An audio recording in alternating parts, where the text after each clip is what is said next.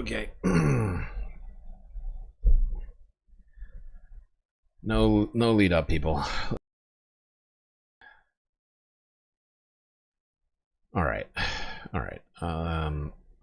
I changed one thing. Hopefully that fixes it. I mean, the problem is that I haven't honed in the bit rate for the stream as a single stream rather than a multi-stream. I feel like I'm saying the word stream too many times, but that's the fact. hopefully what I've just done solves it. Fingers crossed. Please, everybody, for the love of Gary, pray for success. I will continue to persevere, regardless of how much we are repressed by YouTube. Help! Help! I'm being repressed! Let's try to talk about repression, the fascist reality in which we live. Here we go. Talk to me about why you've chosen to teach about authoritarianism here in Toronto and not at Yale. Oh my God. Well, those are two different questions. I mean, I came to Toronto because I think you should never waste a midlife crisis. You know, like when you reach a certain age and you're facing existential questions, you should try to resolve them in a way which is good for your family, ideally. So I was trying to live in a way which, was unlike the way people live in novels. So I came to Toronto because I was ready for a change. I came to Toronto because it was a certain stage in life for my family. I came to Toronto because I was excited by the city itself. I came to Toronto because I've always wanted to teach in what we would think of in the US as a big state school, a public university, a place where I could reach lots of students.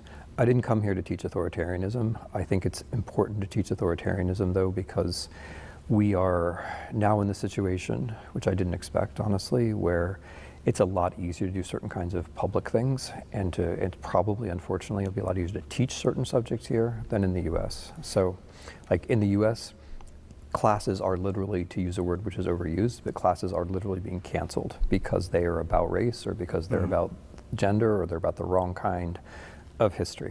So you think you would face restrictions with this subject matter at Yale? Not me, and not at Yale, no. I would get away with whatever I wanted to at Yale indefinitely, I think. I'm not claiming that I personally would have been under any kind of direct curricular prohibitions. I do think, though, that U of T and Canadian universities are in general not subject, and hopefully never will be subject, to the same kinds of pressures which lead to self-censorship. Yeah. So Yale is in a bubble. Yale is doing very well protecting itself from the Trump administration. But in general, especially state schools around the country are looking very carefully to make sure that they're not teaching things which could be judged as being, to use our terminology, DEI or CRT or woke or whatever it might be. And this is not a joke, this is very serious, because with those terms, you can reach all the way into the humanities and basically make history and the humanities impossible to teach. Your colleagues, are you hearing about the actual manifestations of that chill, of courses being canceled, of people changing their curriculum? Oh, absolutely. I mean, whole departments have been renamed and consolidated. Whole courses have been renamed, or people have been instructed by their chairs or their deans not to teach them. Colleagues react to this in different ways. Sometimes they teach the same class under a different name.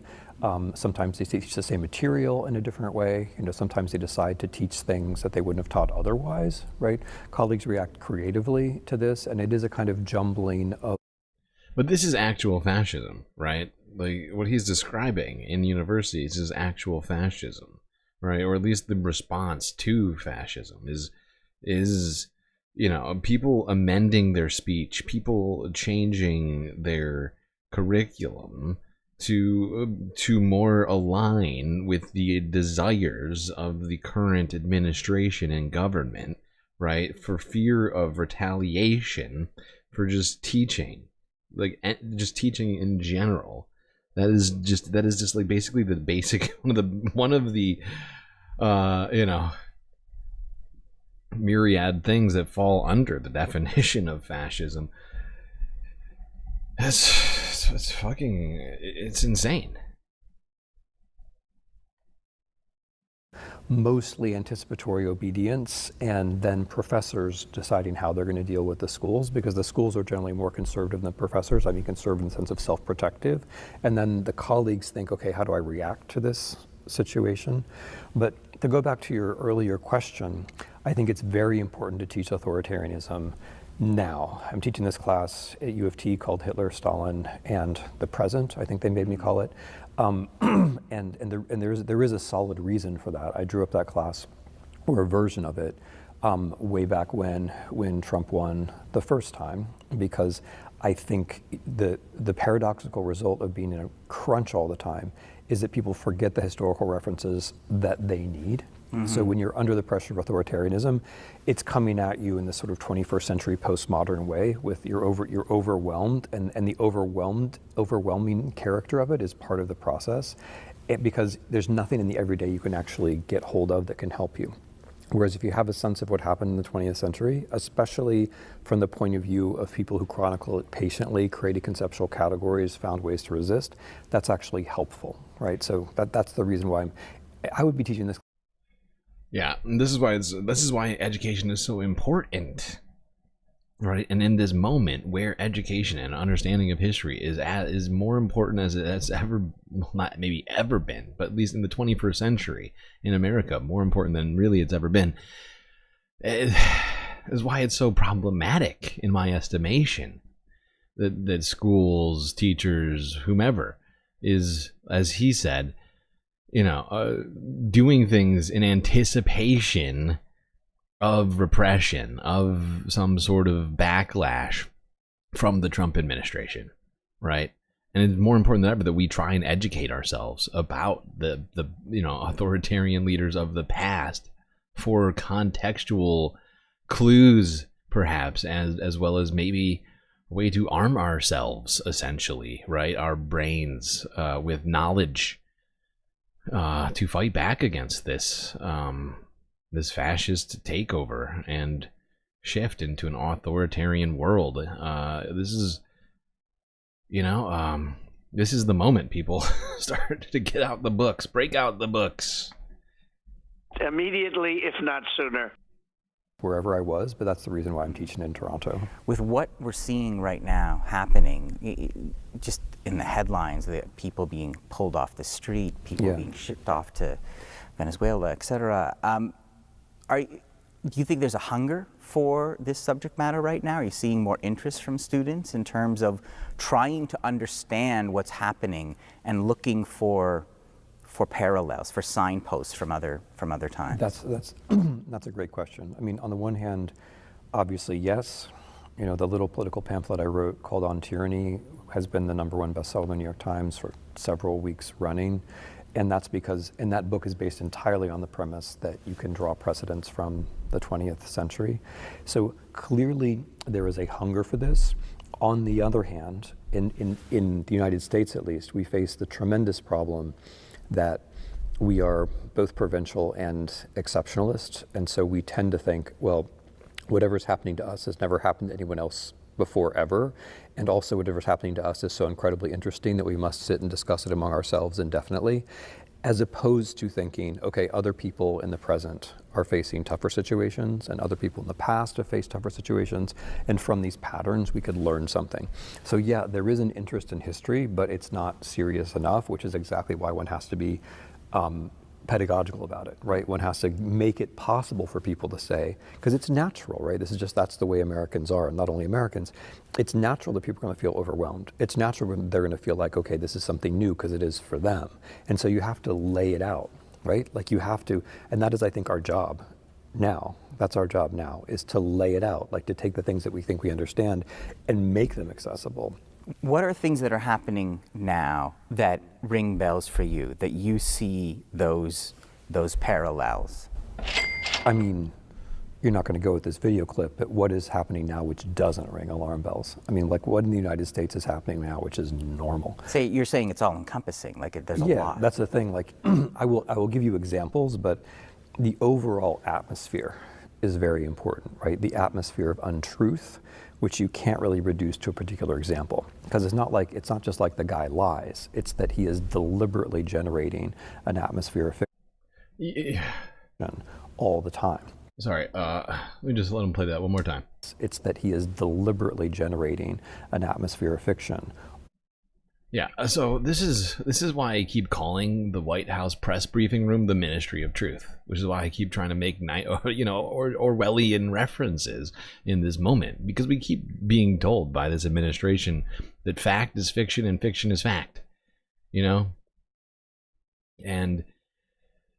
it is just, it is a time. It's a craziness. It's a time of craziness, and for me, people who are focused in on a fact and of truth and of current events, it's incredibly important that we're able to arm ourselves with the truth. And it is horrifying just how many things this administration is trying to pull over the eyes of the people all the time. And likewise with fear. We can give examples of people being afraid, being examples of policies, and you already mentioned the most dramatic one, which is seizing people without habeas corpus and incarcerating them in random places and then sending them off to random countries. And I'm trying very hard not to use the words like deportation because those are euphemisms. I mean, if somebody arrests you off the street for no cause and sends you to South Sudan, that's not a deportation, right? That's a forced rendition without any kind of judicial process, and obviously criminal. Or I would say it's an act. I mean, I think the right way to talk about it is that it's an act of terror. So those things generate the. Seriously, war is peace, freedom is slavery, ignorance is strength. Atmosphere, right? An atmosphere of fear, an atmosphere of conformism, which then layers into this atmosphere of fiction. Because the way that these guys run things is as a television program, which makes it sound, sorry, in this context, a little bit too light. But what they mean is that everything's a matter of good and evil, right? And they're the forces of good, and every day they vanquish the forces of evil. And the particular bell that rings is fascism, of course, because what fascism is about constructing a reality by way of spectacle, by way of whatever technology of presentation is present, which back then was radio, and which today is the internet and television. But scripting, creating, having the scenography, the dramaturgy of the struggle of good and evil, right and wrong, us and them, and pushing normal politics and policy aside, and just doing that. That's what they're doing, and that's one of the most. That may be the center of what's most troubling about this. I mean, I have to say, talking about troubling, just to reflect for a moment, it's 2025. You're in Toronto. You're going to be teaching a course, and you're talking about the very real signs of fascism in America. As an American, how does that make you feel? You know what? How does that make you feel? It's like, it's life. It's normal, right? So, I'm not. So, I mean, to put this in context, there are a lot of other terrible things going on in the world. The Russian state is unambiguously fascist in all the ways I talked about. And in addition, there's a total mobilization of society to carry out a genocidal war. Since 2022, I've been in Ukraine 5 times, including to the front multiple times. I'm running lots of projects inside Ukraine, including big projects in the humanities, because this thing that we're calling fascism, it isn't a national problem. So when you ask me how I feel as an American, I actually think that question is improper, because the problem that we're facing is present everywhere, including in Canada. It's global move towards authoritarianism. Yeah. But it's not just that it's global in some kind of general analytical sense. It's that Trump matters to Putin, and Trump also matters to Canadian politicians, and the Brown International is much more active than any kind of left-wing international. They learn from one another, but also the overall trends that are bringing this about, like the environment of social media, like wealth inequality. Those are also global. And the fears that people have are almost never just about their own country. They're in some way about demographics or immigration. They're about global things, right? So I don't feel any way at all about it as an American. As a human being, I see this as a way of doing politics, which is rising for reasons which I think, at least to some extent, I can understand, and which can be stopped at the level of the nation, but can also be stopped at the level of international cooperation. So one question which I think is very important is how people learn to cooperate across nations about this. If you look at the anti-fascist resistance of the 20s and 30s, it was definitely not people sitting in Italy or Germany or Romania or Spain or Portugal and saying, oh, there's this thing which is happening only in my country, right? Yeah. There was an awful lot of immigration, and there was an awful lot of journalism and cross-communication, and people going to other people's countries and literally fighting in other people's countries, as in Spain, right? And that's something which I think is very much worth remembering, because you asked me how I was an American. Of course, as an American, I feel, I feel disgusted and I feel like I have to do things and I'm doing what I can. But that's not the main thing that's going on. The main thing which is going on is actually global, and it's really, really important not to be in Canada and say, okay, like, we just had a nice election and now we're going to look down on the Americans because of course like we've got everything sorted out and our healthcare is great. That is just exactly the wrong position to take, because that position of provincialism and exceptionalism is an invitation for things to go wrong here. But I wonder if and the fact is it's not like some Canadians aren't all aboard for fascism. I mean, Alberta, there's like, I mean, I don't know, it's not a mass movement, but there's like some non-negligible percentage of people in Alberta who are talking about wanting to secede from the country and become the 51st state, even though it hasn't been proposed necessarily by America.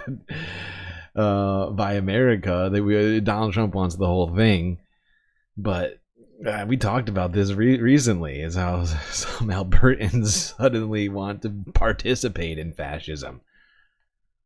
Canada will become, like, there's an importance now in having these centers where the conversation can continue, where you can spread awareness outside of America. So you now have these hubs, like you say, this kind of global network, right? Yeah. Where trying to continue to raise that alarm and bring awareness. And so I wonder if the importance of institutions like this and others is going to increase now. Totally. I agree 100%, and that's exactly the right way to look at it, to say, okay, we have this, for example, wonderful university system in Canada. We have this incredible university in Toronto. Actually, there are several great universities in Toronto, but we have a platform, and you have to lean forward. Right? You have to think, okay, how do we become exceptional in this particular moment, right? How do we become like what New York was after the Second World War? Or, how do we become what Paris was in the interwar period for a while? Or how do we become what Prague was, in the late 1930s before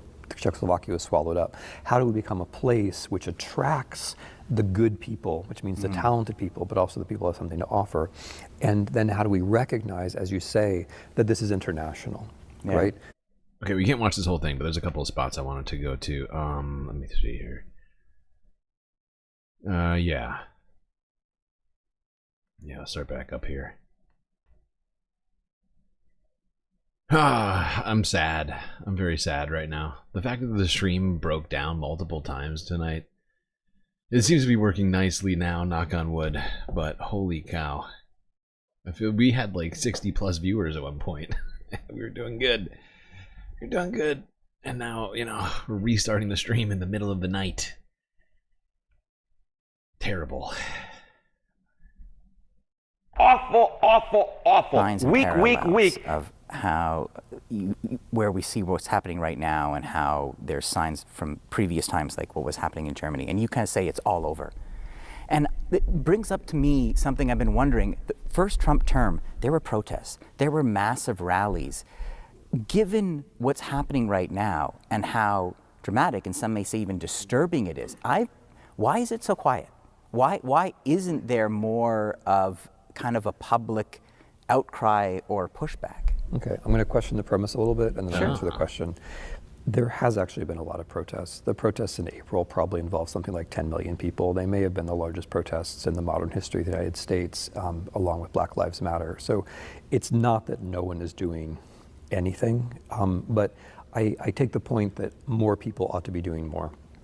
And I will give a few factors. One of them is just a kind of cycle of emotional exhaustion, which involves those people who did consistently work against Trump and voted against Trump. So who voted against Trump in the 2024 elections? Not people of my demographic, right? People of my generation, people who are white, people who are male, voted overwhelmingly for Trump. But there were people who voted against Trump consistently, like African-American women. And it's maybe not ideal or laudable, but it's understandable that those folks could then say, okay, we've been trying to do this for you, the rest of you, for quite a while, and now we may just have to take a little pause and let you guys think about this. I'm not saying that's great. I am saying that that's part of the picture, that some of the people precisely who are working the hardest and saw the country most clearly or that, naturally in late 2024, we're tired, exhausted, disillusioned, troubled in a way that maybe some of the rest of us weren't. The second thing which is going on is like the deep level of disinformation in the United States, which again, if you're Canadian, you really want to keep your public broadcasting system. You really want to subsidize local news. Yeah. Sorry, that wasn't meant to be special pleading for you. No, but, that's fine. but no, if you have public broadcasting, you need to keep it. You need to subsidize local news, and you have to get the social media platforms under control. Because what happens is that they generate these hives where you just can't get to people, right? So there are just a lot of people in the United States at this point where no matter what Trump does to them, he can kill them, and he will. He can make them sick. He can deprive them of jobs, but they won't be able to process it because they're stuck where they are with certain categories, like they're within certain informational walls. And I'm not saying this to be condescending. I'm just saying that as somebody who spent a lot of time personally trying to reach out and have human conversations, that has only gotten worse. That's only gotten worse. And so those folks, something will eventually get to them, but it'll have to be very, unfortunately, like at the nation-breaking level of dramatic before they will protest. And then you have folks in the middle who don't know how and are just kind of trying things out. And that's where we are. My personal sense is that when the consequences of the tariffs hit us, which is going to be about, I think, 2, 3, 4 weeks, plus Trump, June 16th, I think is his 14th, is his birthday, and he's having the military parade. Yeah. I mean, the whole time I've been thinking July 4th, which is of course our Independence Day. I believe it's called Be Mean to Canada Day or something here. But from the very beginning, I've been thinking around July 4th is when this is going to start to turn. But when it does turn, it's going to have to be something different, because the whole history, I mean, not the whole history, but the way the United States became more of a democratic country in the 20th century had primarily to do with African Americans. And their political activism. And so obviously we're going to need them this time around too. But to get to a big pro-democracy movement, which isn't about civil rights and African Americans, is going to be something new for the United States. It's not going to be just the old people doing old things. It's going to have to be new people doing new things. And you're right. We're just groping at this point. Do you think that will happen though? Like, that's a big shift. I do. You have hope. I do. Yeah, no, of course. You always have hope. But I just want to say it's not about dissatisfaction. It's about getting across that barrier to where you do something. Yeah. And because if you look at Trump's polling, right, it's actually terrible. He's historically unpopular. His only competition is himself 8 years ago. And that's only going to get worse, I think. It's not about dissatisfaction. It's about knowing that there are other possibilities. It's about having the concepts for your dissatisfaction, and it's about getting across the line to acting. I think we'll get there. But I think we're going to get there. This is something else, which is, I mean, Canada is also a very big, very diverse country, so you'll understand. But the U.S. is huge, right? It's huge. It's very populous, very diverse, and it has lots of regional power centers. And so when resistance comes, it's not going to be evenly distributed across the country. Yeah, I mean, I appreciate his optimism around this, and we see it starting, I think, to some degree. I don't think we're quite to where we need to be yet, I'll say that much, but I will at least stay optimistic, as Timothy Snyder is doing here, and say that, I too believe that we will eventually have enough people wake up to this, who come together, try and do their very damnedest to fight back against this, whether it's in the streets or in the media. This is absolutely, though, a moment where we need it, where we need people to come together, not just people who have protested in the past, but people who have never protested, people who, for whatever reason, have never had the desire to go out there and to do so. Hold on, we can't listen to this whole thing. By the way, everyone, I started another goal. Unfortunately, you can't do like even numbered goals. Well, not even numbered goals. You can only do goals in multiples of 5. But we only need 2 more super chats. So I set it up as a $5, but whatever.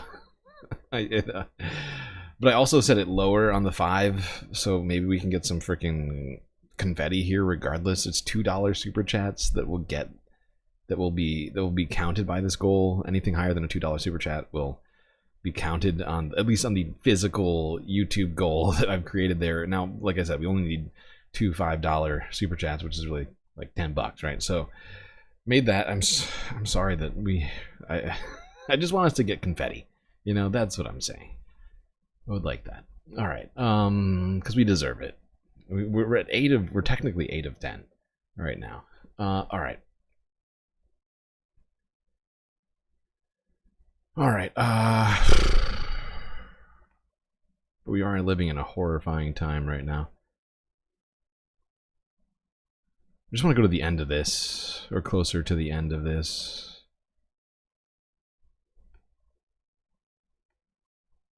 Kind of checking in with you, saying, hey, you got any other slots in the department? It's funny. Like as I said, I've been in the U.S. a lot this year, and I was giving a big lecture at the New York Public Library, and it was very old-fashioned. They collected index cards with questions, and they handed them to me, and like some of them were like, well, how can you abandon us for Canada, which is completely understandable, and I try to handle that. And then the other set was like, can we like come to Canada?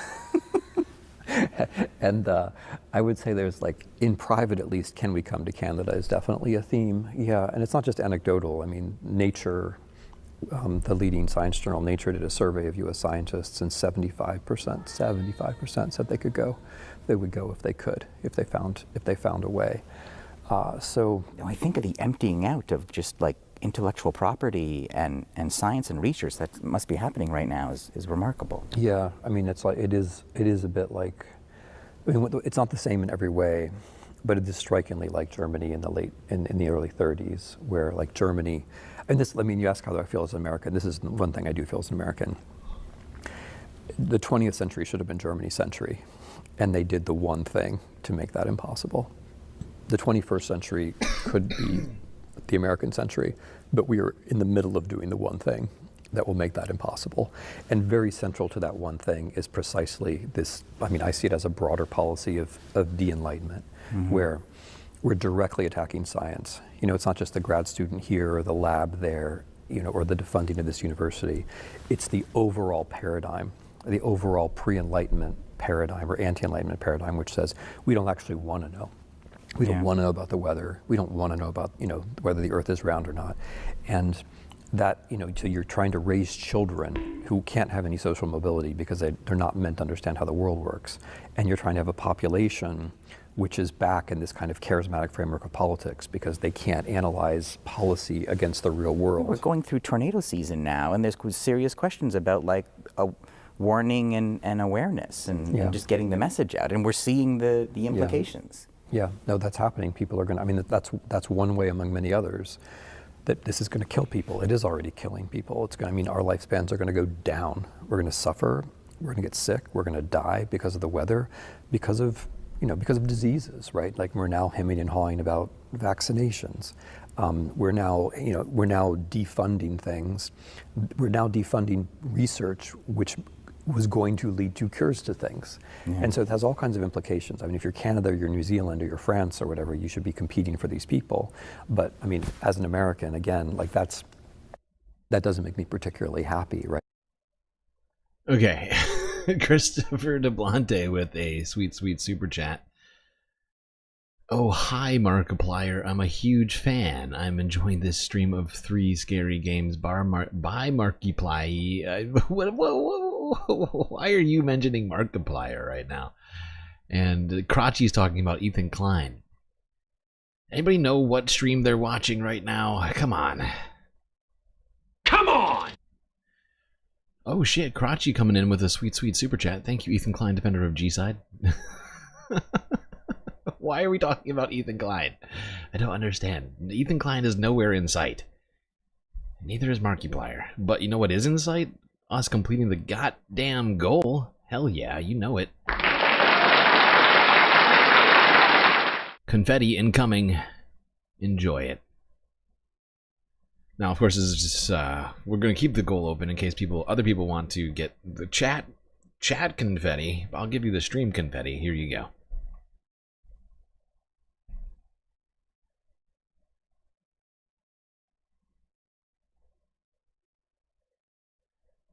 Thank you. Thank you, everyone, getting us this goal, making sure that we get all the content. Thankfully, it seems like the stream is functioning enough for us to do just that. Hopefully, fingers crossed, although I feel like we've slowed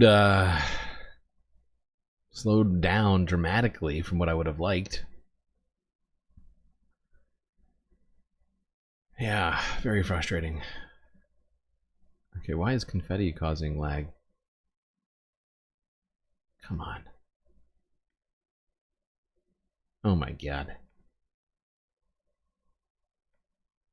I'm gonna have to do some goddamn test streams after this stream, and it's killing me. Oh my god. We had the functionality all worked up, and now suddenly... And the thing that makes no sense to me here is that we are not splitting the stream up anymore. And so you would think that'd be working better without us multi-streaming to Twitch. It makes no sense. It is the reverse of what I would have expected. If you told me streaming to less platforms would cause more problems, I would have told you that sounds incredibly fucking stupid. But here we are having problems. Less streams being done doesn't make a whole lot of sense to me.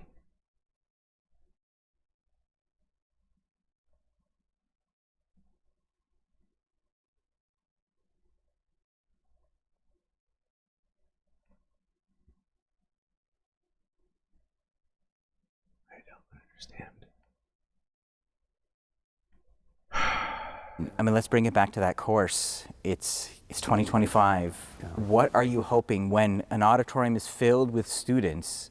What are you hoping that they can take away from studying Hitler, from studying Stalin in this time with what we're living through? Yeah, well, I mean, first, basic knowledge of what in fact happened. Terrible things are happening in the world right now.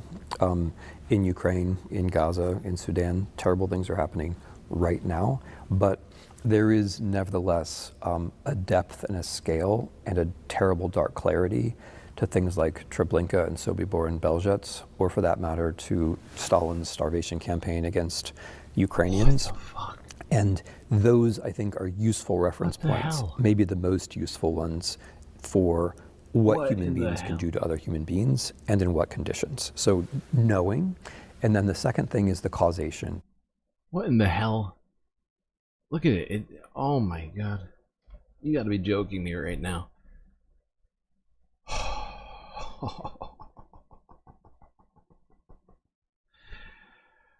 Oh, StreamLord, continue to persevere.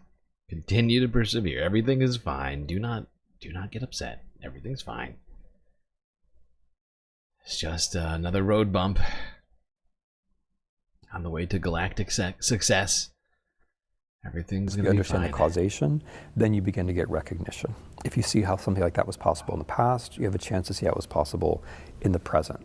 And the third thing, then is reference points. Because if you have reference points, like if Treblinka, I have it on my mind because I was actually just there a few days ago. But if you know what happened at Treblinka, or if you know what happened at Belzec or Sobibor, if the word gulag means something to you, if you have those reference points, then you're part of a larger conversation with people who have been thinking about these things, with people who experienced them, saw them, reacted to them, which is the final thing. It's the engagement which is possible when you recognize that there's a longer conversation going on. Because like it's great to be engaged. Like that French word engagement, it's a very attractive word, but you have to know, you have to have a set of... For the love of God, please hold.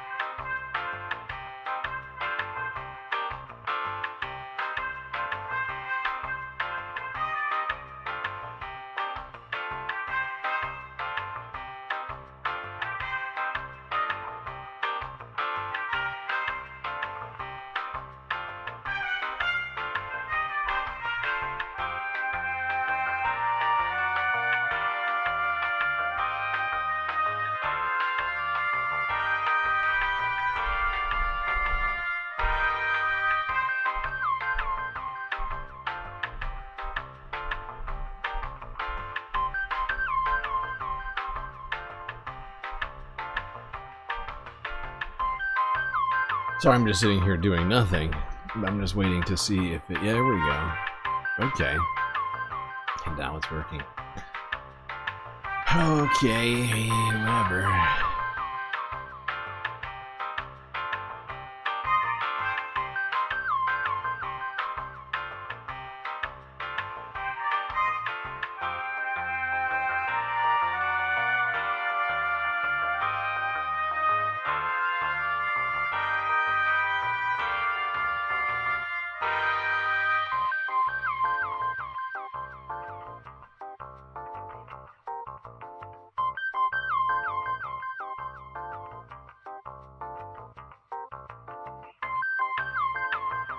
All right.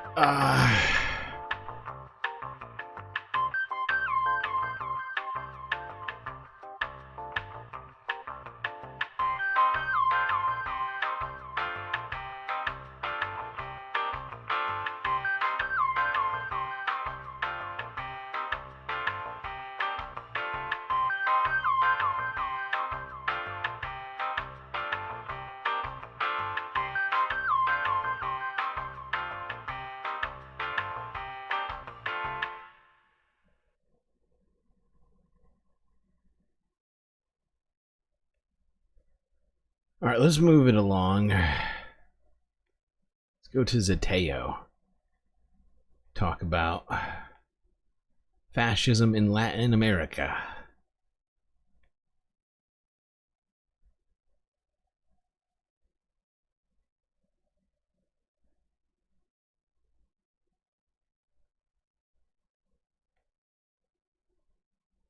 Ahem.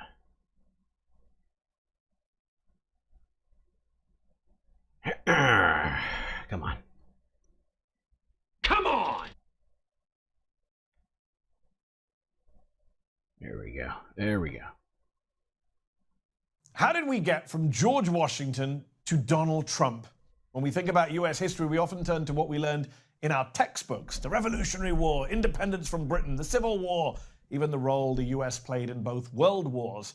But this understanding of the US is incredibly Eurocentric and leaves out a major piece of the puzzle that could help us better understand the historical moment we're living through. As the Pulitzer Prize-winning historian and author Greg Grandin points out in his new book, Latin America has played a critical role in shaping the United States as we know it, and vice versa.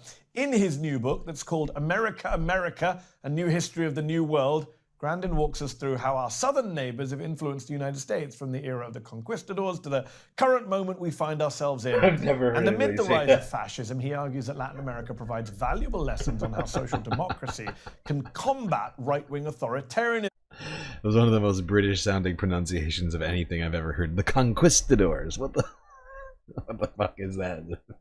Conquistador? Is that really how you guys are saying it over there in Britain? I've always known it to be the conquistadors, but whatever. Provides valuable lessons on how social democracy can combat right-wing authoritarianism. Greg Grandin joins me now to discuss. Greg, thanks so much for coming on the show. Congratulations on the book and getting on the New York Times bestseller list. So much to talk about, but let's start here. When most people talk about America, both here and across the world, they are referring to the United States of America. How did we get to that point? Why is Latin America so overlooked? Well, the word, I mean, to get back to the word is America. The United States claimed the word America, even as they understood the rest of the continent was also America. And in the more expansionist visions of the founders, they imagined that that part of America would also become their part of America. There was more than one founder, including Thomas Jefferson, who thought both North and South America would be stacked with Saxons, within 100 years as Latin America receded. But, the book it's really a 500-year history, starting with the conquest. And in many ways, even though, I couldn't get into it in depth because it was happening concurrently, in some ways it ends with Gaza, because the through line of the book is there's many through lines of the book, but one of them is Latin America's role in abrogating the doctrine of conquest. So I start with the conquest, and obviously we could bring it up to Gaza, a different kind of conquest, if I had more time to write about it. But the book is about how the United States, how Latin America has shaped the United States.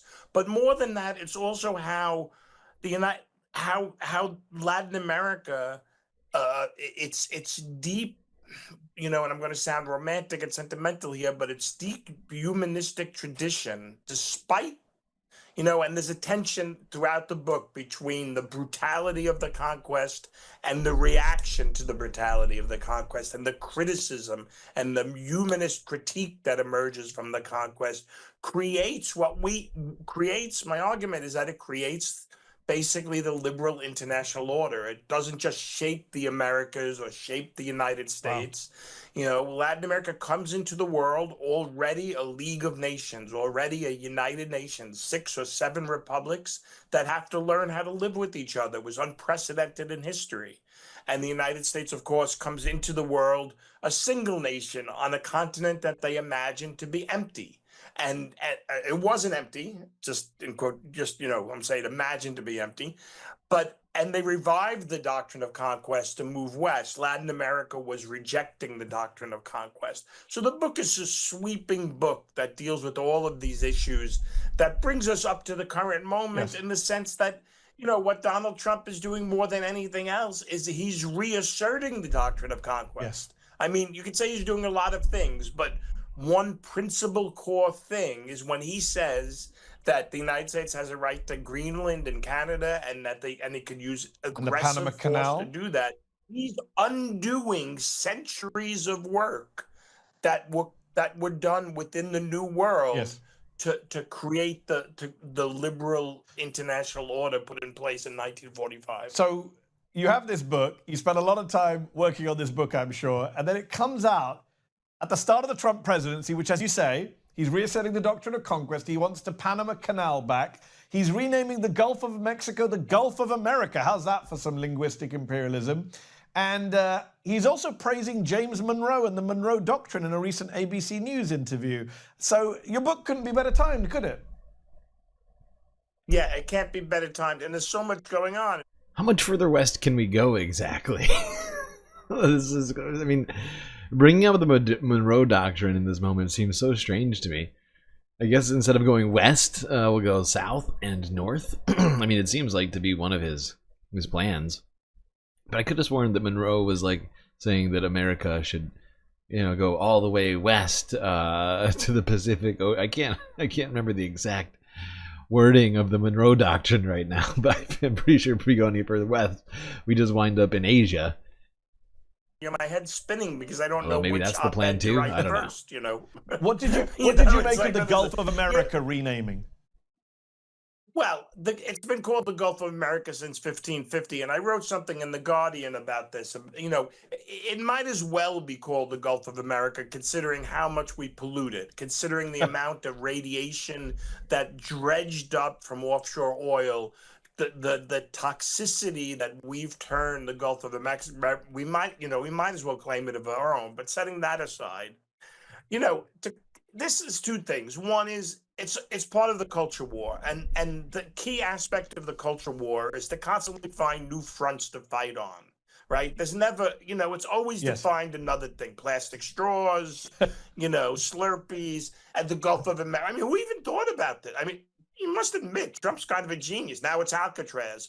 But, you know, it's always a new thing. That's the culture war. And so because the culture war is never about anything in particular, it's just about finding new things to attach resentment and grievances to. It inherently escalates. There is no end game to the culture war. So, okay, to get back to the Gulf of America, you know, this is an argument in Trump's head, and it speaks to the nature of the book. Most Latin Americans call themselves Americans. So, I mean, you could put an accent on the Gulf of America, and everybody would be happy. But, of course, Trump doesn't know that. Liking this video? Then don't just watch. Hit like, share, and subscribe. And tap the bell so you never miss a video or live show. But if you want early access to exclusive content, then you have to head to Zeteo.com and subscribe now. You'll be supporting fearless, independent journalism. on you said, Latin Americans call themselves Americans, and you talk about, the kind of appearance of emptiness and the conquest and the movement. Here's a question for you as someone who studied this. You look at Latin America today, and you look at some of the social democratic parties and leftist leaders, both today and in recent decades, who have come to power there and done some pretty impressive things, done bad things as well, but some impressive social democratic things in the fields of healthcare and education, the climate. And then you look at the US, where that's never happened, really. Like, you have to go back to FDR to get even close to kind of what Republicans like to call socialism. How did the two parts of America diverge in that way, where one is hospitable to social democracy and leftism and one traditionally isn't? Well, it's a big question, and the book goes into it in depth, which we don't have time to go into the weeds here. I think there's a the social and intellectual history of Spanish Catholicism compared to British Protestantism. There's a certain evasion and built into the British colonial project that didn't deal with social problems, that pushed them to the frontier, where Spanish Catholicism, for all of its horrors and all of its, creating a colonial state that extracted the New World's wealth and brought it back, and created enormous miseries and led to the greatest human mortality rate in world history, 90% of the New World population gone within a century.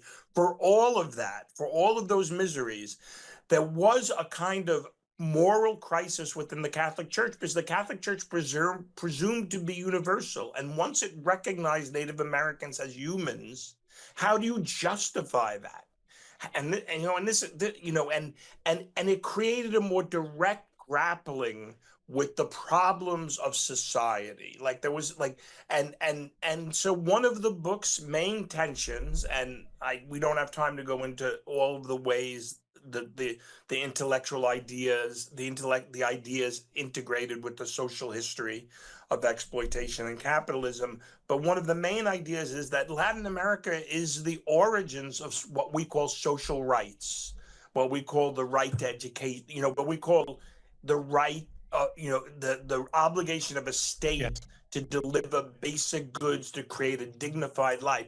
Whereas the United States is the last bastion of individual rights. No other country in the world, especially rich countries, have cling to a notion of individual rights as fetishistically as the United States does. And what by individual rights, I mean that, the only legitimate state is the state that restrains itself and allows individuals a greater realm of liberty to assemble, to believe, to speak, some say to own guns. There's nothing in the U.S. Constitution about the state providing healthcare, providing education, and that tension between social rights and individual rights is marked and acute and it's a good framework for understanding the distinction between Latin America and the United States. And that's something I try to draw out. The good neighbor policy and FDR was probably the highest moment of convergence when the United States began to accept the right to social rights. Some of FDR's brain trusters said, we don't really have to amend the Constitution. We could read it in a different way. We could read the right to life to mean the right to a healthy life. Meaning and they had their economic bill of rights as well, didn't they? But the right in this country since the 1970s has been engaged in a massive ideological campaign to reconsecrate individual rights and cast social rights as perverse and heretical, and that's a big tension in the book. So it's Bernie Sanders. When Bernie Sanders.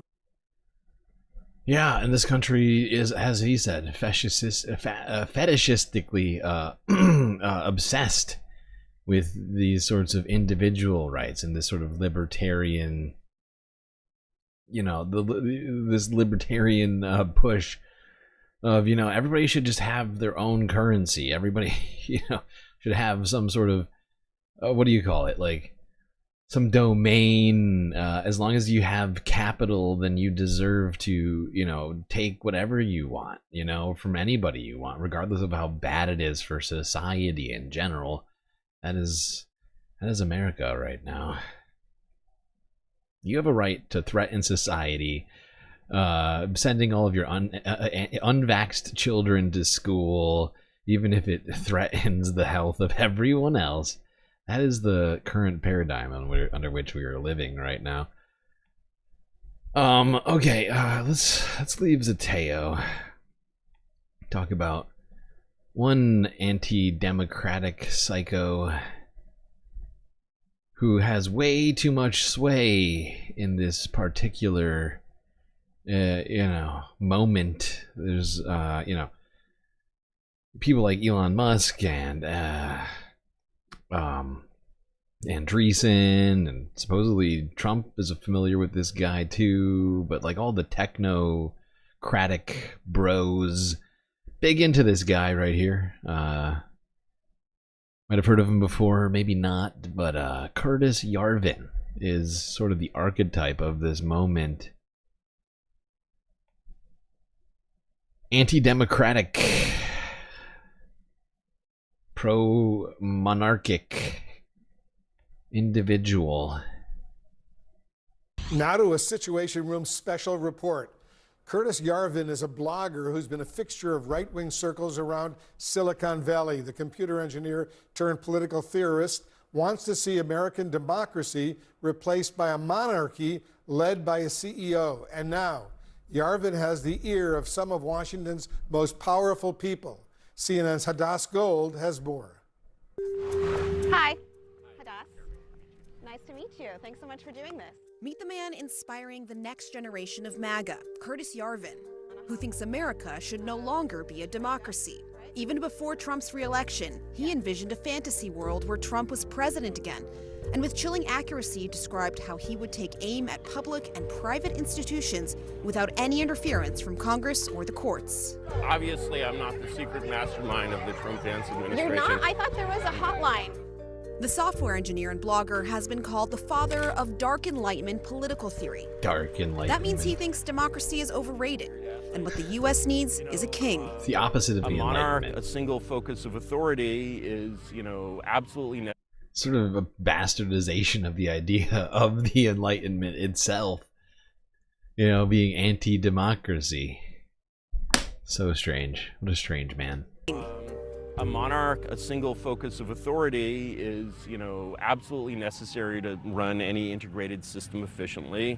You could probably put any of the Fortune 500 CEOs in and say, okay, you're in charge of the executive branch, Any of fix them. this. They'd probably do fine. They wouldn't be Hitler or Stalin. Jeff Bezos. Bill Gates.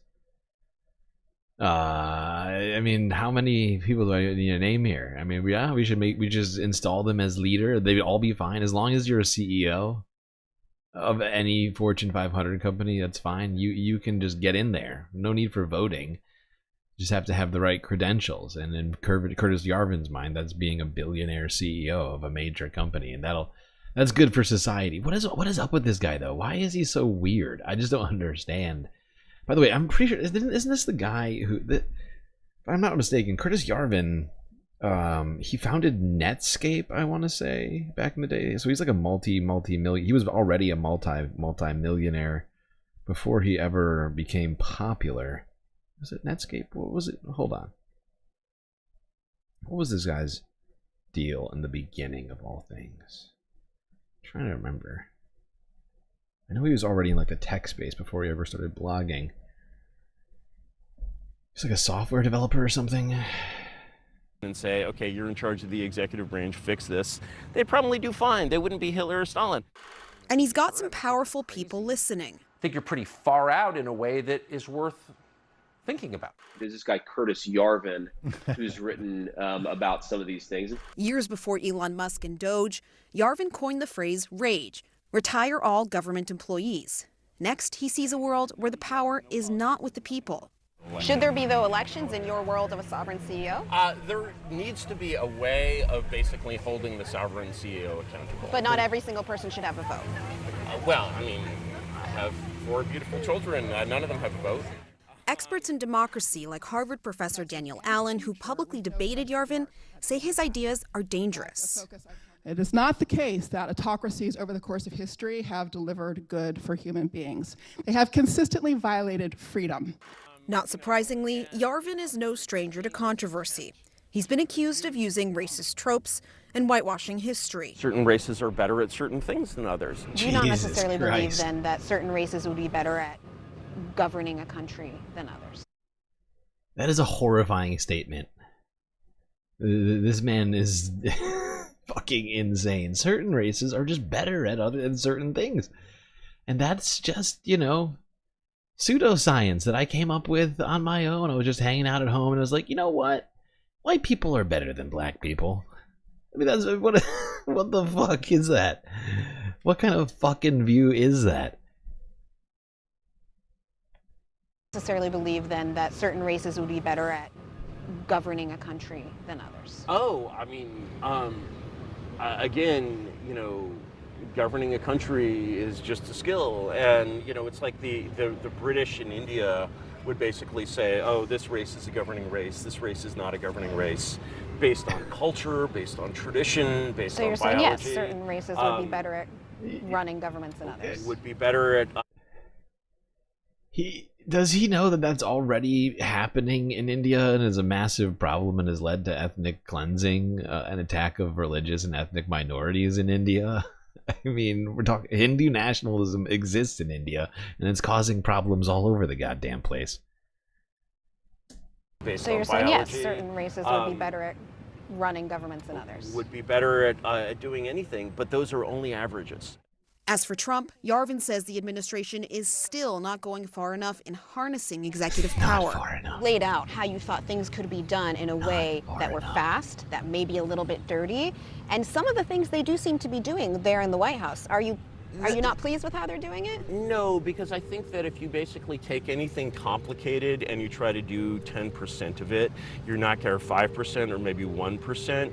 You're probably not going to result in anything good. What does that even Yarvin mean? is looking to younger generations. What the fuck does that even mean? I think most of my influence on sort of the Trump administration is less through the leadership and more through like kids in the administration who read my kind of stuff because my audience is very young. And are you in touch with staffers at the White House on a regular basis? I don't really know what a regular basis is, but you know. You really? Are there? Dude's pulling a Jordan Peterson. Define regular basis. Define basis. Can you define the? Can you define the word the, please? What do you mean? I don't really know what a regular basis is, but you know. Really? Is that too complex? Are there people? Regular basis is too complex for him. That is a complex. I'm sorry, it's a complex idea. We need to break down what a regular basis means for fucking Curtis Yarvin. In the administration who are on signal groups with me, yes, there are. I'm just out there in the marketplace of ideas, you know, and I think the marketplace of ideas has definitely expanded in the last 10 years. To include psychopathic CNN racists. media correspondent Hadass Gold is with us now for more on her reporting. Hi, Hadass, great to see you. So Yarvin has been writing about this for more than a decade. Why are scholars in democracy so concerned about people like Yarvin gaining popularity right now in this moment? Yeah, Yarvin has been writing for a long time. He's been around in sort of the Silicon Valley right-wing, Peter Thiel, Mark Andreessen for a very long time. But it's really been in the last 5 years that he's taken off. And it's young people, especially, as he noted. I spoke to some students at Harvard who really cited COVID and COVID-era policies that cause them to be disillusioned with how things are currently run. And that's why scholars are rather alarmed. Daniel Allen, that Harvard professor who debated him, said one of the reasons she even wanted to address him, that she even would debate him, is because of his rising popularity. And they're worried for several reasons. For one, they say autocracies consistently violate freedoms. There's also economical issues when you talk about putting some sort of CEO-like dictator in charge. They say that they lead to declining economies, to capital flight. I spoke to one professor at UCLA, Daniel Treisman, who said that democracy increases GDP per capita by 20%. And one thing that they said that Curtis Curtis Yarvin often talks about. He says, you could put any of these CEOs in power and they wouldn't be a Hitler and Stalin. He tried to argue to me that just the way that our society currently is would not lend itself to create a Hitler or a Stalin and the atrocities that they caused. But these scholars, they say, listen, a lot of these autocrats, a lot of these dictators, when they come in, they might be well-intentioned, but as they try to hold on to power, that's when they become more and more repressive, and that is part of the issue. Other than, of course, if you like to be able to vote for your representatives in Congress, if you like to vote for your leaders, what he's arguing for is essentially saying we shouldn't necessarily have those types of elections. Guys. Hadas Gold, excellent reporting. Thank you very, very much for that report. Right now, I want to bring in our senior legal analyst, Ellie Honig. Ellie, I want to highlight at least part of what we just heard from Hadas. Yarvin was asked how to make sure a leader doesn't become the next Hitler or Stalin. His response, and I'm quoting him now, you need to concentrate that power in a single individual and then just hope somehow that this is the right individual or hope. Close to the right individual. Ellie, what do you think about that? Well, this is you just have to have faith that whomever you put in power isn't gonna do that. I mean, this is such a baby-brained argument. It's barely an argument, It's just throwing an idea out there without any justification for it. Just out of pure hope. Just gotta take a leap of faith that a supreme leader is gonna do the right thing. Aren't I a good guy? Or close to the right individual. Ellie, what do you think about that? Well, this is a far extreme view, obviously, Wolf, and it's not fully fleshed out. When the answer is, well, let's just hope for the best, that's not particularly convincing. Now, that said, it's important that we pay attention to this individual's views because, as Hadas's reporting shows, there are high-ranking people in the administration, up to the vice president, who have in the past cited his principles and apparently are using them as some sort of guiding force. Hadas elicited from this person that he apparently is in contact with some government officials. We can see some echoes of what he's advocating in the actions of the Trump administration. They are pushing the outer boundaries within the courts, within the context of our legal system, of their executive power, and at times even going beyond that in the efforts to try to control universities and law firms and media organizations. So this is a core fundamental battle that will play out in the courts and in our political theater. All right. Yeah, and I see people pushing back against CNN's decision to platform this man, and I get your objections to some degree, but here's my thinking, and I mean I think it's a fair one. This man has the ear of J.D. Vance, the vice fucking president, and of other people in the government and or in positions of power, and if we don't talk about it, how are we supposed to push back against this insanity, right? I think it would be one thing if they just let him talk ad nauseum without any sort of context or without any sort of pushback. But you see what I'm saying? Like if they brought him on as a CNN commentator, sure, I would say that's fucking insane. Why are you platforming this man? But in the context of sort of discussing his access to power and how his ideology is infecting the minds of young people and of even people in the highest parts of our government, I think it's honestly important to know because, we got Donald Trump talking about a third term dictator for a day, and now he's been a dictator for like 100 and how many days now? 150 days? How many days has it been? I'm trying to think.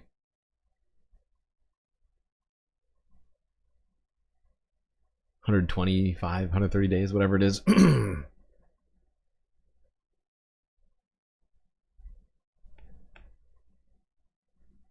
And I do feel like, these sorts of ideologies are absolutely feeding into that idea that Donald Trump thinks he can do.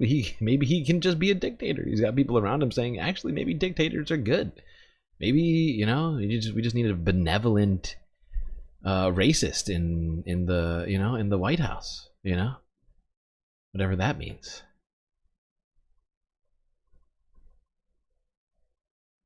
Speaking of dictator-in-chief, Donald Trump, this story has not got it hasn't gotten a ton of attention from, at least in terms of the number of views it's getting, but I just found this to be an utterly fascinating story. Remember when dictator-in-chief Trumpy instigated a riot at the fucking Capitol? Well, one January 6th rioter is refusing Donald Trump's pardon. That's right. MAGA grandma. The MAGA grandma is not going to accept Donald Trump's pardon. Why? Well, let's talk about that.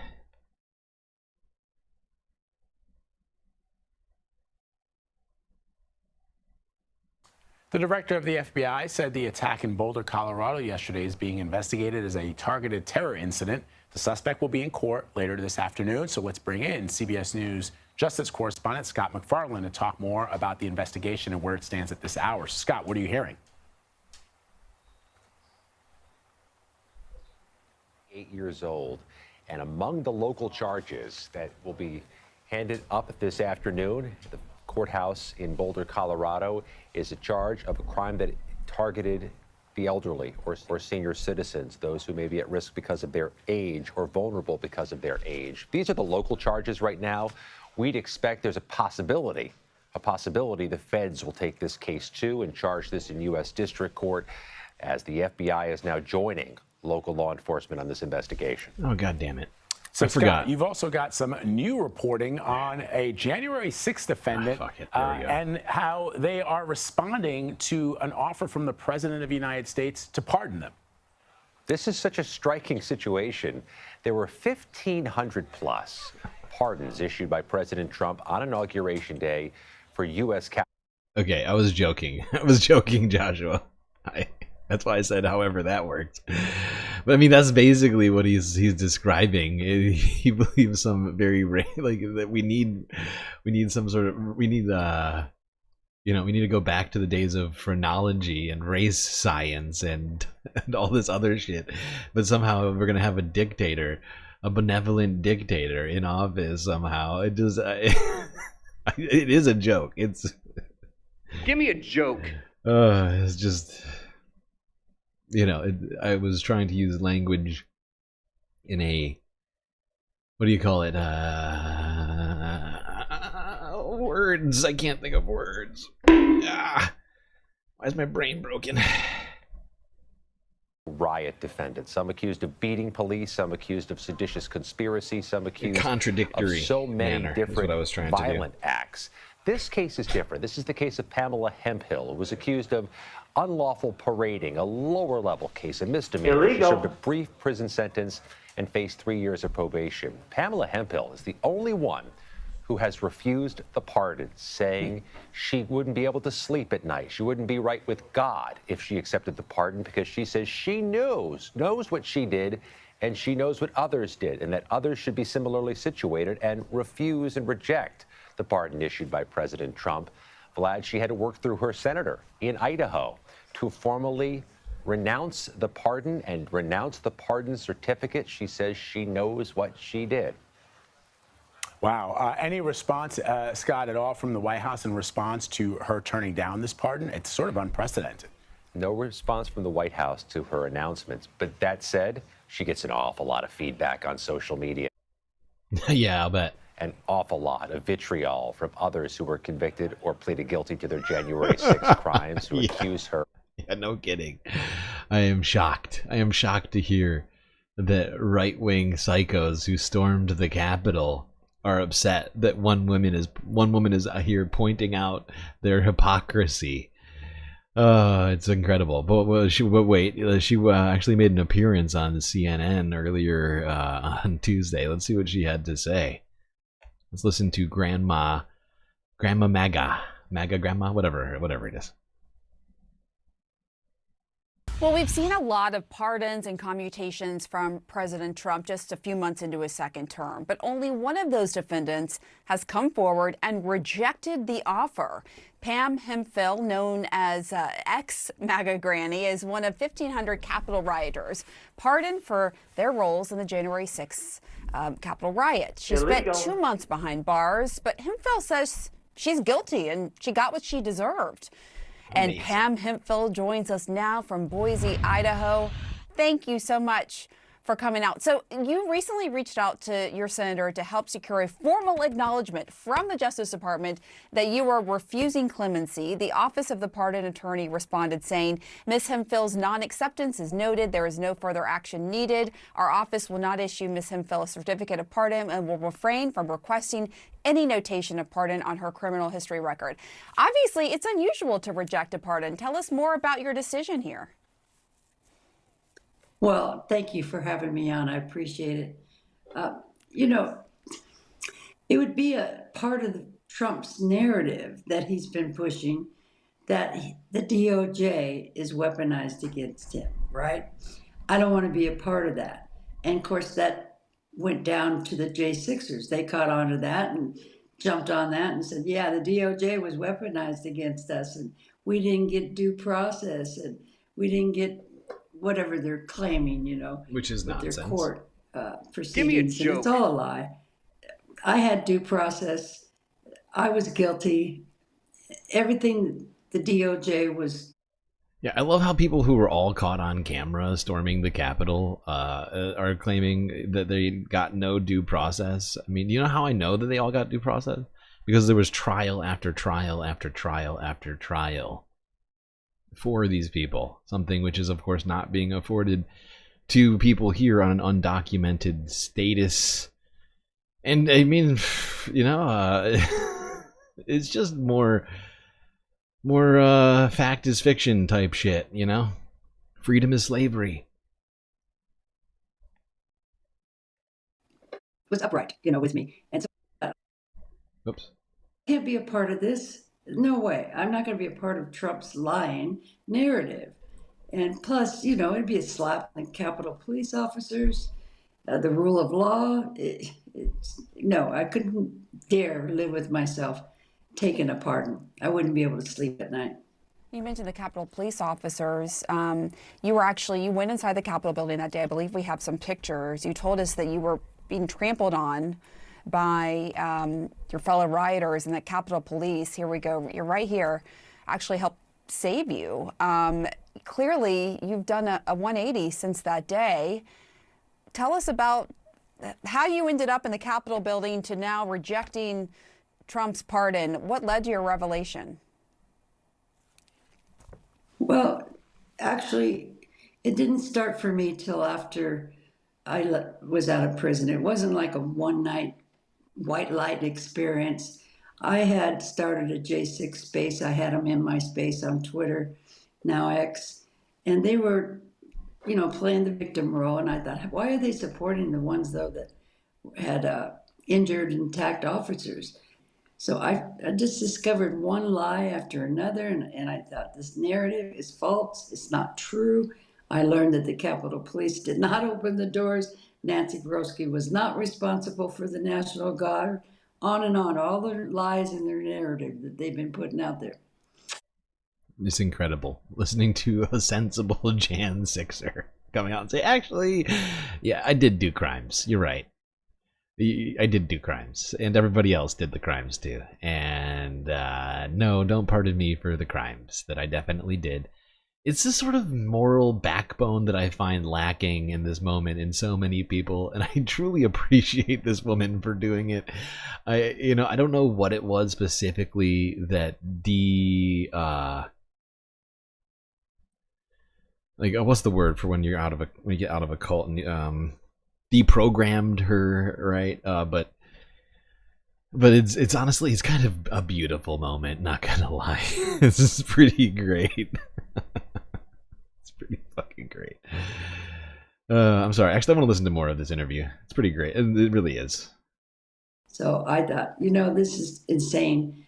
I'm done. I'm done with these people. And you realize not going to do it. Wouldn't be prudent at this juncture. Did you feel like juncture. you've been a victim of misinformation up to that point that led you to the Capitol that day with the election was stolen rhetoric and all of that, which of course is not true? Absolutely. It wasn't misinformation, though. It was disinformation. That's right. 100%. Everything I researched, that they lie about everything. And they're just following the footprints of Trump. It all goes back to Trump. They're coming after me, but they're really coming after you. It's scared everybody. And they've lost their critical thinking. And I didn't realize a president could ever become a cult leader. And I realized from Stephen Hansen, he wrote the book, The Cult of Trump, that I was in a cult. You know, this was an actual cult. There we go. That's the part that I wanted to end on right there. It's amazing. Actually, I realized I was in a cult. And it took me a minute, but eventually I got there. And yeah, truly incredible. What a great take. It's amazing. Not that I expect this to have any effect on any of the other Jan 6ers, but maybe. I don't know. Could happen. I don't want reality. Okay, yeah, probably won't happen. But just saying.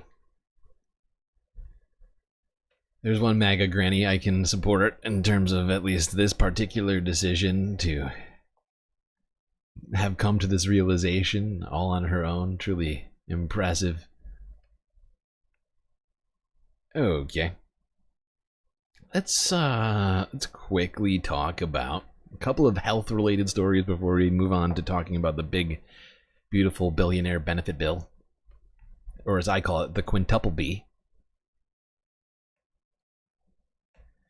Let's talk about what RFK is directing as HHS director for babies.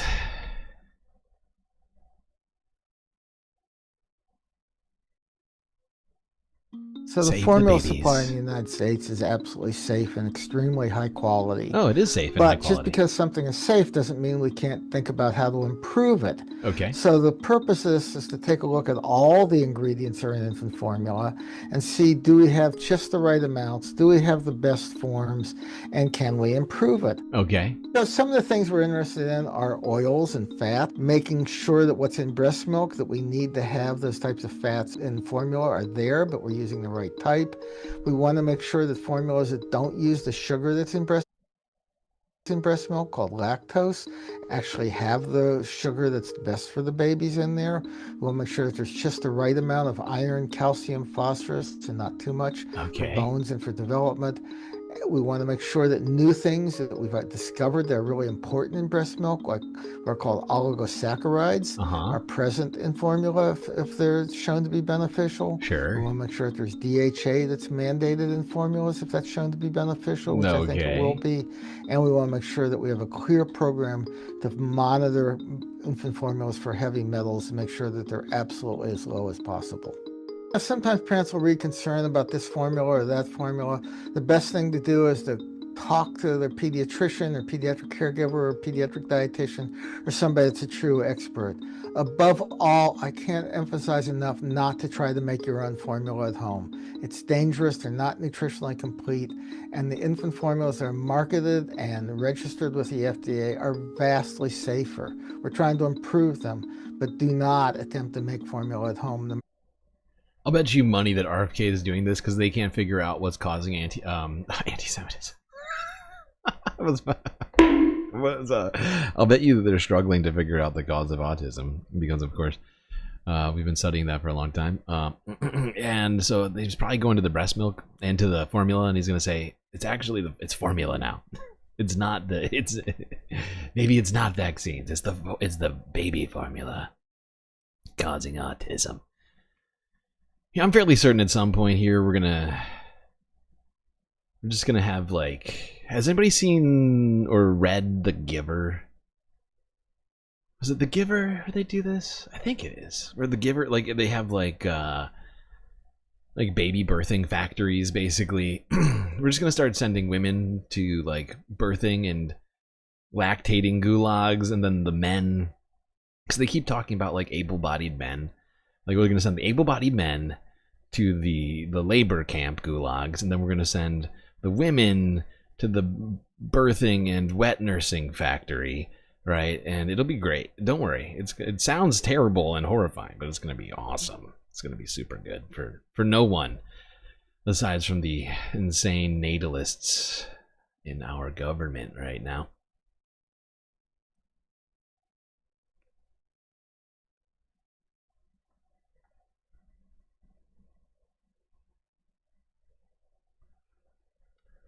breast milk factory. Get ready, folks.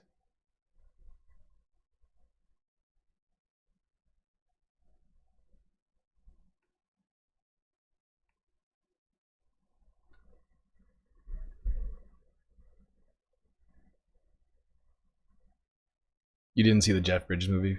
No, I saw it. And I also read the book back in like 5th grade or something.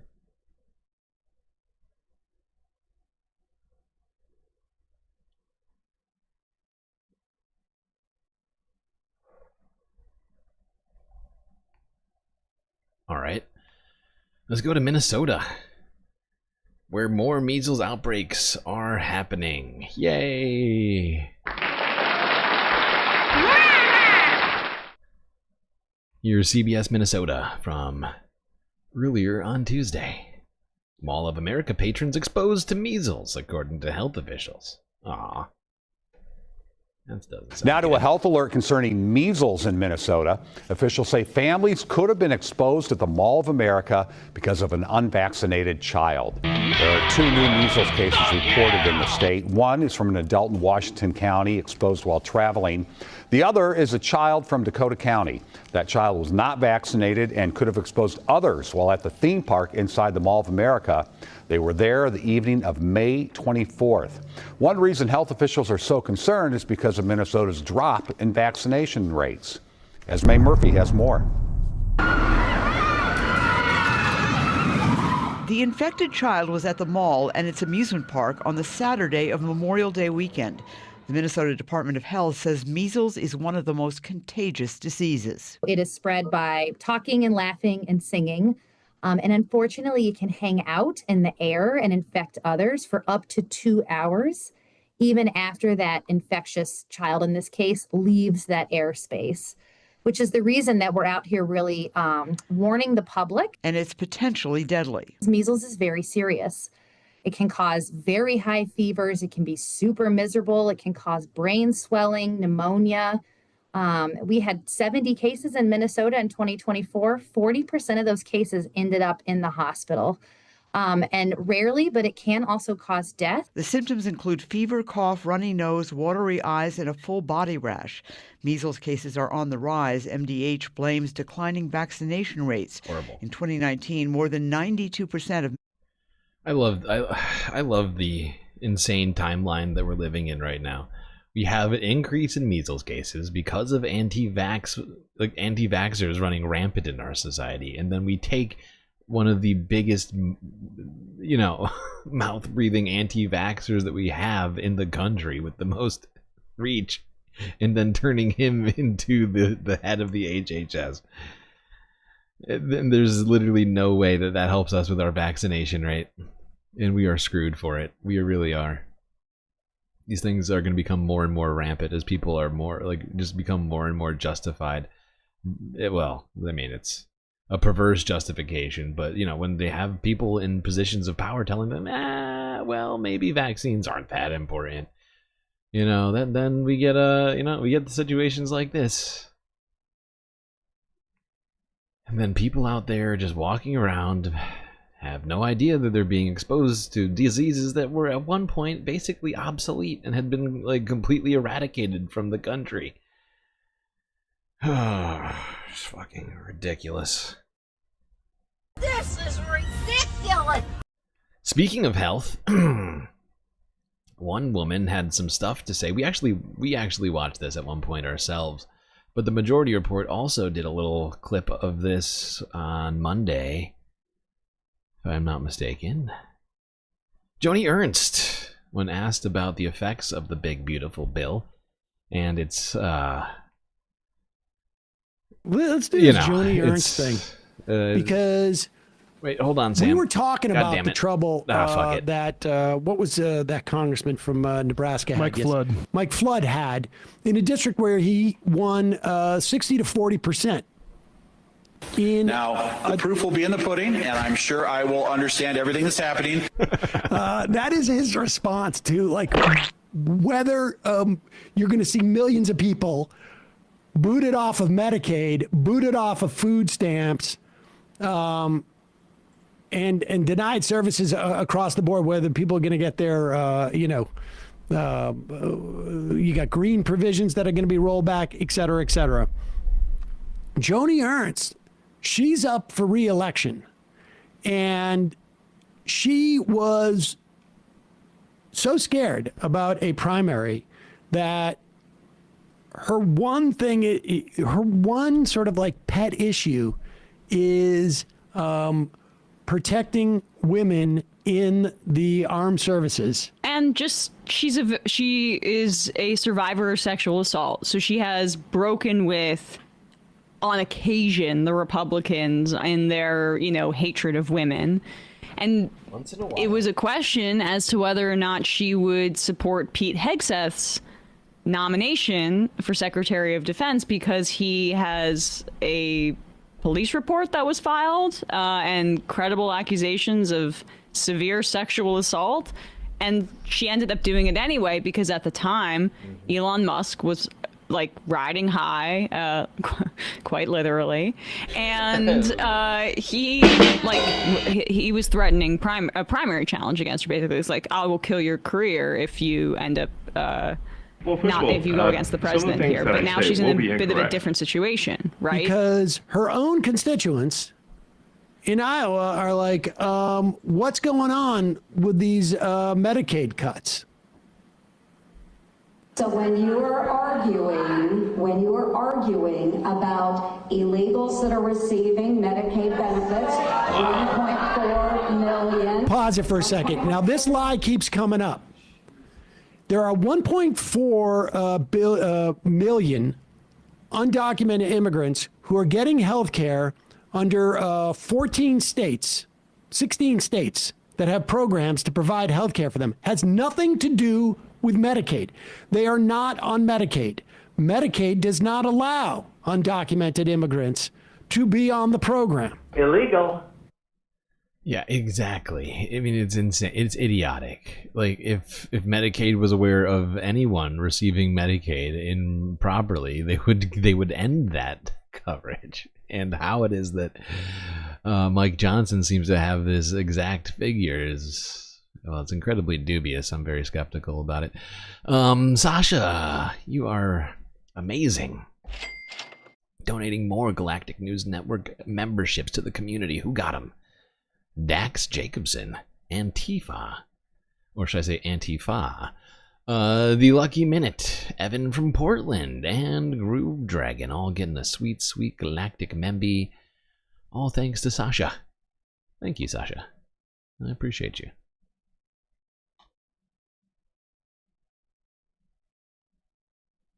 Use this lie, and then they're going to follow it up with 4.5 million able-bodied men who are just getting Medicaid for the fun of it. In addition to those numbers being completely off, you still are 3 or 4 or 5 or 7 million shy of what this bill has been scored to do. So they just use the undocumented immigrant thing because they think that sells with their base. So when you are arguing about illegals that are receiving Medicaid benefits, 1.4 million, 1.4, they're not. Oh my God, what's happening? They're not eligible, so they will be coming off. So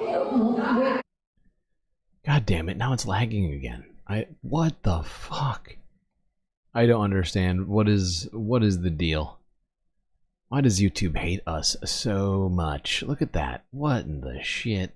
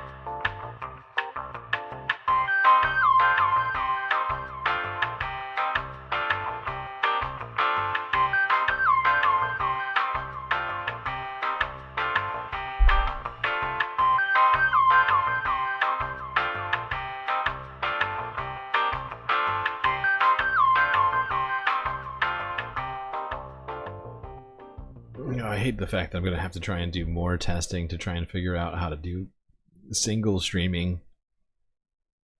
It doesn't make any sense. It should be way easier to keep this from lagging when we only have one feed going out. And yet somehow we are struggling right now in ways we were not when we had 2 different feeds going out. Making no sense. I feel like I'm taking crazy pills! People are not, well, we all are going to die.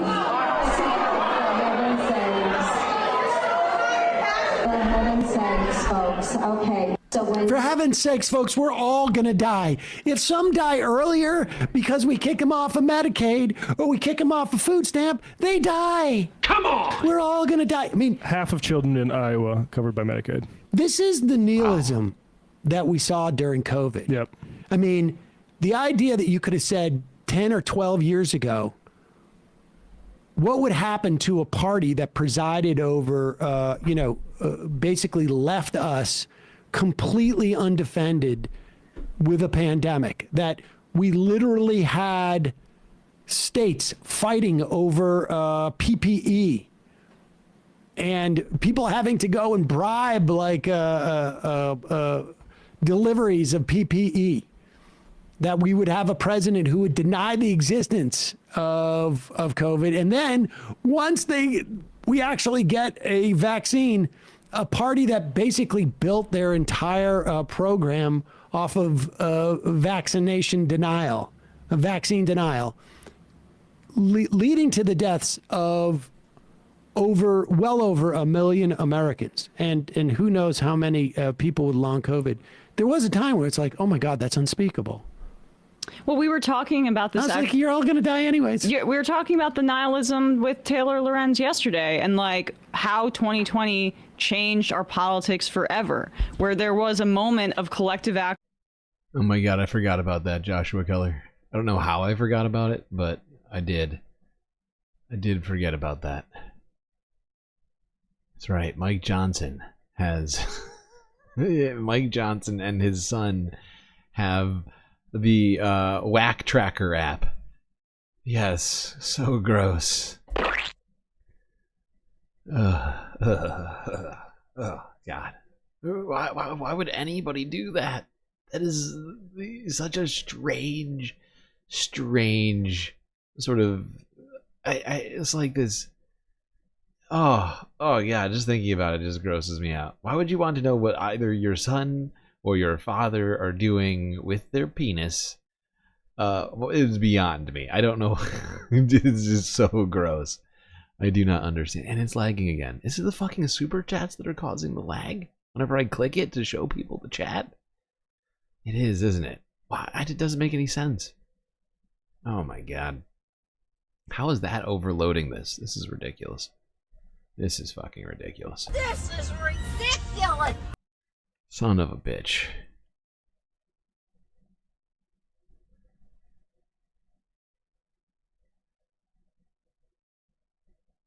Well, thank you, Joshua Keller. I appreciate you. I really do.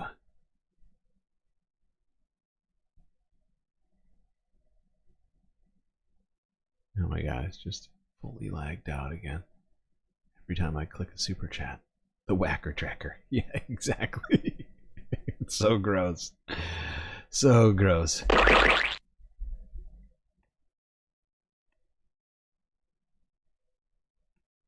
With BLM, but there was also a moment where the government said, this is a crisis, we're cutting you checks, we're putting in a rent or eviction moratorium, we cut child poverty nearly in half, and then that was yanked away.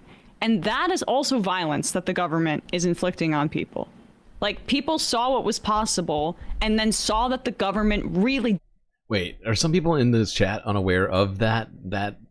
Hold on, I see Sammy asking about it. Okay, here, I'll explain what we're talking about. This has been brought to light by Joshua Keller. Thank you for this conversation, Joshua. Is it just gonna freeze now every time? It's completely frozen. What the fuck? Oh, wait, no. Oh, there we go. All right, we're not frozen. All right. Let me explain this. I don't know what the actual name of this app is. We're just calling it the Whacker Tracker. But basically, there is apparently some sort of insane, like, repressed, like, a Christian, I think, centric sort of application for your phone. You can put it on your phone, and whomever's masturbation habits you want to be tracking. And it basically, from my understanding is that it like, it will alert you, like it alerts Mike Johnson whenever his son jerks off to porn, or if he does, whatever, I don't know. Like, it will let him know.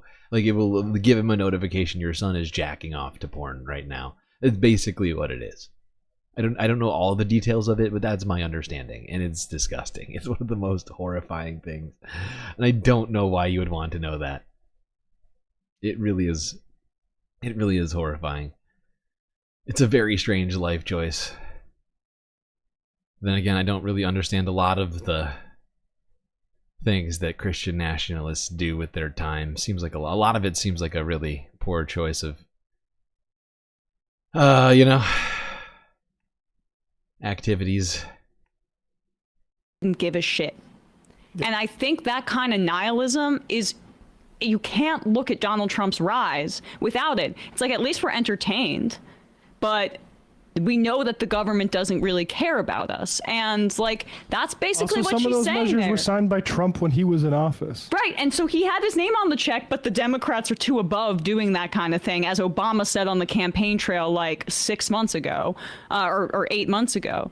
But it's the rise of crypto, it's the rise of meme stocks, it's the rise of gambling and indebtedness for young people. It's, I'm gonna get mine because I can't rely on anything, on the collective, on our government. And like Medicaid right now, you're all gonna die, who cares? Just if we could pull up this KFF thing, because it gives people a sense of how many people are on Medicaid in Iowa. Like, okay, it has 3 million people in it. 26.6% of Iowa residents have incomes below 200% of the federal poverty level, which is smaller, I guess, than the United States. But it's around, okay, so 20% of people in Medicaid, or in Iowa, are on Medicaid. This is going to affect 20% of her population, and what she's basically, if you scroll down to the other part here, this is the better part. Yeah.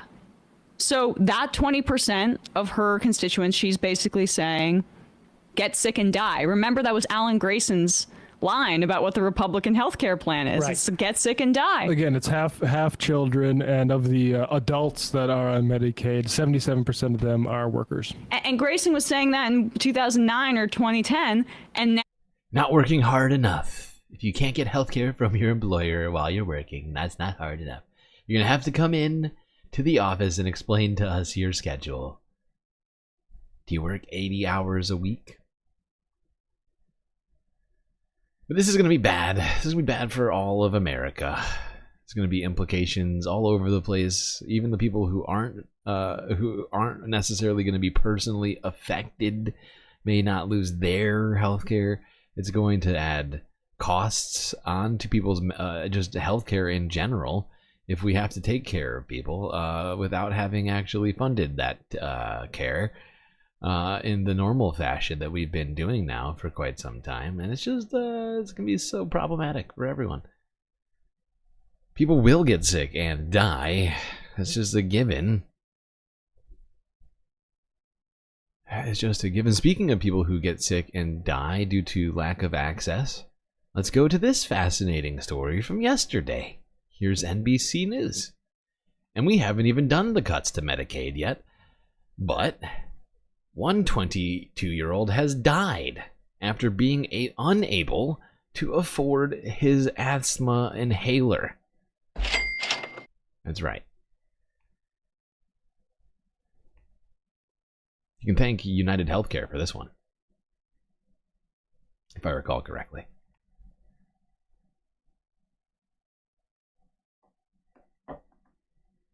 Cole Schmitnick only lives in his parents Bill and Shannon's memories. This was Thanksgiving. Dead at 22 because of his asthma, something they say never should have happened. Cole went for a routine refill on his Advair, and when he got to that pharmacy counter, he learned that it was going to cost him over $500, and that was a shock to him. Cole had insurance through his Wisconsin employer. What he didn't know, his parents say, is that Optum Rx, the pharmacy benefit manager for his plan, changed its list of covered drugs. The preventative Advair discus inhaler he had used for years cost Cole no more than $66.86. Suddenly, its price tag over $539. Come on! Unable to afford it, Cole's parents say he would pay with his life. Did he tell you that he couldn't get his Advair replenished? No. When we went to the ICU, we were baffled. We knew he had had an asthma attack, but we didn't understand. And his roommate said to us, he didn't have his Advair. 5 days after his pharmacy visit last year, Cole had a severe asthma attack that led to his death. It's horrifying. And this kid had health care. And meanwhile, we're trying to take away health care from people even more. People are going to die because of this. And it's not just, whatever sort of amorphous, ethereal, sort of whatever bullshit reason that Joni Ernst is talking about. I mean, this kid, does he not deserve to have his asthma fucking medication? I mean, it's insane. We are the only country on the fucking planet, the most wealthiest nation in the world, and we are still the only ones not giving our people health care. Or adequate health care. And the fact that being able to breathe should cost $500 for people who suffer with asthma is insane. It's fucking insane.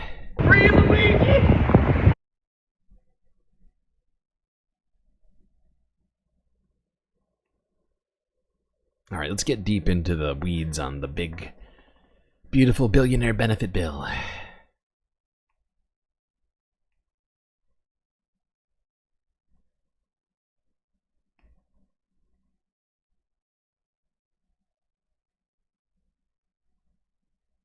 President Trump's budget bill is heading to the Senate this week, and it's already facing fierce pushback from some conservatives. CBS News Miami's Naomi Ruckham is explaining how the president is rallying for the votes needed to get it passed. On CBS Face the Nation Sunday, Kentucky Senator Rand Paul said he wants to vote for President Trump's one big beautiful bill, but he and at least 3 other Republican senators aren't there yet. The math doesn't really add up. The bill narrowly passed in the House last month. Much of the pushback surrounds a hike in the debt ceiling, a non-starter for some hardline fiscal conservatives. Over the weekend, President Trump warned the senator about opposing the legislation. In a post, he said Paul would be playing into the hands of Democrats and that his constituents would never forgive him.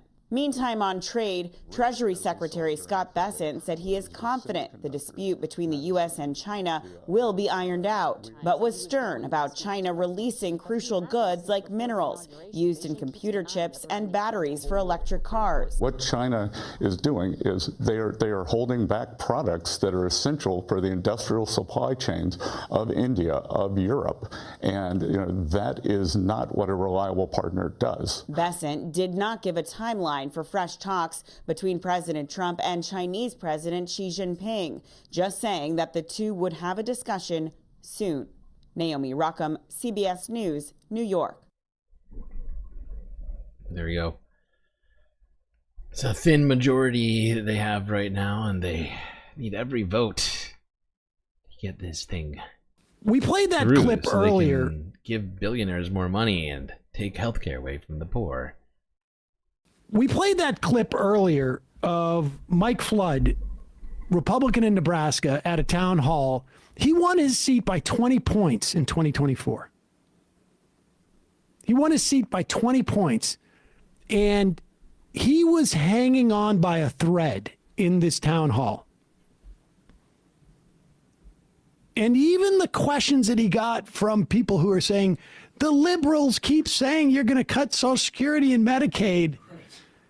He couldn't even answer the full question. Well, let me just take Social Security, part of the question. The Webster's Dictionary defines Social Security as... It's like literally like behind me, behind this curtain, there is nothing. And the curtain goes up about like 12 or 14 inches, and all you see are these huge elephant feet behind the curtain. And he's still up there going like, nothing to see up here. Here is Mike Johnson doing the exact same thing with the ball, essentially, with Jake Tapper. And just found out that politicians can lie to you. Apparently, politicians will actually say things that are, somewhat fibs. It's very shocking. Here we go. And understand, like, it goes in terms of the size of cuts. I think it's basically Medicaid, SNAP, and then college loans and grants, I think, are the three biggest. And then there's a second order of cuts that would come from sequestration, which would also be quite large, including $500 million from Medicare. But here is Jake Tapper and just letting Johnson just like absolutely lie. We are not cutting Medicaid in this package. There's a lot of misinformation out there about this, Jake. The numbers of Americans who are affected are those that are entwined in our work to eliminate fraud, waste, and abuse. And what do I mean by that? You got more than 1.4 million illegal aliens on Medicaid. Pause it. It's not intended for Pause it. That is what we call a lie. I don't want reality. There is no undocumented immigrants on Medicaid. I mean, it's conceivable there are some, but highly, highly unlikely. They are not eligible. They are not eligible. There is no one at Medicaid who works at Medicaid who's like, we're just going to sign up undocumented immigrants. Now, somehow Mike Johnson knows that there are 1.4 million undocumented immigrants there, but no one at Medicaid is aware of this. How is that possible? No, what Mike Johnson is talking about is there are states. It's very strange to me that somehow Mike Johnson knows more about Medicaid than the people administrating Medicaid. Doesn't make a lot of sense, I mean, of course it's not possible. He doesn't know. He's just pulling this number out of his ass in an attempt to justify this and alleviate concerns, or at least maybe not even alleviate the concerns of people losing their healthcare. I think if anything, he's hoping that somehow racism trumps self-preservation, right? That's basically my estimation of this, is that, Mike Johnson is betting that his constituents and other Republican constituencies will hate immigrants more than they love having healthcare and being able to go to the doctor, right? That's basically how I see what's happening here. But there's something I want to point out, because I said something wrong a little while ago. I feel like I need to clarify it. I can't remember when exactly I said it. It was probably like last week or something when we were talking about the budget. But they don't need 60 votes to pass this thing, because they're using the reconciliation rule, the Byrd rule, otherwise known as Section 313,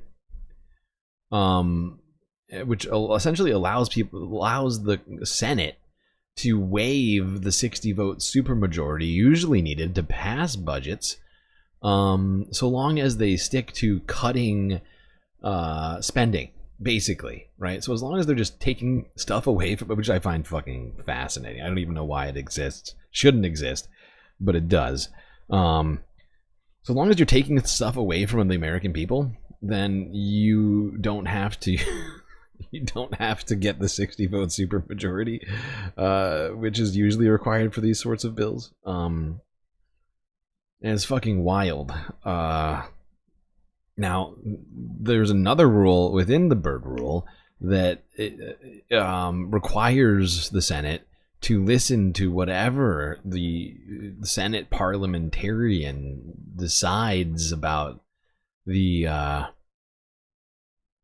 like the ins and outs of the decisions being made within it and the contents of the bill and whatever, however else, but it basically puts all, in many ways, I mean, all the onus on, all the responsibility on the Senate parliamentarian. I've always sort of had problems with the existence of the Senate parliamentarian to begin with. It just seems unnecessary in so many ways. And I just don't think this rule should exist, right? Like, there shouldn't be some sort of loophole that allows the Senate to just take away whatever they want, so long as they're cutting, as long as they're, it's fucking horrifying. Which means that they only need 51 votes to pass. Of course, they do have a very slim majority, so if they lose just a couple of votes, they're in trouble. But it puts this in a very much worse spot than I was thinking of it at one point. Like, this thing very well could pass, and very, I don't know what it's going to take to get people like Rand Paul on board and whoever else is voicing concerns about it, but there's not a lot of Republican senators coming out and against this bill, at least on the merits. And it's very troubling. It's very, very, very troubling to me. Should be troubling to everybody, honestly. State health insurance programs, not Medicaid, not funded by the federal Medicaid dollars, which include undocumented immigrants. 14 states. And they cover approximately 2 million people, including about 300,000 kids. I'm getting this care of Bill Scher at the Washington Monthly. My old friend Bill Scher. So when he says there's 1.4 million who are on Medicaid, he's lying. Because statutorily, Medicaid does not provide for undocumented immigrants. And if it's fraud, how did he find out about it? Like, Medicaid does not have like a column of people who are on Medicaid but should not be on Medicaid. 1.4 million. I suppose you could cut that out, but no, that's not the way it works. That's not the way it works. So that is not Medicaid fraud. That is Mike Johnson fraud. He is fraudulently claiming this. Now, the idea is that what they're trying to do is punish states that have programs like this by cutting their Medicaid, but they're not on Medicaid. They're talking about cutting states, they're talking about cutting Medicaid for states that provide health insurance for undocumented children and adults. But go ahead. Package. There's a lot of misinformation out there about this, Jake. The numbers of Americans who are affected are those that are entwined in our work to eliminate fraud, waste, and abuse. So what do I mean by that? You got more than 1.4 million illegal aliens on Medicaid. Medicaid is not intended for non-U.S. citizens. It's intended for the most vulnerable populations of Americans, which is pregnant women and young single mothers, the disabled, the elderly. They are protected in what we're doing because we're preserving the resources for those who need it most. You're talking about 4.8 million able-bodied workers, young men, for example. I'm not about to go men rights activists on you all, but it's fascinating that somehow men are less deserving of health care than women. It's weird. It's a sort of patriarchal view, sort of strong man. We love big, strong men. Big, strong men. If you're a weak man, no health care for you. On Medicaid and not working. They are choosing not to work when they can. That is called fraud. They are cheating the system. Pause it. When you root out those Pause it. First of all, it is not called fraud because Medicaid allows for people who are not working. Now, you can make a decision that all these people can work and should be working, but it is not fraud because Medicaid was actually set up to provide unemployed people with health insurance. There was no, that was the vulnerable population, people who couldn't find a job. So it is not fraud. It is the way the system is. And if you want to make Medicaid less generous, because you're out there thinking there's this whole cohort of people who just decide not to work. They live off no money, but at least they go in and occasionally get health care when they need it. Like, that's the choice I've made. They get health care without making a boss in the area more money? Well, I mean, I can't buy stuff because I don't have any money. Now, is it possible that there are people out there who, let's say, have inherited a bunch of money and they don't want to spend their money on health care, so they have no income. They're just hanging out on money they earned from by being a child of their parents, and they're just chilling. And when they need to get health care, they go and get it. That's conceivable. Do I think it's 4.8 million people? I think that's highly unlikely. Go ahead. 4.8 million Medicaid super wealthy they are children choosing not to work running when they around. Can. That is called fraud. On Medicaid. This is a fascinating, cheating the system. What a fascinating hypothetical. Root out those kinds of abuses, you save the resources that are so desperately needed by the people who deserve it and need it most. That's what we're doing, and that's why this is the morality of what we're doing here is precisely right, and it comports with all the public opinion polls. When people ask whether young men, for example, who are able-bodied and have no dependents should be working, everybody says yes, and that's what our package does. So, pause it. Now, also be clear that these workers who, in many instances, remember, we're going to see a lot of rural hospitals close. Probably close to 300. It could be up to 720. That affects even the people that can afford it. That affects even the people who can afford it. But it suggests also that the places where these able-bodied men are who aren't working in this moment are in towns perhaps that don't have a lot of jobs available. Go ahead. Have no dependents should be working, everybody says yes, and that's what our package does. So these estimates that you're hearing are accurate, but it's dealing with those numbers of people in the population, and that's going to make preserve the program and strengthen it for those who need it most. We are okay. Now, even if you were to take his fake number of 1.4 million and then assume that all 4.8 million of these able-bodied people can go find a job, that's still 1.5 million less than the lowest CBO estimate of how many people are going to lose their Medicaid because of this.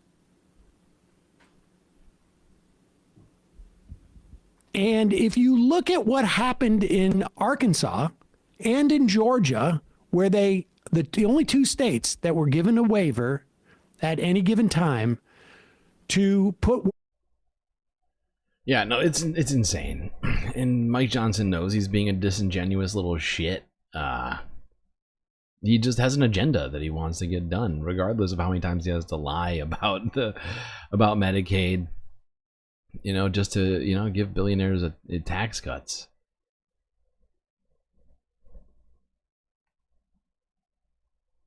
All right, we got to take a quick break. We blew through the first one. Well, technically the second one. Jesus, how long have we actually been oh my god, it's how oh my god, the stream problems have really fucked me today. Son of a bitch. How is it this? No way. You're shitting me. What?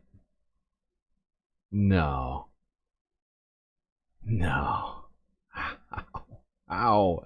How is it? How? Oh. No! That's me. That's me right now. I'm about to lose it. Oh, you're shitting me. Well, I guess the stream's never going to end today. We're going to be going all day. We're going to go all day. That's that's what it feels like now. Oh, no.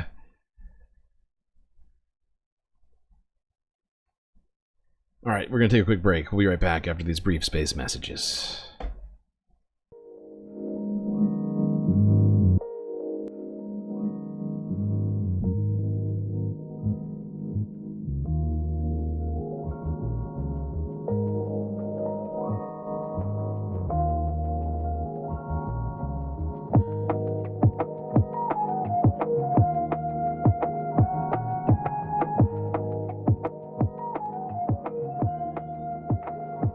Alright, I do hope everybody is enjoying the stream so far. If you haven't already, hit the like button and don't forget to subscribe. While you're at it, do also consider contributing to the Galactic News Network, as we are completely funded by individuals such as yourself. So many great ways, of course, for you to show your support. YouTube, Super Chat, Super Stickers, and memberships. Twitch, actually no Twitch. Oh, it's very sad. We got YouTube, Cash App, PayPal.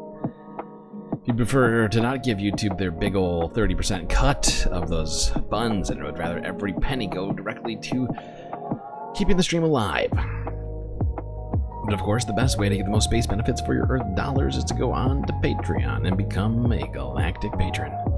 Just $3 a month will get you access to a bunch of sweet, sweet space bennies unseen by the rest of the goddamn Milky Way galaxy. Just go onto the website and find out what all of those things entail. Alright, well, that's gonna be enough messages for me. I'll be right back. Grab yourself a drink, maybe a snack. The stream will return very soon. God damn it, that was it.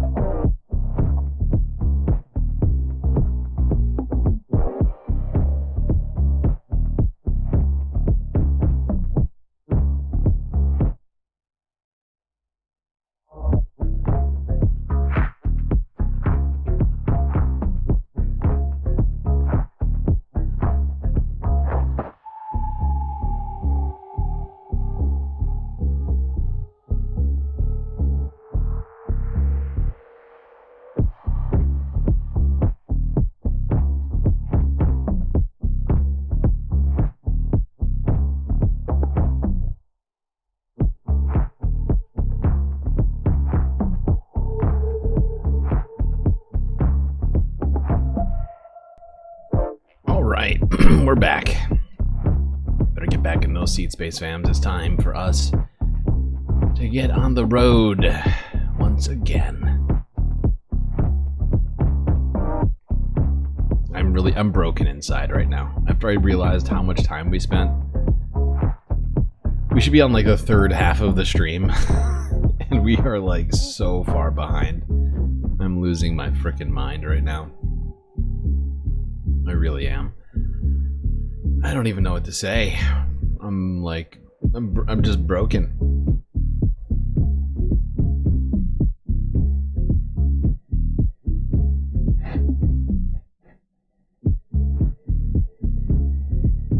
What is that sound?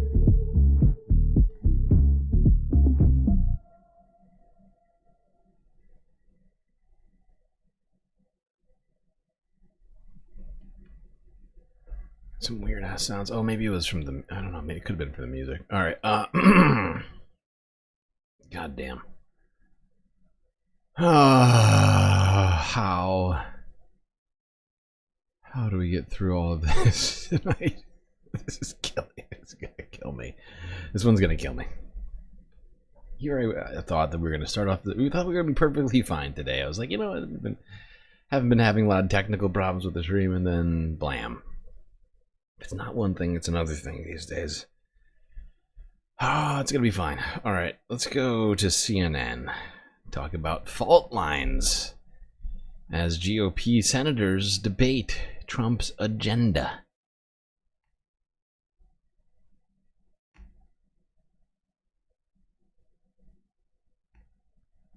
And they're not the best fault lines, I'm not gonna lie. This is not a positive story. Okay, here we go. A path forward on President Trump's sweeping tax and spending bill. Senate Majority Leader John Thune is setting out an ambitious timeline to pass a bill by July 4th, and he says they're on track to do it. It is still a closely divided Senate, though, and you have one group of Republicans who are concerned about Medicaid specifically because they're from states which depend on it. West Virginia Senator Shelley Moore Capito says she heard a lot of concern in her state over the proposed changes. Some senators want to see more cuts across the board. The House did a pretty good job, in my opinion. Did they? We can do more, I think, in the Senate. And I've said repeatedly, I'm all for reducing spending until we run out of votes. But we need to pass something because we need to renew the tax cuts. Another group of senators threatening to vote no over concerns about the deficit. House Speaker Mike Johnson has promised the bill doesn't increase it. Senator Rand Paul says the bill contains a measure What a to lie. raise the debt ceiling, something he... Oh my fucking god. We are so fucked. We are so fucked right now.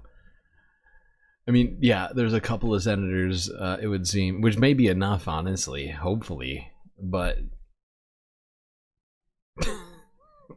While there might be a couple of Republican senators saying, oh, I'm getting a lot of pushback from my constituents over the cuts to Medicaid, because Republican states rely on Medicaid too.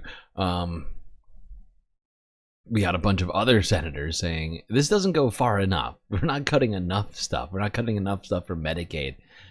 You know, we're not, you know...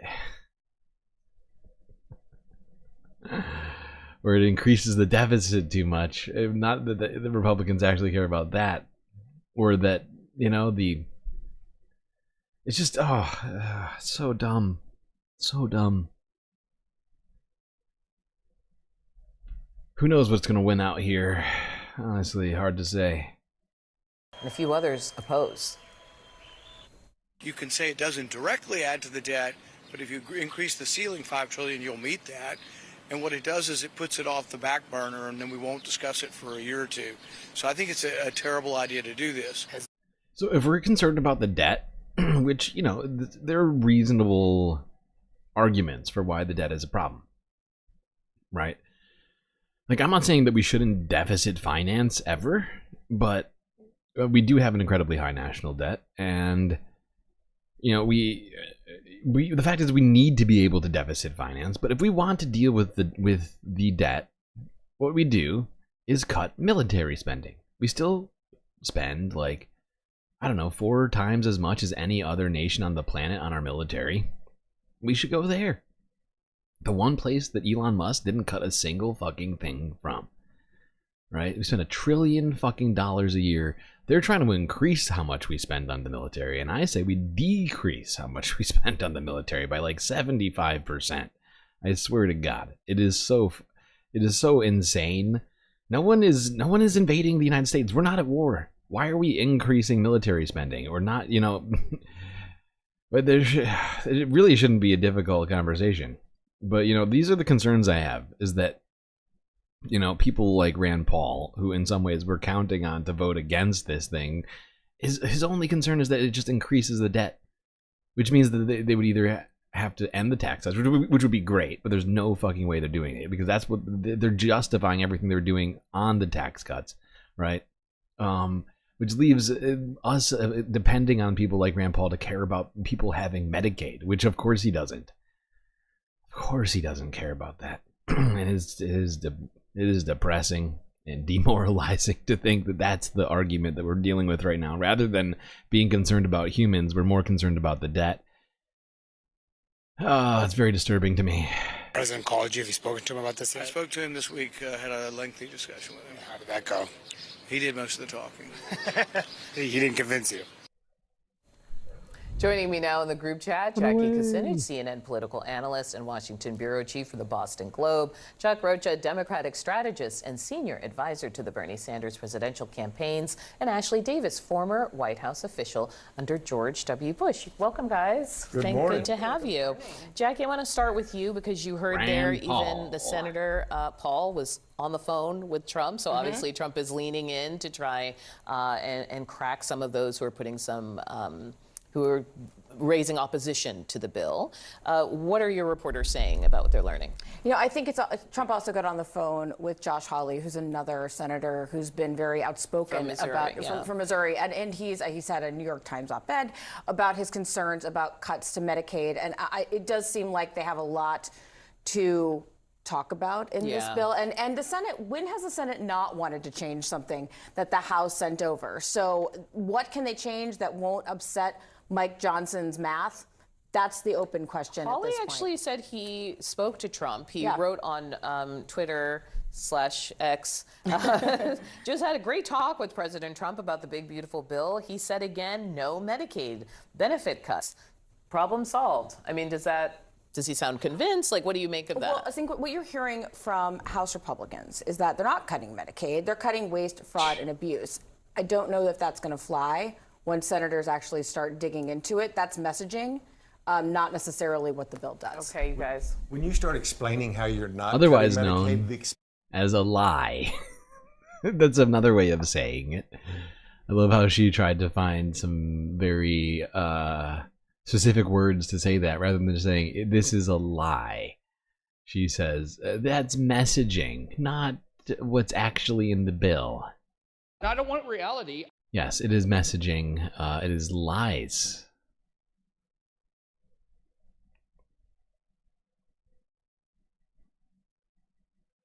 But yeah, this is where we're at. These are the lines that are being drawn right now in the Republican Party. Some saying this increases the debt too much. Some saying that this doesn't go far enough on the cuts to social spending programs. Some very few numbers. In fact, I think it's just one. Josh Hawley is the only person, I think. Oh, wait, who was it? Murkowski? I guess it's Murkowski and Hawley who have said that maybe this is bad for people. Their people specifically. But yeah, it's a very disturbing situation that we find ourselves in right now. Don't worry, we all die, as Joni Ernst says. We're all gonna die anyway. Stop complaining, America. Panicking about their security. I mean, about their health. Tech billionaire Elon Musk has blasted the Republican tax cuts and spending plans that passed the House. This massive, outrageous, pork-filled congressional spending bill is a disgusting abomination, Musk posted Tuesday on X. Shame on those who voted for it. You know you did wrong, you know it, he added. The White House played down the criticism from one of Trump's top advisors and funders. Look, the president already knows where Elon Musk stood on this bill. It doesn't change the president's opinion. This is one big, beautiful bill, and he's sticking to it. Musk left the Trump administration last week after heading the Department of Government Efficiency. President Trump wants his bill of tax breaks and spending cuts to be signed into law by the 4th of July. Senate Democratic leader Chuck Schumer said the bill is ugly to its very core and that senators should listen to Musk. House Speaker Mike Johnson called Musk's harsh criticism of the bill very disappointing. The bill also includes $350 billion for border security, deportations, and national security, and would raise the nation's debt limit by $4 trillion. Treasury Secretary Scott Bessent warned Congress the nation will run out of money to pay its bills if the debt ceiling, now at $36 trillion, is not lifted by mid-July or early August. Elon. Very disappointed with the big, beautiful bill. So sad. Now, here's a quick Elon story, or Elon-related story. Because it seems like Tesla might be committing a crime. Or at least some sort of a violation of the law. Whatever you want to call that. How do we define crime? Define crime. Let's go to Detroit.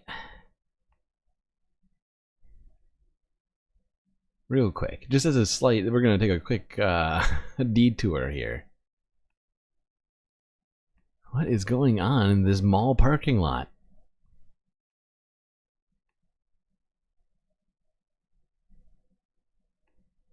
Well, Tesla vehicles aren't selling quite as strongly as they were last year, and it appears dozens of them, unsold Cybertrucks and other models, are actually collecting in a Farmington Hills parking lot, which would be kind of odd if you're just driving by seeing just all of them all in one place. Well, it's got a lot of people talking, especially on social media, as you would expect. The lot in question is here at the Hunters Square Shopping Mall. It's formerly home to the beloved Marvin's Marvelous Mechanical Museum, which, of course, as you know, has since been moved to West Bloomfield. Pamela Osborne went to see what's going on there and why all these vehicles are in one spot. Every once in a while, you may pass one of these bad boys on the roadway, but here we found the mother lode. And no, we're not at a showroom. We're in the middle of a strip mall parking lot in Farmington Hills. Look at that. Hunter Square. It's the strip mall most known by Marvin's Marvelous Mechanical Museum.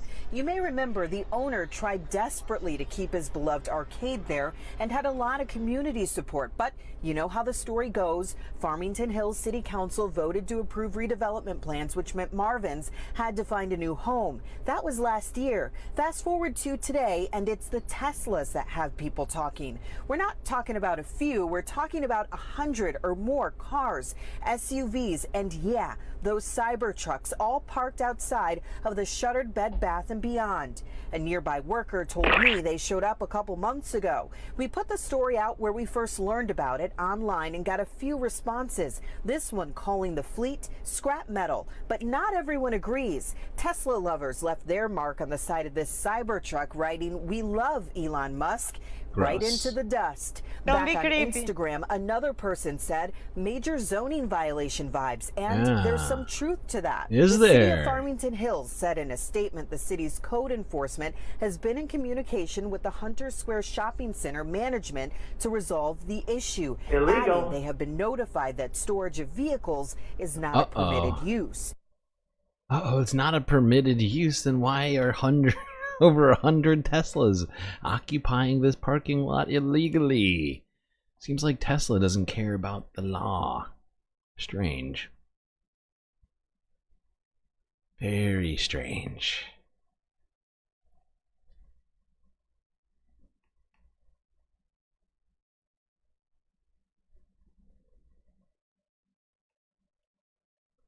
All right, let's see what Democrats are doing to oppose the GOP budget. I'm sure they're working very hard. I'm sure Democrats are hard at work trying to stop the big, beautiful billionaire enrichment bill.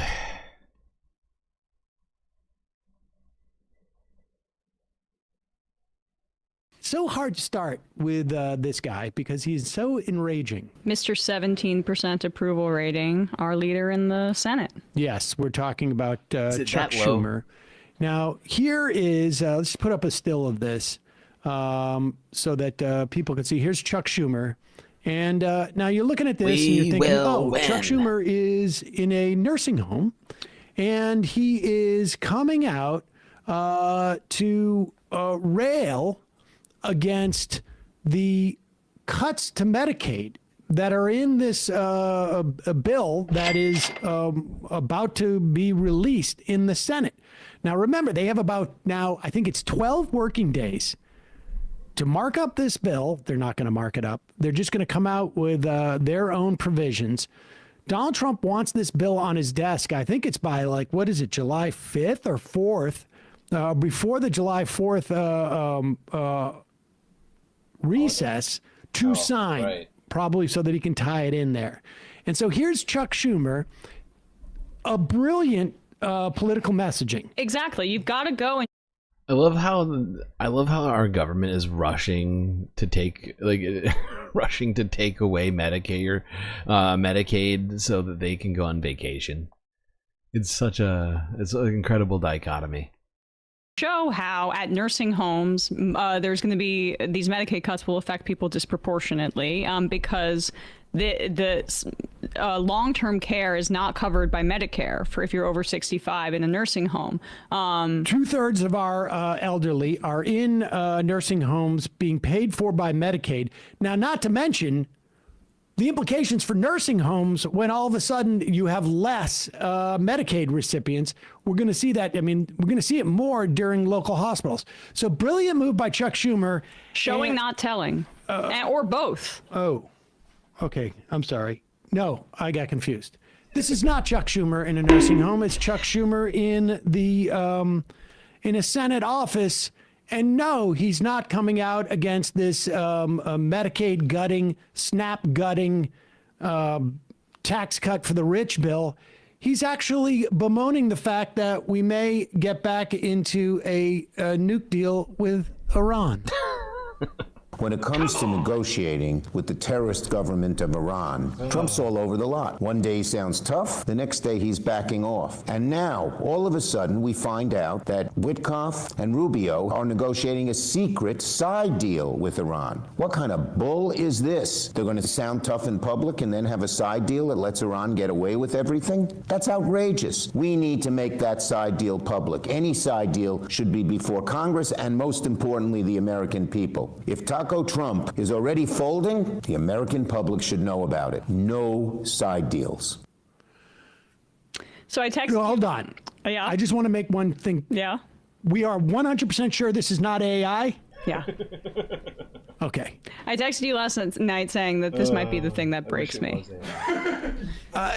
The idea that this guy is out there bemoaning, and to be clear, the side deal is that Iran will retain capacity to enrich uranium at a low level, such a low level that it could only be used for civilian purposes.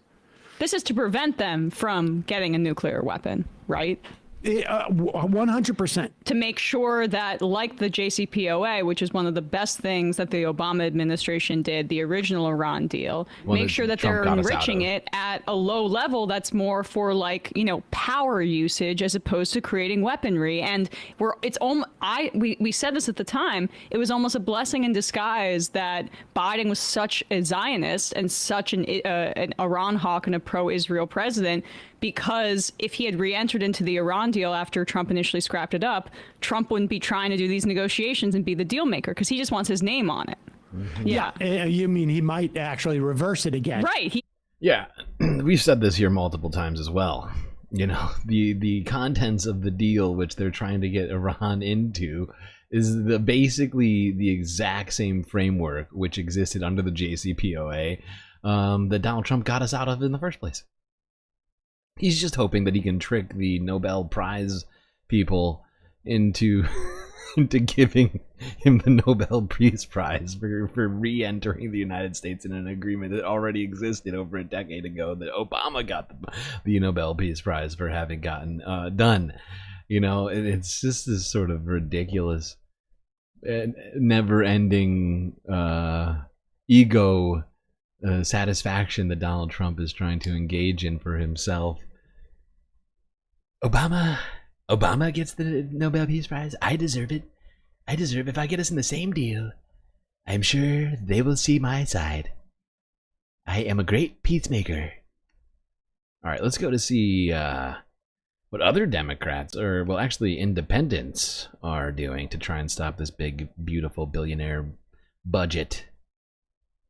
Thank you all for being with me. As many of you know, the U.S. House of Representatives recently passed the so-called reconciliation bill by a vote of 215 to 214, a one-vote margin. Every Democrat voted against this bill. Almost every Republican voted for it. In the coming weeks, the U.S. Senate is expected to take the bill up. Let me take this opportunity to tell you what is in this piece of legislation.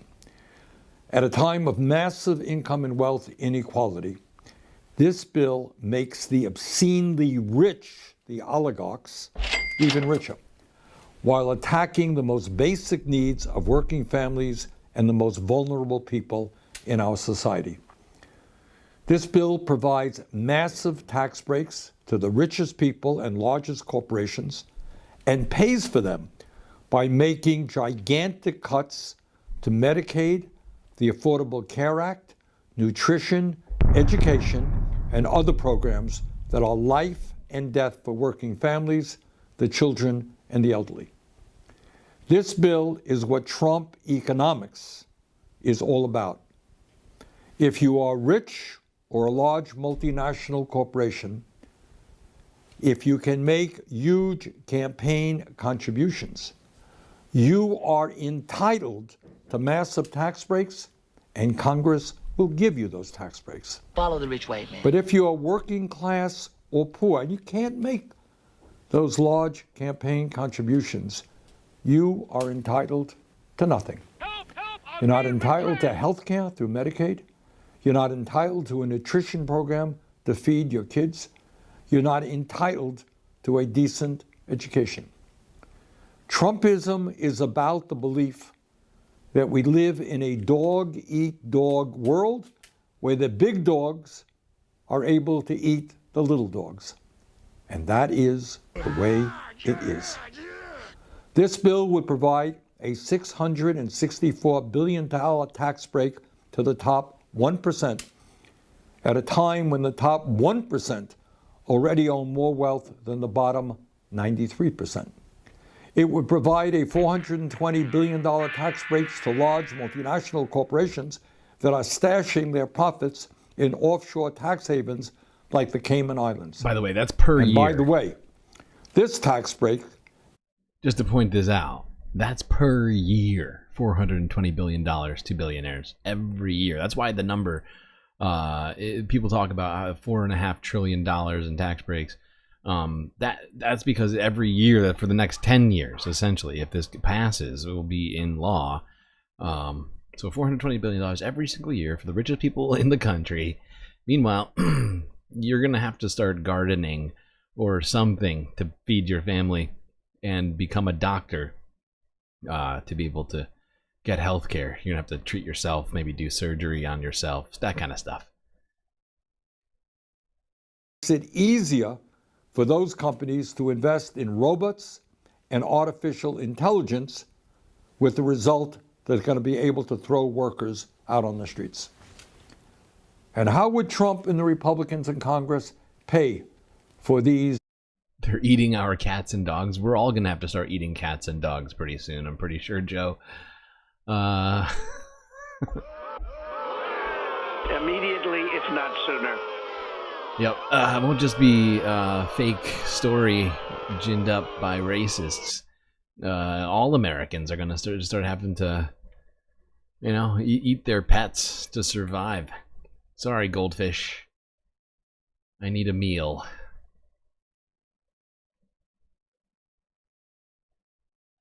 All right, throw Fluffy on the grill.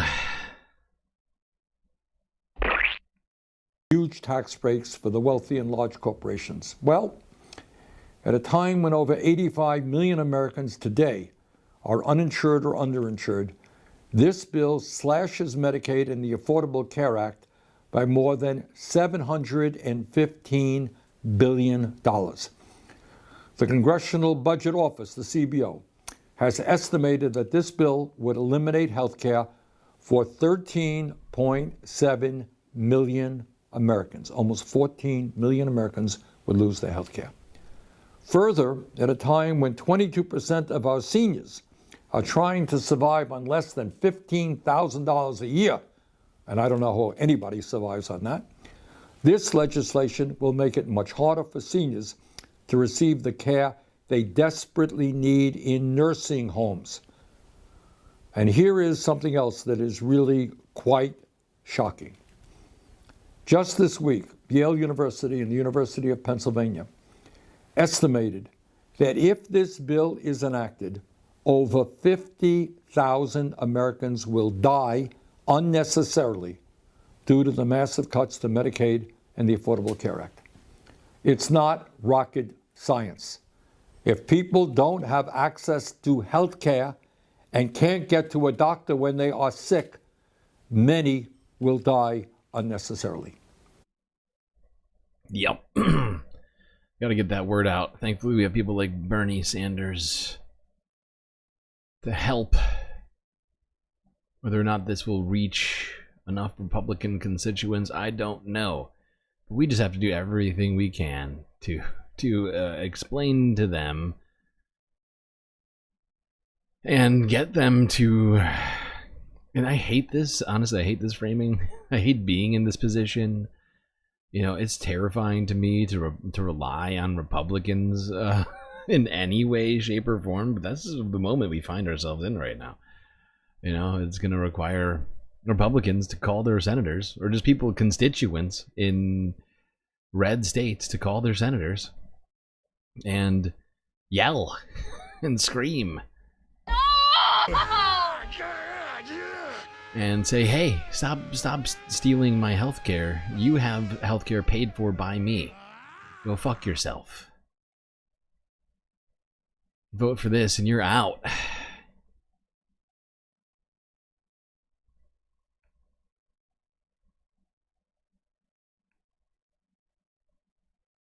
All right, let's talk trade. Let's talk tariffs. Reuters from yesterday.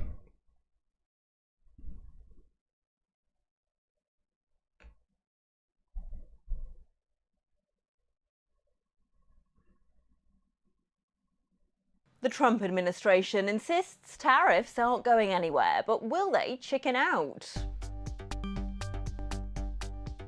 The so-called taco trade, standing for Trump always chickens out, made the headlines last week after a fairly... These assholes have got to stop doing this. Do they not understand Donald Trump's fucking frail psychology? He's a child. But he's smart enough to... Well, not smart enough, but he's... You know... How do I phrase this? I've been saying it since I heard about this taco situation, but I knew from the second I heard it, Donald Trump was going to hear that he's a chicken and get enraged, right? You saw the way that he responded when somebody talked about it, asked him about that. Like, he doesn't want to be seen as a chicken. You know, that deeply offends his fragile, narcissistic ego. His inflated view of himself and how he's a big, strong, tough man. And the more we say taco to him about this trade war, the more likely he is to stick with it. So everybody needs to stop saying it immediately. Immediately, if not sooner. Unless you actually want the tariffs, right? Unless you want them, then why would you goad him on? Do you see what I'm saying? Like, I get it. Like, it's fun to hurt Donald Trump's little ego or massive ego, but this is just not a smart move. I've seen a number of people talk about it, and it's just not helpful. Unless we want this trade war to continue, we should shut up about the taco thing. You know, this is not helping anybody. If anything, it's just ensuring that he's going to continue it.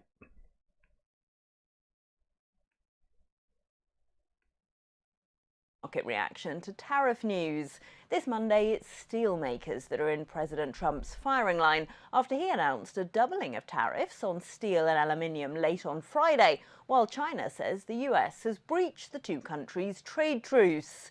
Joachim Clement is head of strategy at Panmure Liberum. Joachim, steelmakers have sunk today on the back of this latest threat, but should shareholders take the Trump administration seriously? We think that, unfortunately, as the so-called taco trade becomes more viral, it becomes more likely that Trump will stick to higher tariffs just to prove a point. Exactly. However, at this point in time, the increase in steel tariffs is not something that seems imminent because it's only been mentioned in social media posts and in a campaign rally, which is very different from signing an executive order. If this 50% duty were to kick in, though, how serious is that for European steel? It would be quite serious. It would obviously be most hurtful for Canadian steel, but European steel companies would also suffer quite a bit. However, there is, at least when it comes to 2026 and beyond, some relief on the way with the fiscal stimulus from German infrastructure, which will increase domestic demand for steel in Europe. The tone is also getting heated again between the US and China, it seems. China says the US has breached the trade truce, and the US says China is still blocking essential exports of rare earths. Is that brief trade peace already collapsing? I think it's going to be a back and forth and up and down with the moods swings constant between China and the US. And that is indeed the major issue about this entire trade war situation. The uncertainty is so high that most businesses find it difficult to make major investments, given that we don't know what's going to be happening in a year or two. Yeah, nobody knows what's going to happen a week from now. People who are telling themselves that they do know what's going to happen a week from now are stupid. Also, why are this guy's eyes looking in two different directions? It's really creeping me out. Let's move on. With mass deportations and culling of the poor, sick, and elderly, won't labor costs skyrocket? Yeah, no, I mean, we talked about that in the past too. But, you know, that's why I say they're going to get the gulags going at any time now.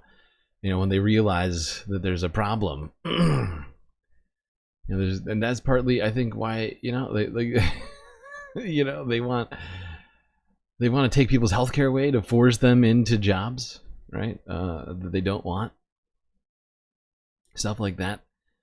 You know, eventually, if people, if companies lose enough money, I think they'll probably just open up those labor camps instead of maybe they'll stop deporting people and they'll just mass incarcerate people and force them to work. You know, and I like to think that I'm joking, but honestly, I don't think it's far away from where we're at right now. I really don't. I mean, we already force prisoners to work in many cases.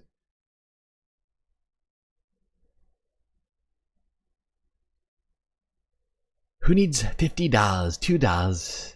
Only $2. We're back with You don't need 100 pencils. Business Leaders series, where we talk to small business. Yes, let's talk about small businesses. How are they doing under the tariffs? We're back with our Business Leaders series, where we talk to small business owners from coast to coast about President Trump's tariffs. Some, they're happy with them. Many are struggling. Today, we head to the great state of Ohio. Some may say greatest state, to hear from Earthquaker Devices, a guitar pedal manufacturer based in Akron. It launched in 2004 when musician Jamie Stillman successfully repaired his own guitar pedal. The business now has 35 employees and sells more than 40 types. Your eyes do that because one can't see? Oh, that's fucked up. Sorry. I'm sorry for the ableism. It's my bad. Its own guitar pedal. The business now has 35 employees and sells more than 40 types of devices. Jamie's wife and the co-owner, Julie Robbins, joins me now. Julie, really appreciate your time. You are a U.S. manufacturer, but you do source some parts from overseas. Talk about the effect tariffs have had on your business. Yes, first of all, thank you so much for having me, Phil. And I'd also like to thank you for giving a voice to other small business owners and other members of the Main Street Alliance. So yes, as you mentioned, we're a U.S. manufacturer. We do everything here in downtown Akron, Ohio. And basically, our products use over 900, to be precise, 961 different components. And these are sourced from over 14 different countries of origin. So we import everything, but then we do all the manufacturing here. Due to the tariffs, our prices are rising drastically, and it's also created a market disruption and impacted our demand. Now, when you talk about So I could give you an example. Yeah, I was just going to ask, when you talk about your prices are rising significantly, are those being passed on? How are you weathering that? Well, we need to pass them on, but we're unable to calculate the exact price increase due to the chaos around the tariffs. They're constantly changing from week to week, so we're unable to implement a price increase yet. But just an example, we have a product that without tariffs, it was $129, and we have about a 15% net profit on that. If the Chinese tariffs stay in place, we'd have to raise the price about 23% to maintain a profit margin on it. One of the questions I always have is, how do you plan right now? Right? What's the outlook for your business for the rest of this year in this moment? Well, we are down about 15% for the year. April was down nearly 30%. We are definitely seeing, issues with consumer demand. Consumer sentiment is really low right now. So we're forecasting that we'll be down. We're looking to save costs any way that we can, and really just paying attention to how things are changing. We have a lot of data, so we are always checking our data as every change goes into effect. But it's made things really challenging for any kind of long-term planning or product launches. So we've had to delay or even scrap product launches. And that's really unfortunate because a lot of our revenue is based on new products. Before I let you go, just your role in the community since inception. How do you guys view yourself in Akron? Well, if you know Akron, you know that we were really devastated when the rubber companies left and moved their manufacturing elsewhere in the 70s and 80s. In fact, where I am right now, we're right across the street from the former BF Goodrich factory. So for us, living and growing up in this place, we really wanted to create and maintain good jobs here. So jobs that pay a living wage, that have paid time off and benefits and healthcare, retirement planning. And we feel that that's incredibly important for our community. So even though it always would have been more affordable to manufacture overseas, we've always prioritized having jobs here in Ohio. We are now actually considering. You hear that? These people intentionally kept manufacturing in the United States, but they're still going to get crushed by these tariffs because they still have to source parts from outside of the United States, parts that are not currently being manufactured here. And this woman, this business owner, is concerned that the company is going to go bankrupt because they won't be able to continue to do business. Fascinating. These people are doing exactly everything Donald Trump wants them to do. They're here, employer provided health care, and manufacturing in the United States, but they're still going to be hit. That's why broad general tariffs are fucking just idiotic.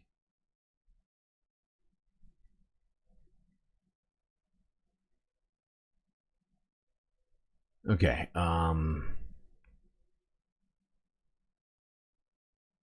now this was a fascinating story. When I heard it, I was like, really?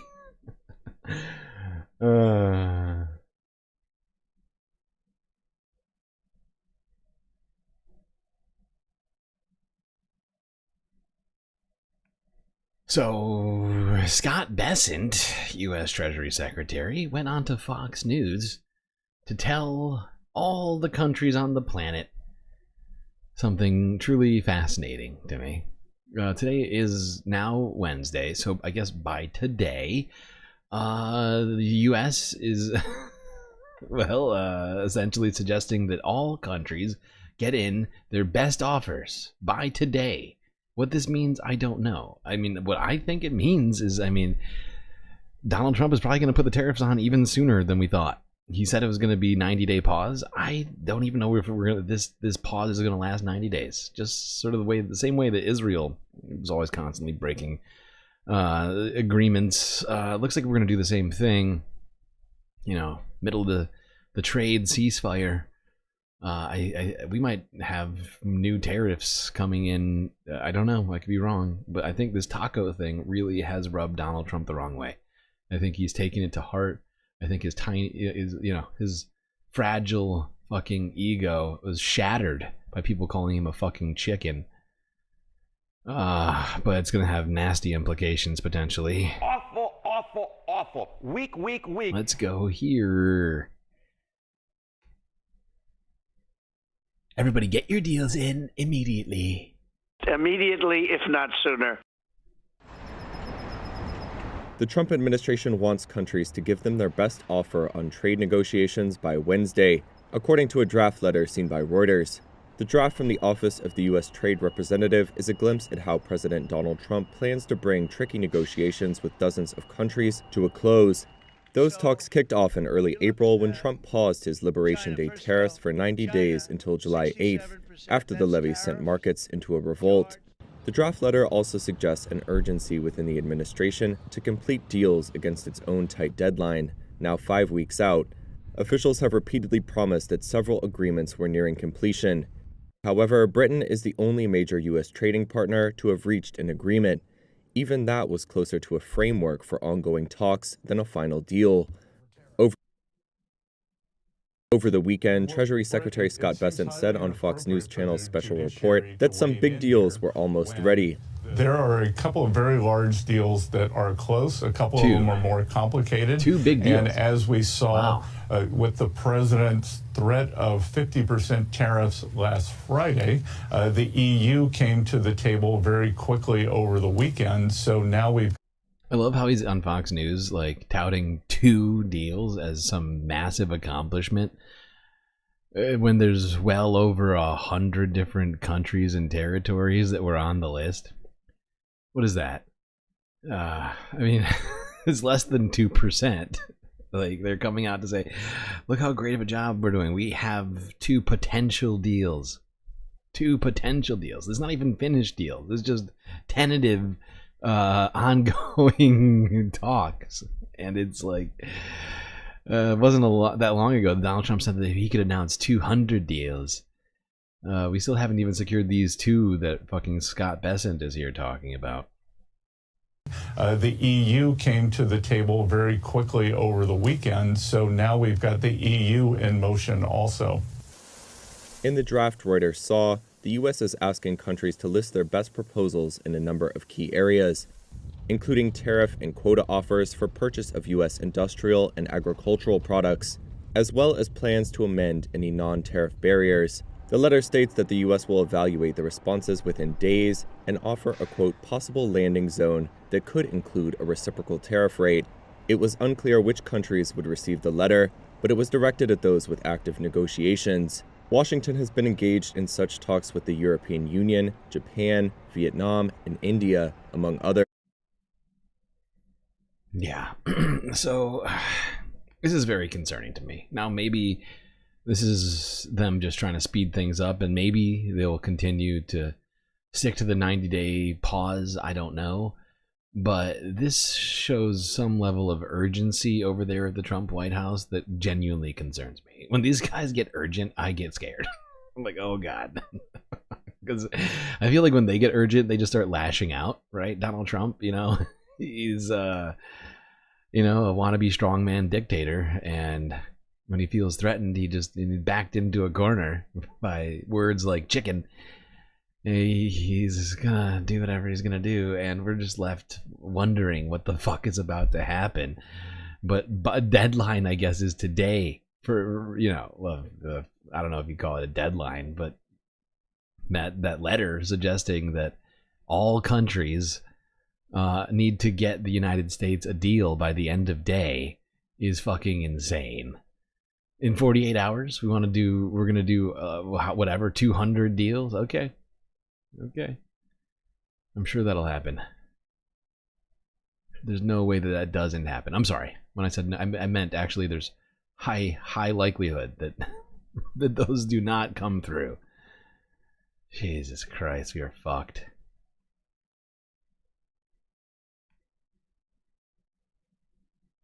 Okay, let's quickly go to see what creepy AI weirdo Sam Altman had to say while at a tech conference earlier.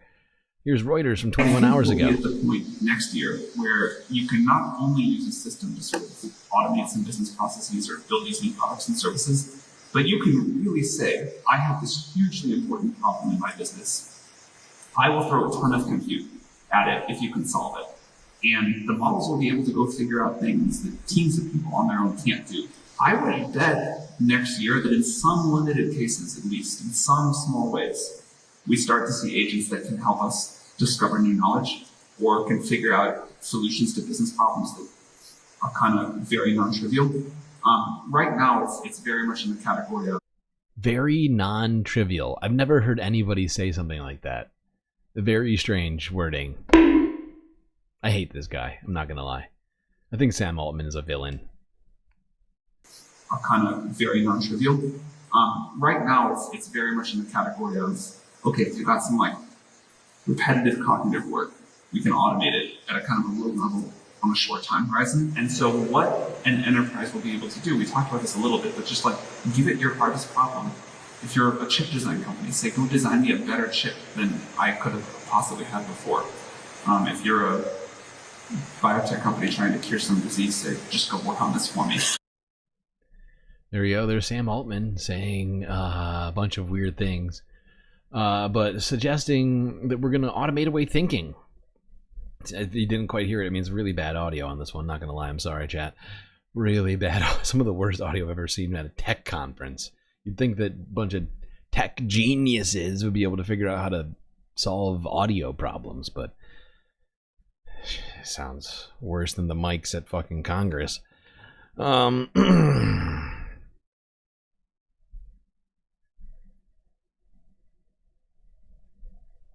Yeah, there we go. We're going to automate away the thinking. We'll be fine. Humans don't have to think anymore. We'll just get the robots to do it. And in no way will that have any negative implications for society. Now, even talking about how many jobs are sort of in threat, that like under threat of being vanished by AI, and some are vanishing at Disney as we speak, where they are cutting several hundred jobs in film, TV, and finance. Here's Reuters from 21 hours ago. Walt Disney is cutting hundreds of jobs in film, TV, and finance, a source said Monday. The cuts impact global teams involved in marketing, publicity, casting, and development. Disney is changing its business plan because more viewers are leaving cable TV and switching to streaming platforms. In 2023, the company cut 7,000 jobs as part of an effort to save $5.5 billion in costs. In March, it cut nearly 6% of roles, or under 200 jobs, at ABC News and Disney Entertainment Networks. In May, the firm's latest earnings report beat Wall Street predictions, helped by the streaming service Disney Plus and strong results from theme parks. Sweet. Nice.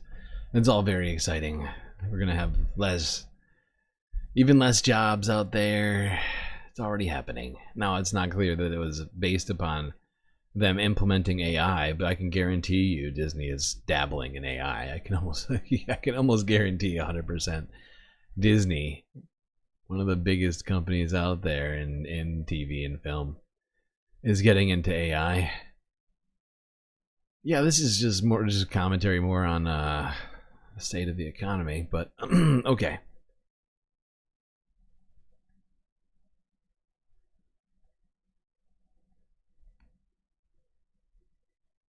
Okay, let's get into the environment. And we watched this video last year when it came out. but I've been holding on to it in my watch later list for quite some time. And I figured we'd start off today's environmental half with this. Because things are not looking good. Okay. Not good. Here's the United Nations from 11 months ago. A warning to humanity.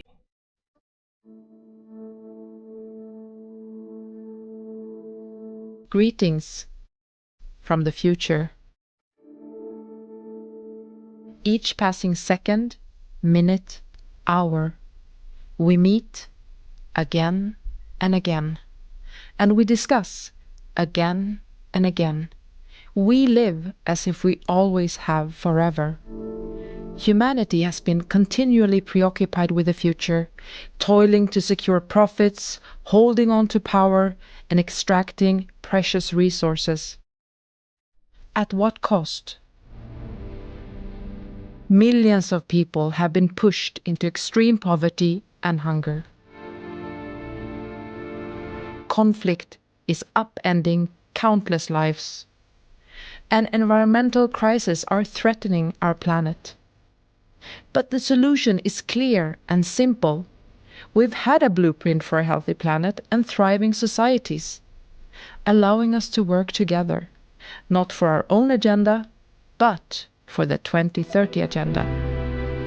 We stand at a critical moment of choice and consequence. The thirst for information has led to rich data to guide our decisions. We know what to do. We must act now and act boldly.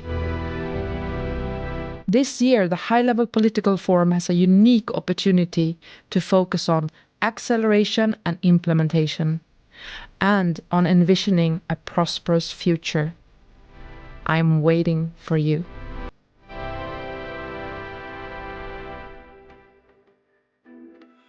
Now, of course, this conference happened last July, but I still feel that this video is as, if not more relevant than it was then. Aside from the actual, detail that we had of this conference not happening, it's still it's more relevant. It's been another year and we've done nothing. It's been another year and we've allowed things to continue on as normal.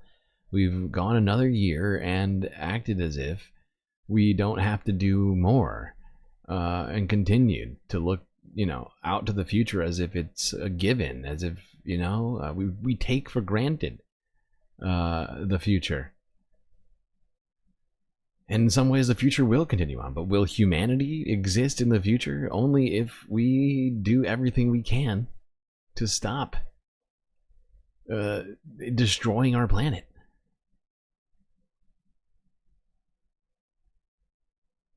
Speaking of our planet being destroyed, let's get to the environmental shit here. We'll start in Canada, where there is a rapid salmon decline in the population of salmon. And what does that mean?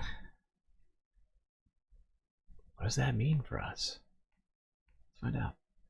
Salmon, trout, and other related fish populations are seeing steep declines across much of the world. Researchers from Concordia University looked at data from more than 1,000 rivers and streams and found that those fish numbers have dropped by nearly 40% since the 80s. So joining us with more this morning is one of the report's lead researchers, James Grant. Good morning. Good morning. Nice to be here. Thank you. It's really great to have you in amongst us and all the fish that are behind me. Listen, 40% is a really large reduction. What's happening? It is a large reduction. Well, a lot of things. If I first could give a shout out to Kailisha Foote, the PhD student who did all this work. But it's watershed effects for stream resident trout. It's the things we do in the landscape, forestry, farming. The good news is we're doing that better today than we did in the 1950s, 60s, and 70s when we used to, farm and cut trees right to the edge of streams, which, added silt, pollution, sunlight, and warmed those waters. So we're doing a better job today, but there are legacy effects. And so all those early declines start there, as well as damming. Yeah, it's also, though, I mean, streams are and rivers are experiencing low water levels. The ocean is warming. You know, because they go to, I mean, salmon go to streams to spawn, but they don't live in streams forever. They eventually have to go back out to the ocean. There's a lot involved in these declines, but 40% of salmon populations are just gone.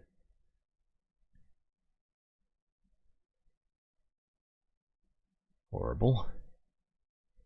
All right, speaking of wildlife, let's go to Los Angeles, where hikers spotted a rare herd of animals.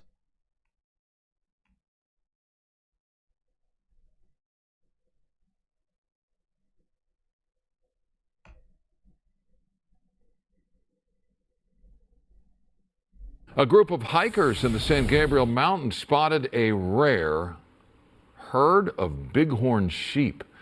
The shy and elusive creatures were discovered nestled in the forest north of. Now, I'm not a sheep expert, but these sheep look a little emaciated. Hold on, let them finish this. Environmentalists say to find so many bighorn sheep at one time is very rare. They live in rugged mountainous terrain in the Rocky Mountain National Park, Yellowstone National Park, Grand Canyon National Park, and beyond. Apparently, Vera, right here in our own backyard as well. What a thing to see, huh? Yeah, right. It is weird. It's very weird.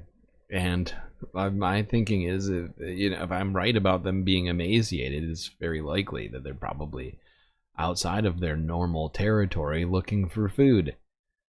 And it's not exciting like these guys are trying to frame it. I think this is actually a sign of bad things, you know? Animals going outside of their normal territory to try and find food suggests that their food supplies have completely depleted. And we've seen this happen across multiple species, right? I mean, just last week we were talking about how this is happening with whales. Gray whales getting, you know, just washing up in the San Francisco Bay because the krill populations are being decimated due to the warming climate and due to the warming oceans.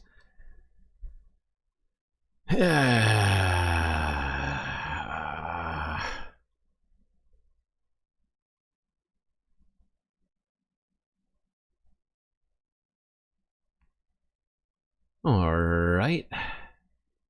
Now it is fire season.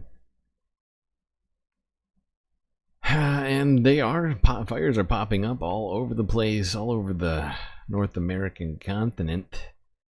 And start in the Bay Area here, where a fire popped up yesterday. Monday, let's get right to our breaking news. We've been following this since about 4 p.m. Here's the good news. All forward progress has been stopped and evacuation orders have been lifted. We're talking about 50 acres have been burned, though. At one point, the flames right up against a neighborhood. Much better now. Let's take a live look from our Sky Ranger. This is called the Vista Grande fire. Even better news. No homes and no injuries reported, but you can see down below. Again, this is in Fairfield. You can see down below. The irony of this man washing his bright yellow vehicle with potable water from fire retardant is not lost on me. You fuck your car, okay, buddy? Settle down with the water. Homes haven't been damaged by flames, but you can see the retardant there from the water drops by various.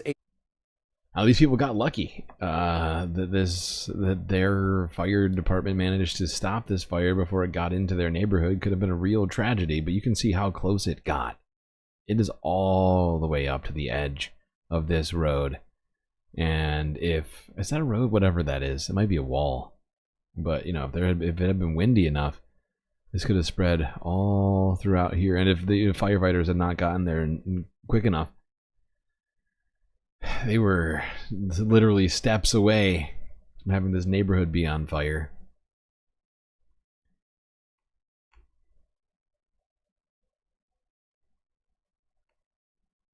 Speaking of fires, let's quickly talk about how federal layoffs are almost definitely going to slow wildfire responses.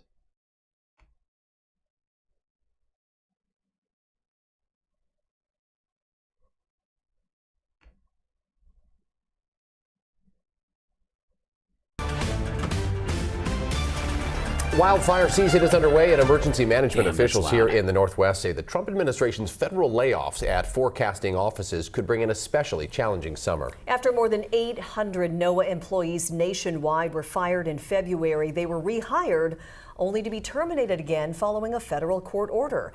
NOAA just announced this week it will hire critical field positions to stabilize its workforce. Savannah Welch joins us live from the NOAA Western Regional Center in Seattle. So Savannah, you spoke with the Washington Department of Natural Resources. What did they say about this? Well, Mimi, a DNR meteorologist tells me they're already seeing major gaps in forecast data and are concerned about public safety. He says with all signs pointing to an active wildfire season, now is the time for more resources, not less. I'm just a little bit scared for what this summer might look like without full capabilities from both our incident management teams and our incident meteorologists. In February, the Trump administration announced federal job cuts, laying off hundreds of employees nationwide at NOAA and the National Weather Service, including here in Washington. Wildland fire meteorologist Matthew Deere tells me forecasting offices were already understaffed before the layoffs. We have less incident management teams available in the region today than we did 2 years ago. During peak wildfire season, there's close collaboration between federal partners like the National Weather Service, Forest Service, and local fire agencies. Agencies like East Pierce Fire and Rescue rely on spot weather forecasts from NOAA during wildfires. That's a huge resource for us, anticipating the winds, temperature, air humidities. Bill Sandlin with East Pierce Fire is concerned the layoffs could impact their work on the fire line. Hopefully it doesn't delay us being able to get those forecasts too much out on the line. Sandlin says the lighter snowpack we saw this winter is melting early, meaning heavier fuels because of the early vegetation growth. The State Department of Ecology is monitoring that closely. Last month, the department issued a drought declaration for 3 watersheds in the Yakima Basin. This is the 3rd emergency drought declaration that we've issued in a row. And that is the first for our state's emergency drought declaration process. And so for the last 2 years, we have seen concerning snowpack across the state. Deere says the 1-2 punch of dry conditions and staffing shortages could pose a tough summer for first responders. We haven't seen what yeah, that seems bad. But, you know, the Trump administration isn't exactly full of scientists. In fact, it's devoid of them. And it's filled instead with businessmen, you know, CEOs, hedge fund managers, golfing buddies of Donald Trump. Nobody who's really qualified to do their jobs. Honestly, I mean, go down the list and ask yourself who amongst the Trump administration is actually qualified for their fucking jobs. You know, but that's where we're at. You know, we have a wrestling magnate running the Department of Education. You know, we have a bunch of unqualified ass fucking people all in charge of our most important agencies and you know, organizations. They are cutting willy-nilly with no consideration for the implications. And it's insane. It's all just so that they can get tax cuts, basically. You know, we're screwed. We are fucking screwed right now. Because the climate is going to continue to change. And we're going to continue to have drier and drier weather in many places. And hotter summers. And that's not good. Speaking of hot summers, let's go up to Canada, where it's a little too hot.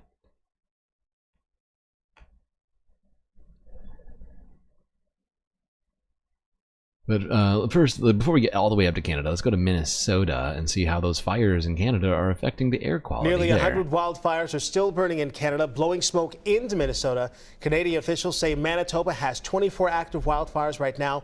Alberta has 49, and there are 16 in Saskatchewan. That smoke is leading to the worst air quality forecasted since the year 2011. Never had that before. Never. We had a couple hours of it back in 2021, but this is the first time we've ever explicitly forecasted it. And our Barrett Leone joining us now. Barrett, you can tell even this morning a difference in the air, but things are already looking up for a part of the state. Yeah, we just saw outside looking really hazy. We can even notice the smell of smoke in the air, definitely prominent this morning. So here in the metro, you're going to want to limit your time outside. We're in the unhealthy category. This is a look at today's forecast. We're in the red as well as northeastern Minnesota. Things are looking up, though. The lighter colors indicate better air. So this is a look at tomorrow. We're seeing moderate air, parts still dealing with unhealthy air. And then Thursday, we're seeing green and yellow. Good news there. So it's only up from here. Better than yesterday, that's for sure. Yesterday was the worst air quality ever forecasted since the alerts started being issued in 2011. It's likely not the last alert we'll see this season. Remember that haze from 2 summers ago, constant alerts and smoky skies? The Minnesota Pollution Control Agency says this season could very likely be just as bad, but it really just depends. The fire weather conditions are expected to be very unfavorable. It's expected to be bad for fires up there. And so. Okay, that's enough of this. Because while the air quality might be bad south of the border, now it's much worse north of the border, where everything is burning down. Let's go to Alberta from yesterday. Here's global news. Shifting winds dramatically impacting the firefight. It's probably bad.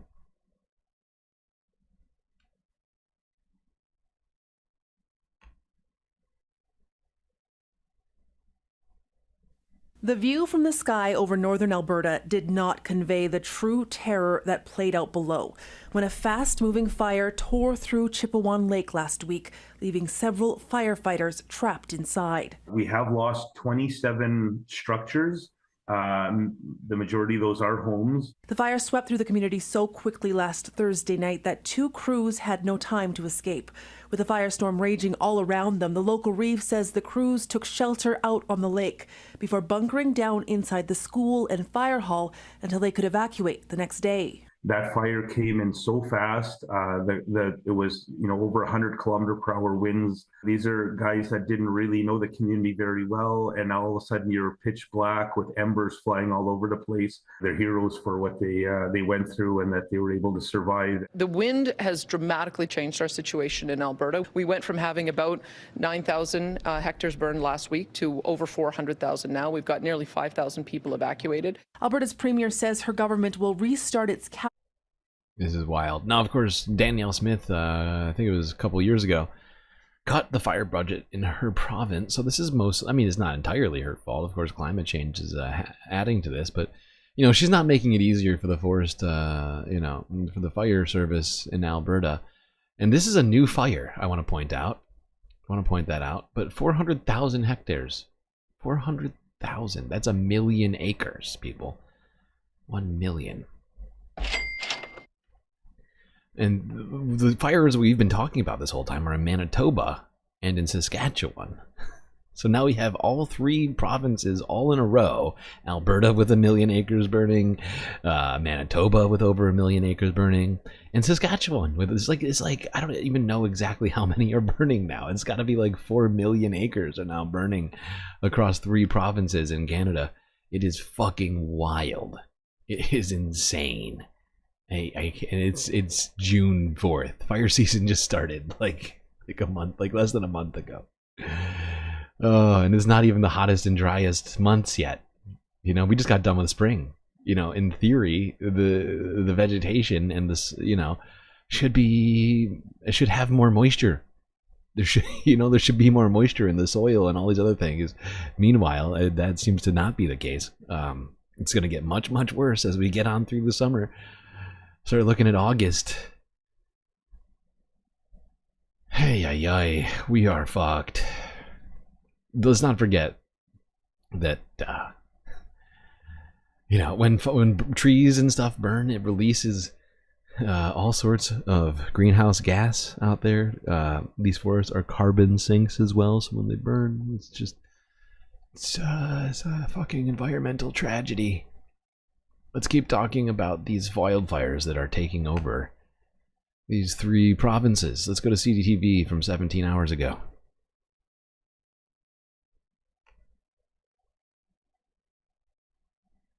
The number of evacuees continues to rise as wildfires approach more Manitoba communities.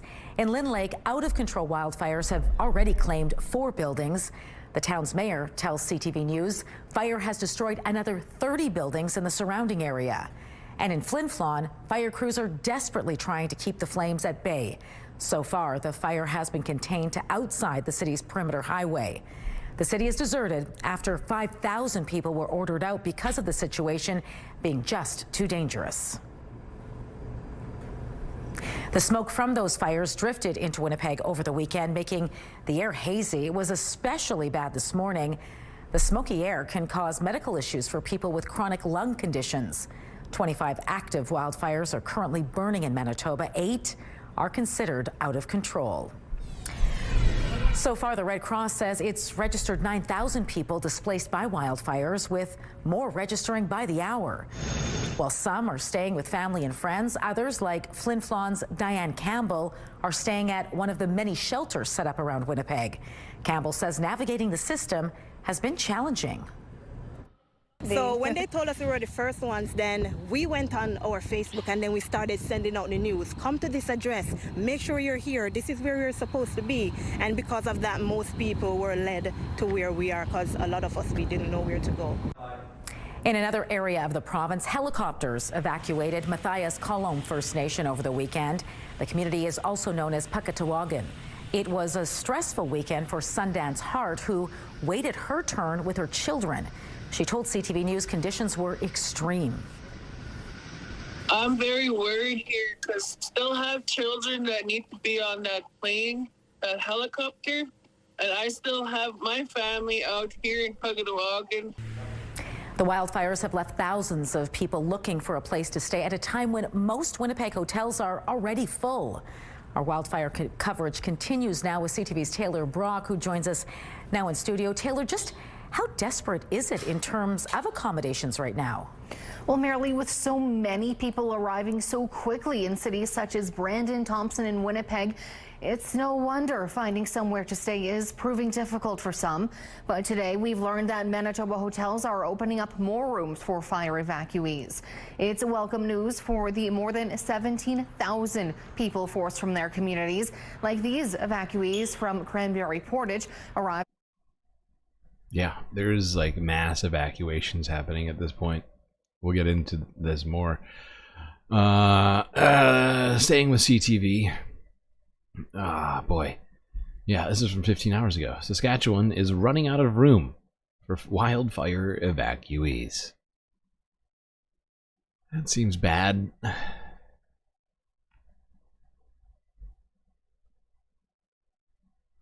Wildfires burn and more people are displaced from their homes comes challenges to find places for people to stay. As Carla Schenkirk reports, our neighboring provinces have been contacted should we need support for evacuees.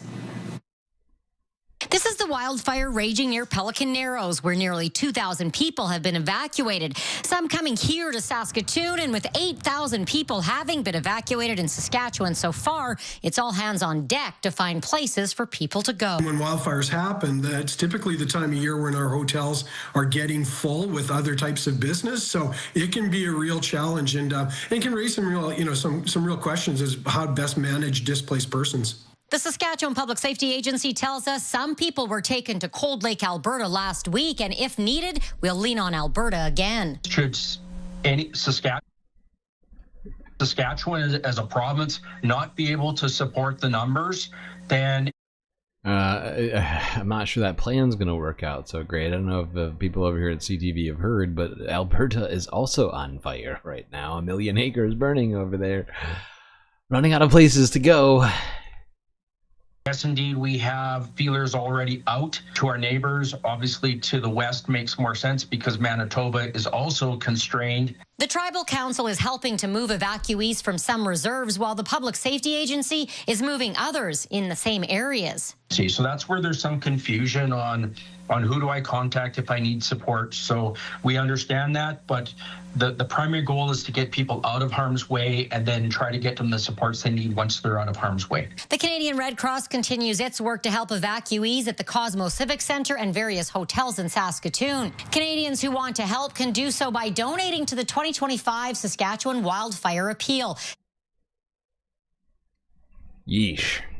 There's like a literal refugee crisis in Canada right now from these fires. It is wild. They're going to start setting up fucking tent camps any minute, I'm pretty sure. That's not a joke, even though it sounded like one, probably because I'm just trying to trying to keep myself from being upset. But holy shit. I don't think it's improbable. Them running out of room in hotels and other places. It's there's only time will tell. Now to the latest on the wildfire situation. An evacuation order was issued late this afternoon for Lac La Ronge, Air Ronge, and the Lac La Ronge Indian Band as the wildfire situation in northern areas continues to worsen. The Saskatchewan Health Authority is working to safely move more than 45 acute care patients and long-term care residents from La Ronge.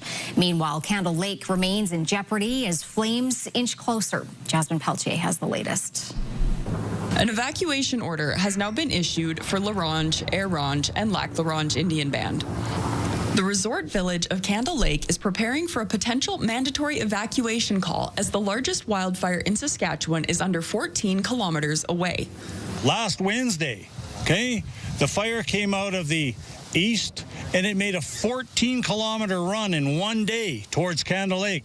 Meanwhile, the voluntary evacuation advisory for Candle Lake remains in effect.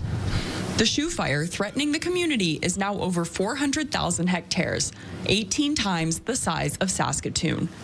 Even in a 50K wind blowing directly at the fire is still creeping towards Candle Lake. It gains about 400 meters every day against the wind. 3 fire breaks have been set up at the northwest part of Candle Lake and more are in progress.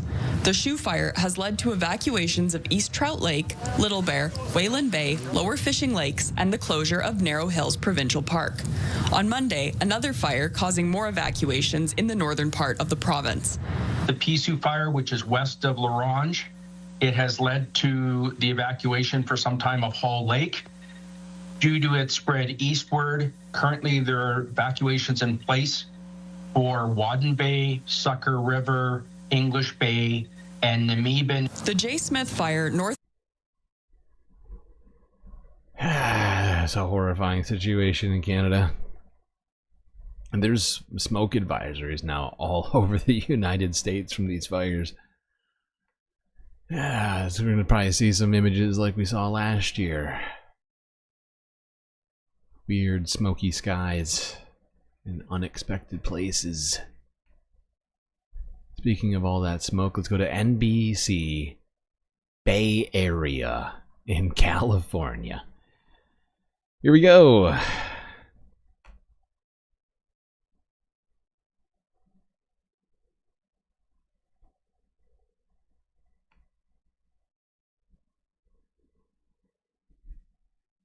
Well, we've got some air pollution here because of the large wildfires burning out of control in Canada. NASA satellites are capturing images of the smoke and the potential impacts it may have on our health. Air quality alerts are still in effect for several states, including here, but the smoke is also reaching parts of Europe. Here to give us more insight is our meteorologist, Vendetta. Hi, Janelle. And you know, we've been lucky here in the Bay Area. A lot of that has remained aloft, so we haven't gotten those golden dark orange sunsets that a lot of the other states have had. But you're right. Now, the smoke has reached places in the deep south as well, bringing that glow to the sunrise. But the concern, of course, is the poor air quality, which will remain for those with direct impact. And researchers have continued to study the levels of carbon emissions being released from massive wildfires. Drought conditions paired with winds intensified the fires, and according to data from CAM's Global Fire Simulation System, GFAS, satellite observations show high carbon emissions. Just last year, a NASA study showed extreme forest fires in 2023 released about 640 million metric tons of carbon. That's about the equivalent of fuel emissions for an entire industrialized nation for the entire year. Now that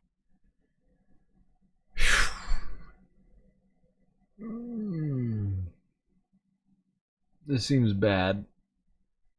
This seems real bad. This is gonna make things way hotter. Because you know what traps heat? Not just carbon, but massive clouds of smoke are gonna trap some heat inside the... oh god, this is so fucking terrible. Just want you to listen to that statistic again. Let's try that one more time. FAS satellite observations show high carbon emissions. Just last year, a NASA study showed extreme forest fires in 2023 released about 640 million metric tons of carbon. That's about the equivalent of fuel emissions for an entire industrialized nation. Half a billion tons of carbon were released in 2023. I want to point out that in 2024 we had an even worse fire season than we did in 2023. And we are off to quite a banner start in 2025. You know, I mean, we started off the year with the LA fire.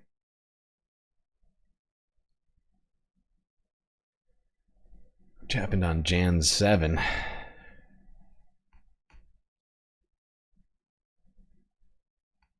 Now we got 4 million acres burning in Canada right now, at least. I think I'm lowballing that. I honestly don't know. It's whatever. All right, let's go to the Midwest of the United States. Don't worry, it's not going to be more fires. No.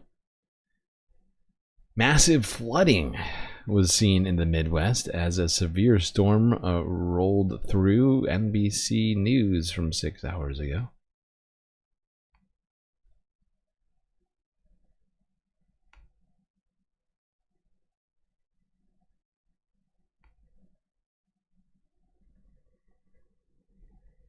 Fire department's here. Tonight, extreme flooding in the Midwest, leading to urgent water rescues.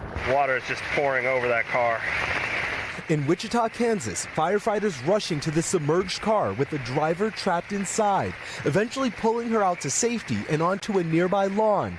Colin Fee and Danielle Hart live on the street. But what did you see when you saw the firefighters rescuing her in that moment?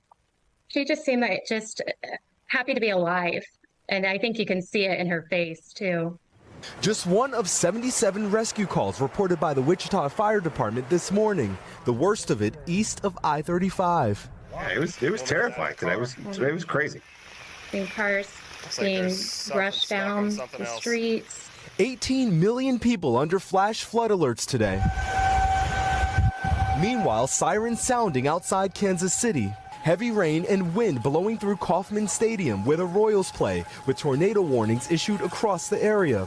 One woman posting on TikTok she was shopping at a Whole Foods when sirens went off and they moved customers into a freezer. Elsewhere in the Kansas City metro, this semi overturning, blocking multiple lanes of traffic. A city spokeswoman says they're not. You know, shit is fucked when you're hiding in a goddamn freezer. That's crazy. Oh my god. The Midwest. The Midwest seeing just hurricane-sized flooding. Oh boy. And there wasn't even a hurricane. It's just a storm system. Nobody is safe.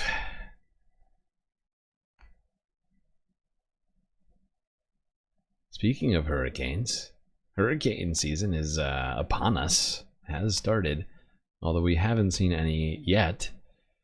Unfortunately, it doesn't seem like the head of FEMA even knew that hurricane season is a thing. More incompetence from the Trump administration. Here we come.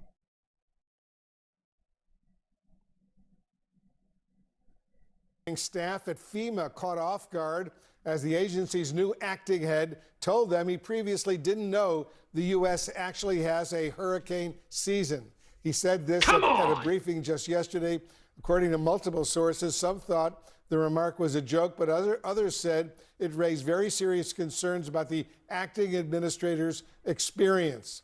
CNN's Gabe Cohn has been covering the story for us. He's joining us here in the Situation Room with more. Concern is already rising over FEMA's preparedness. How are federal officials responding? Yeah, and Wolf, as you mentioned, to be clear, there were plenty of FEMA staffers who heard this yesterday on this briefing call and thought this must be a joke. And that is what the Department of Homeland Security, which oversees FEMA, has said it was. They told me, quote, FEMA is laser focused on disaster response and protecting the American people. But I also spoke with some FEMA personnel who were inside that briefing yesterday who couldn't really tell if David Richardson, FEMA's new acting administrator, was kidding around or if he was essentially saying that he was pretty unfamiliar with hurricane season before taking this new job last month. You may remember when he was put in charge last month by Homeland Security Secretary. By the way, it might shock you to find out that this guy has absolutely no experience in, management of disasters or understanding science. He's not a scientist. He's not an expert on pretty much anything. He was a soldier. This guy was just like in the Marines at one point. I don't even know how he got the job. I mean, Kristi Noem is the one, puppy killer. R.I.P. Cricket. Is the one who nominated him for this position. It's fascinating. He doesn't seem to have any real qualifications for what he's doing. He had no prior experience managing natural disasters. He comes from the Countering Weapons of Mass Destruction office at DHS, and this has just raised red flags among FEMA staff about the lack of experience at the top as hurricane season is now underway and who's going to be making those decisions with what information when lives need to be saved and potentially communities need to be preserved. Fascinating.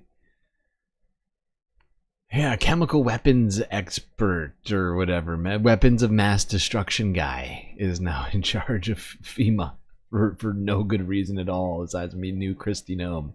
That's sweet. That's great. That's lit. I love that. Let's see what Caroline had to say. Let's go to the Ministry of Truth. Caroline, she's going to put us in line, She'll explain to us why this is the case.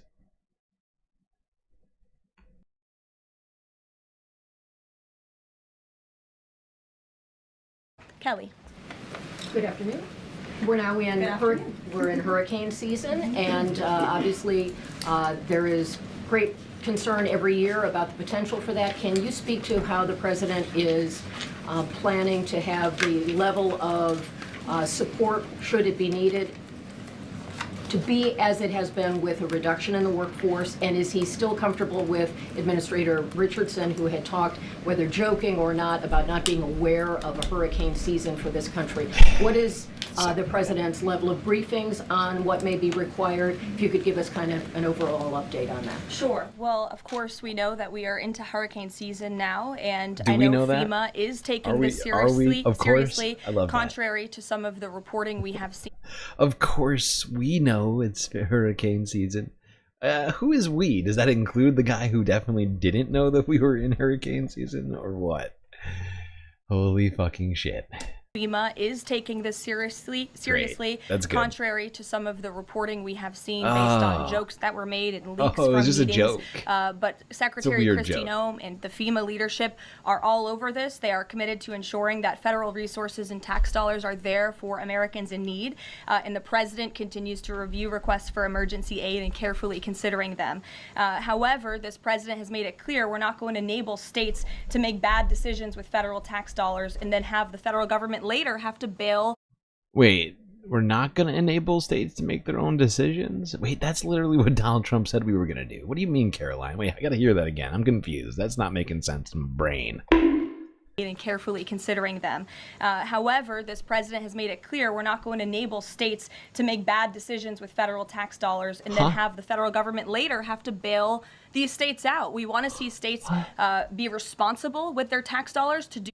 I'm so confused. Don't you remember? This was not long ago, like January of this year, when Donald Trump was in California talking about the LA wildfires on that visit. And actually after it, he said it again. But Donald Trump said that we were going to shut down FEMA because it was not functioning properly. I love that paused face from Caroline.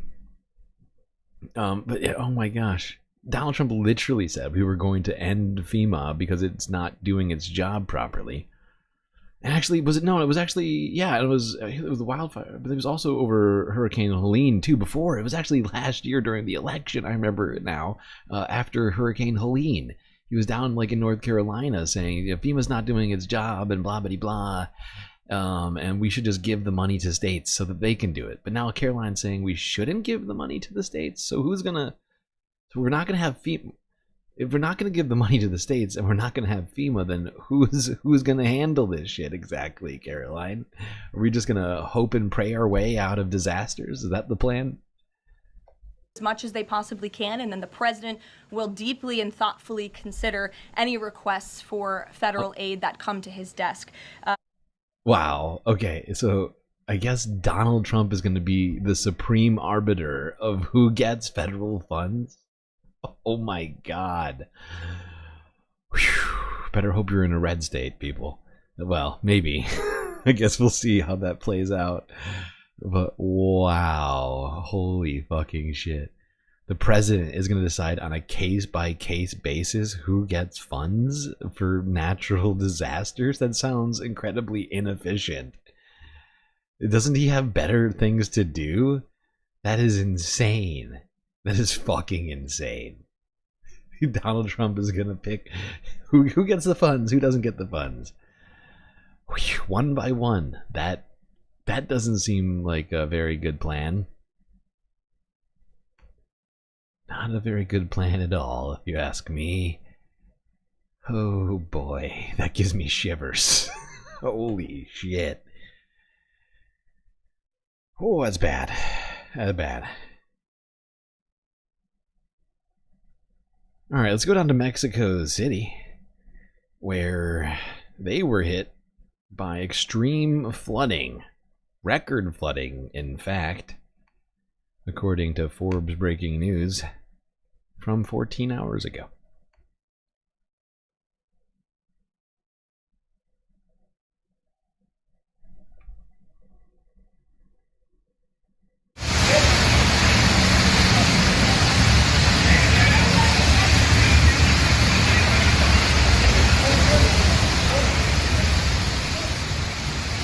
Jesus Christ.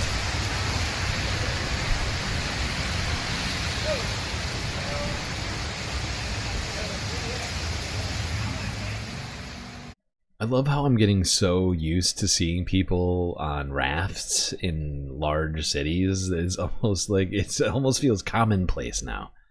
You know, it's the new normal.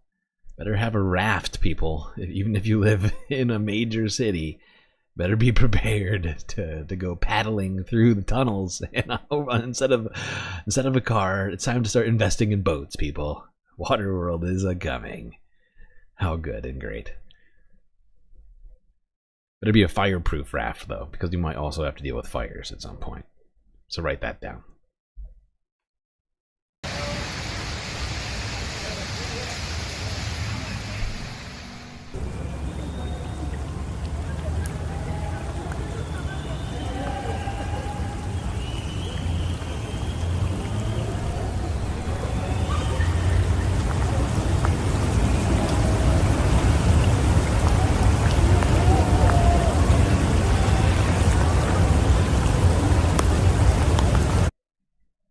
I got one more video. This is CNN from 7 hours ago. Mexico City hit with record rainfall.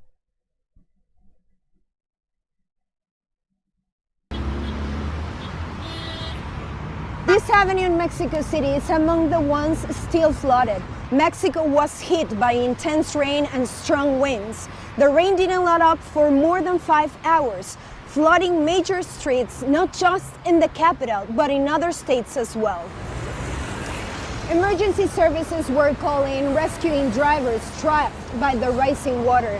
Rainfall of this magnitude had not been recorded since 2017, according to Mexico's water management. They reported the deployment of 150 people and 50 vehicles like this one, which responded to 76 reports of damage.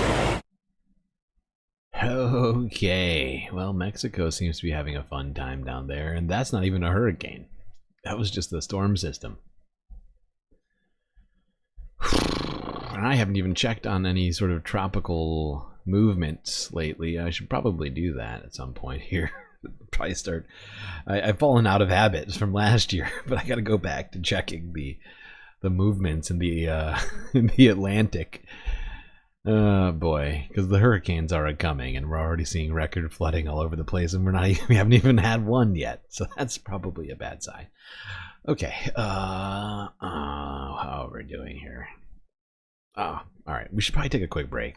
We're almost at 4 hours. We got a bunch more stuff to get through. All right, don't worry. We'll be right back after these brief messages.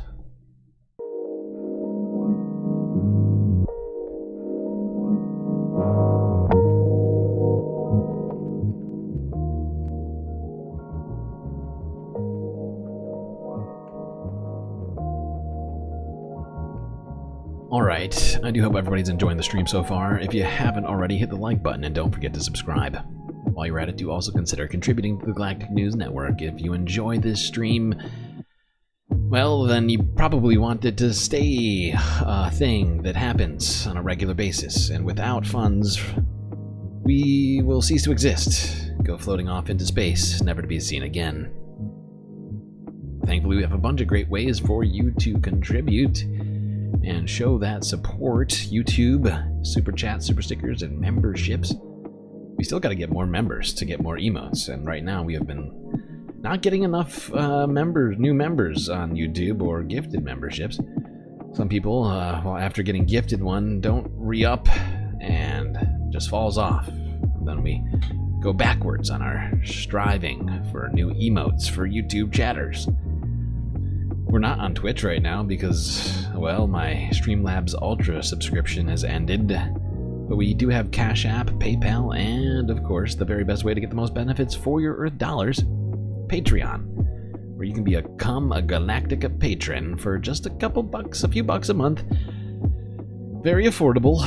And the fact is, if everybody decided to become a patron member or a YouTube membership haver, we would have no more financial problems. We could keep going on forever into the great beyond. Anyway, chat, that's enough for me. Enjoy the break. Grab yourselves a drink, maybe a snack, and I will be right back.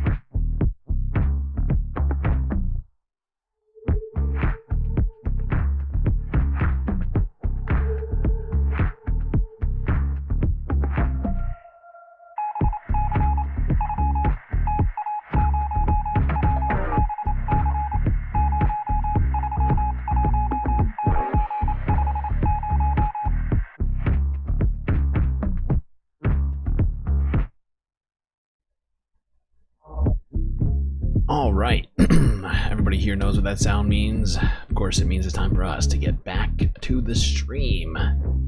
Immediately, if not sooner. So get back in those seats, Space Fams. Otherwise, you're going to miss the... I don't even know what to call this half. Because we what do you want to call this half? I guess the third half of the stream? I mean, we could also call it the fifth half of the stream. Depends on... Depends on where you want to start, really. Or the fourth half? I don't know. All I know is that we've had a blunderous evening. Alright. Yes, back to the office. The space office. Alright. You know, it's probably not going to help with climate change. This next story in Italy. Because Mount Etna has erupted in an explosive fashion in the last 24 hours, sending tourists running for safety. Here's CNN from yesterday.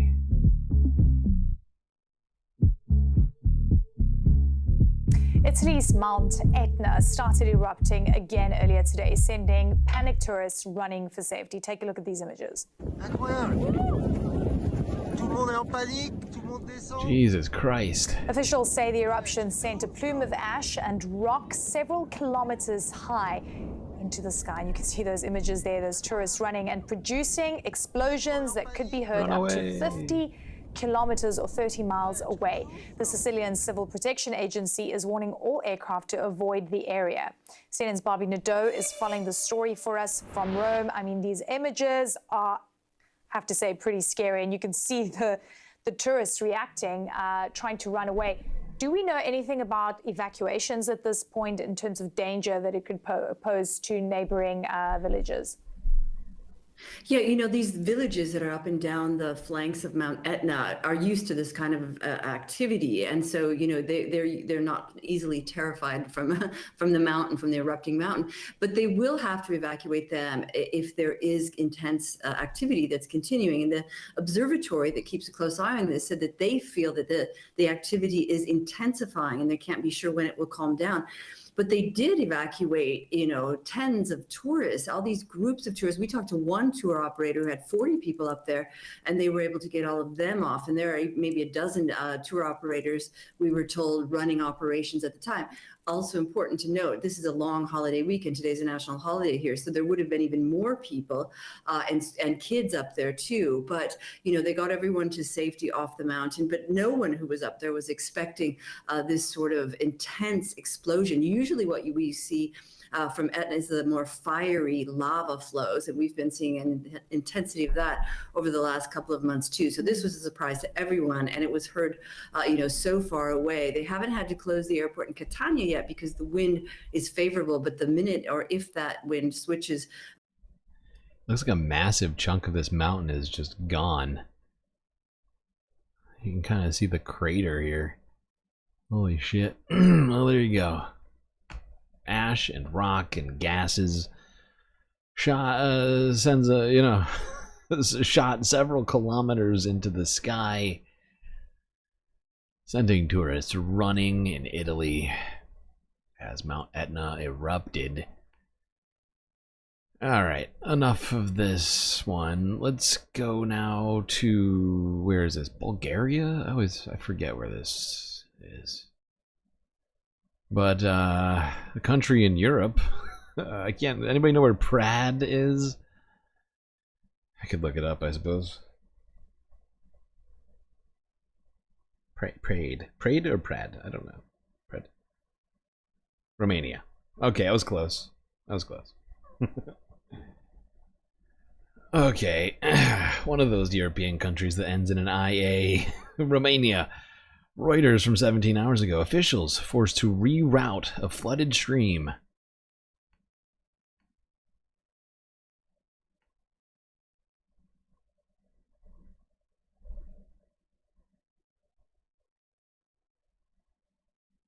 Wait, why did it just mute? No, don't mute. No, don't do that. Unmute yourself. Illegal. Illegal. There we go. Fixed it. Severe flooding in Romania has been threatening the country's historic Pride salt mine, with officials now rerouting a flooded nearby stream away from the mine to prevent further damage. Authorities have also evacuated 45 households near the mine areas at risk of collapse. The Pride salt mine is one of Europe's largest salt reserves, producing over 100,000 US tons of salt annually. It's also a major tourist site, attracting 500,000 visitors each year with its spectacular galleries, which house a medical centre, an adventure park, and a chapel carved in salt. Okay. But the mine was shut at the end of May, as the area's worst floods in 30 years caused a nearby stream to swell, flooding part of the mine and causing parts of its floor to cave in. The flooding is also threatening people's livelihoods, as the town has relied on tourism centred around the salt mine for decades. There we go. Intense flooding in Romania, causing them to divert an entire stream away from vital infrastructure. Alright, speaking of floods, let's go to Nigeria and see how people are dealing with, if you missed it, the floods that have been happening, or that happened, excuse me, in Nigeria a few days ago. If you missed it, here's a chance for you to see some of that. Children play in puddles as first responders continue to search for the missing after Wednesday's flash floods tore through the central Nigerian city of Mokwa. The water submerged and swept away dozens of homes, leaving rubble and devastation in its wake. According to local authorities, scores of people have been killed, with a death toll expected to rise. We deploy our men to the scene. I was also coordinating the search and rescue operation, and as I'm speaking to you, it is ongoing. Dead recovery is still ongoing. Survivors try to salvage what they can, but many have lost everything. My children asked me to come and salvage some clothes and sleeping mats to wash. I thank God the flood did not drown any of the children. We managed to evacuate. I can't locate my home because of the destruction. I lost something too much. I didn't lose any family. So we need to help the government to help us, because we didn't have anywhere to go now. Nigeria often experiences flooding during the 6-month-long rainy season, which wreaks havoc every year. However, the floods are exacerbated by inadequate drainage, the construction of homes on waterways, and the dumping of waste in drains and water channels. The country is also haunted by last year's natural disaster, which killed over 1,200 people and displaced 1.2 million others in one of the worst floods in decades. All right, I have one more on this. That was the old one from 3 days ago. This is from yesterday out of Reuters.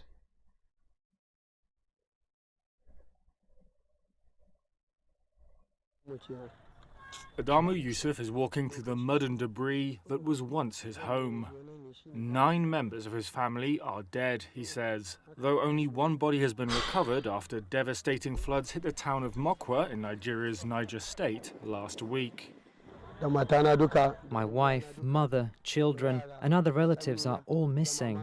The flood has taken everything from us. At the weekend, an emergency official in Niger State said the floods had killed 151 people. Ibrahim Al-Husseini added that over 500 households had been impacted and more than 3,000 people displaced. Nigeria is prone to flooding during the rainy season, which began in April. 3 years ago, the country's worst wave of floods in more than a decade killed more than 600 people. Around 1.4 million were forced from their homes and more than 1 million acres of farmland destroyed. Jeez. Yeah. Good God. 1 million acres of farmland destroyed, 1 million people displaced, 150 dead, and untold number of homes destroyed. People living amongst the rubble in the mud. Horrifying. All right. Now, it's not just the Midwest of the United States or Mexico City or Nigeria or Romania that are experiencing flooding. Asia's getting hit too. It is the rainy season after all. Let's go to India, where floods have displaced hundreds of thousands of people. Here's Al Jazeera English from yesterday. We're not even really in the thick of storm season right now, and it's getting kind of out of hand real quick.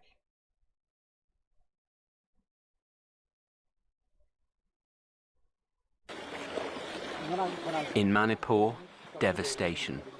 Waterlogged streets and chaos are the result of weeks of torrential downpours. A hospital in the area is among the places hit and needing to be evacuated, with staff, students, patients and equipment all having to move. Medics say everything must go. All the medicine patients, all the surgery patients, including recently operated, post-operative cases and those which are in neurology and surgical intensive care units. All the patients, literally all have been shifted to the hospital, maybe in RIMS and in the private hospitals in the Imphal area. We have shifted all the patients. Along with the medical students and the nursing staff, all the staff, they have been shifted to, suitable places. In mountainous Sikkim state bordering Nepal and China, a landslide triggered by the rains killed at least 3 soldiers on Sunday, with several still missing after an army camp was struck by the moving earth. In Assam's rural Kamrup district, authorities say more than 400,000 people have been affected as floodwaters have hit hundreds of homes. And conditions are still worsening. The water levels have continued to rise over the past 2 days. Some houses in our village are already underwater. Paddy fields are affected. Some have moved to safer places and others are staying in their homes. If the water continues to rise, we'll have to go as well. Locals say the disruption is far from a new experience. When our houses get flooded, we're forced to move our belongings to a safer place, and once the water recedes, we return home again. This constant moving has left us with no choice but to build a makeshift shelter on the street. Even getting food is a struggle. Flash floods are common during the monsoon season, which begins in June and usually eases by late September. South Asia's getting hotter, and in recent years, it's seen shifting weather patterns. But scientists are still unclear on exactly how the warming planet's affecting the monsoon season. The specifics, in any case, would be of little comfort to flood victims. Paul Ging, Al Jazeera. Make sure to subscribe to our channel to get the latest. All right, let's go to South China Morning Post from 22 hours ago. More footage of this flood that happened in India.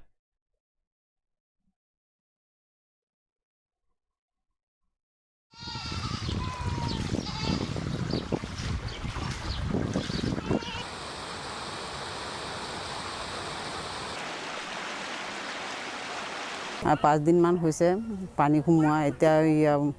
been submerged in the past 5 days and are now left with no place to stay. We're struggling to have a proper meal since our house is underwater. We don't know what to do next. We're facing many challenges. I have a child. Their bed is underwater. What will we do in such a situation? We're awake all night.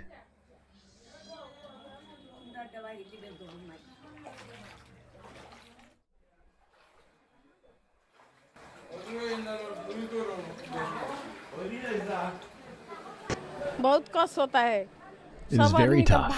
Most people left as soon as things became waterlogged. But where can we go? We have an 18-month-old child in the family.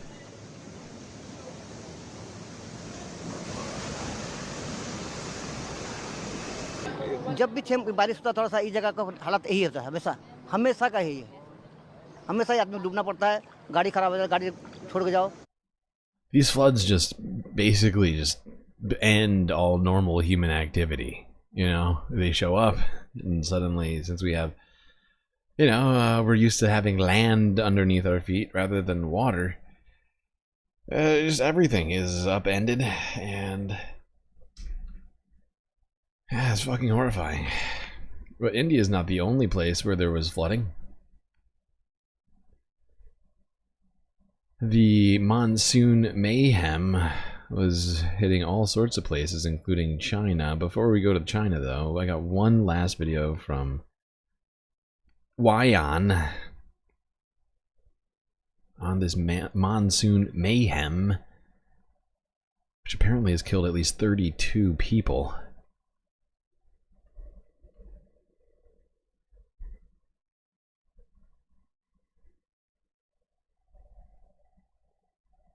Now, according to the Indian Meteorological Department, the early onset of the Indian monsoon is likely to remain subdued over the coming week. And this is the first time in 16 years that the rains came this early to India.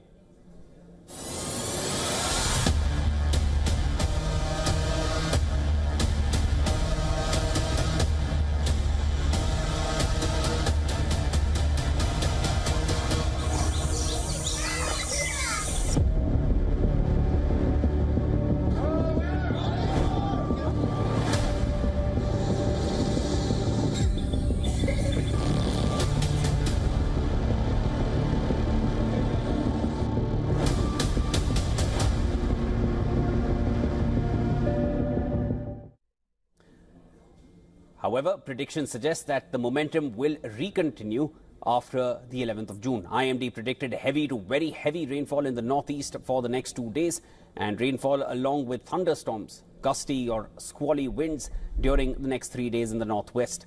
For northwest India, it predicted that rainfall along with thunderstorms and gusty or squally winds were likely to continue during the next 3 days. Northwest comprises Jammu and Kashmir, Ladakh, Himachal Pradesh, Uttarakhand, Punjab, Haryana, Chandigarh, Delhi, Uttar Pradesh and Rajasthan. Now, a weather system is likely to develop in the Bay of Bengal around the 11th of June, the date I mentioned earlier, and that will strengthen the monsoon and create favorable conditions for its progress in the northern parts of the country.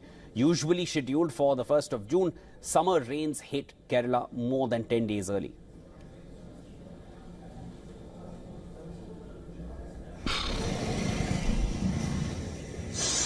Reaching the rest of northern India by mid-July, regions like Delhi NCR are already experiencing lower temperatures during the day with occasional dust storms followed by rain. Earlier, while Kerala dealt with heavy waterlogging and disruption in daily life, northeastern states lost at least 32 lives. Landslides damaged over 3,000 houses, and the overflowing Tuesta River led to large-scale infrastructural damage in Assam. As of 2nd of June, IMD had issued a red alert over major districts across Assam, Sikkim and Manipur.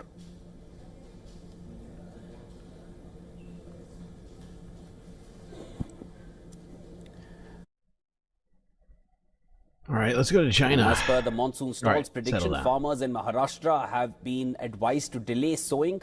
However, light rain may be expected over the east coast. All right, yeah, let's go to China. China! China!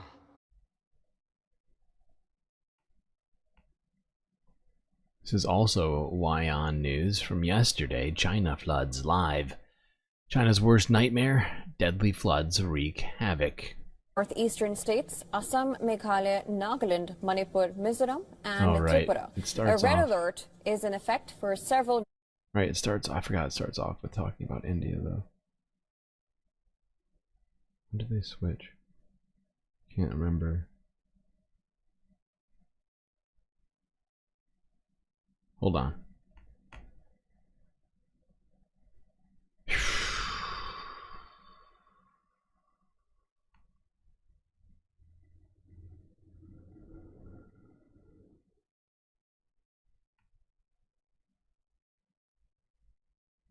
This is a long ass video. It's like 3.5 hours long.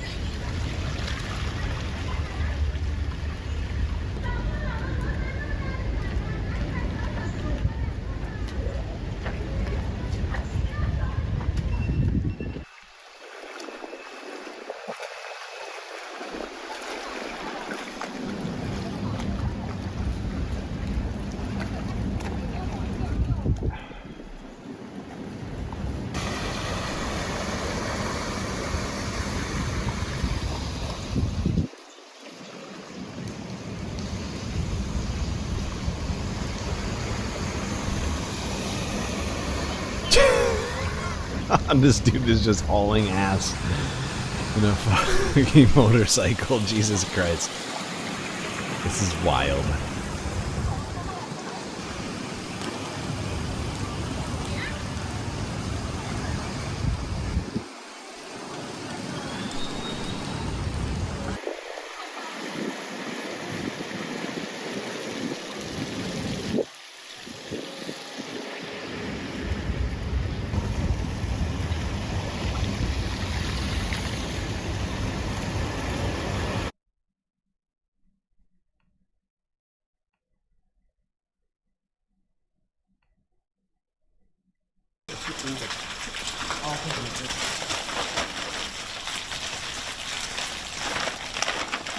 What is this guy doing?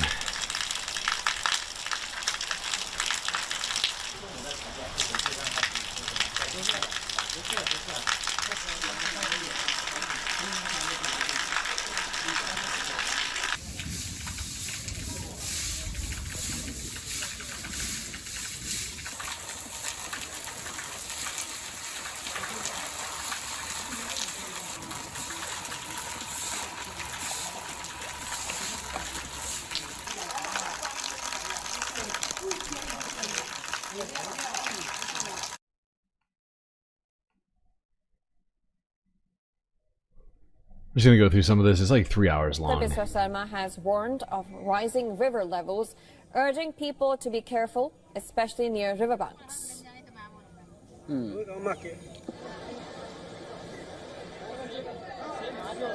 Meanwhile, in Manipur, around 1,500 people from Imphal, east and west, have been rescued in a joint operation led by the Assam. Okay, this is back to India now. And fire officials. Torrential Okay. rains over the past few days have led to a massive breach of the...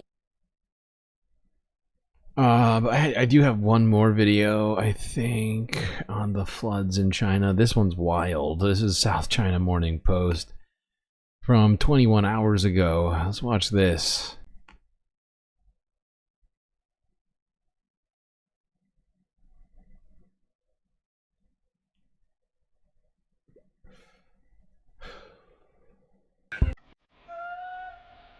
Riverside houses collapse after heavy rainfall hits southwestern China. No shit. Holy fuck.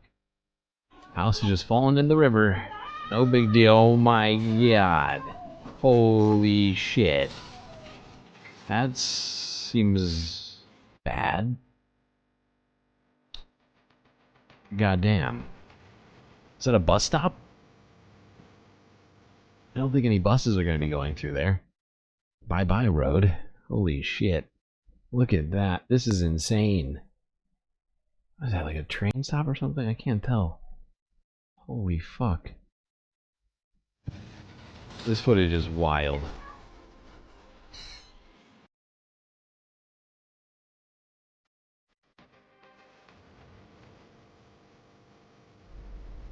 And they probably didn't need that road anyway. Total rainfall was more than 300 millimeters in 3 days, according to reports.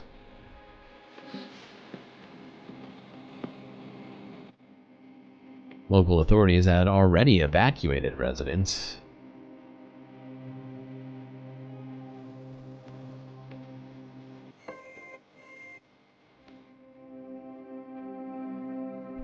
Floods also caused temporary communications outages in the area.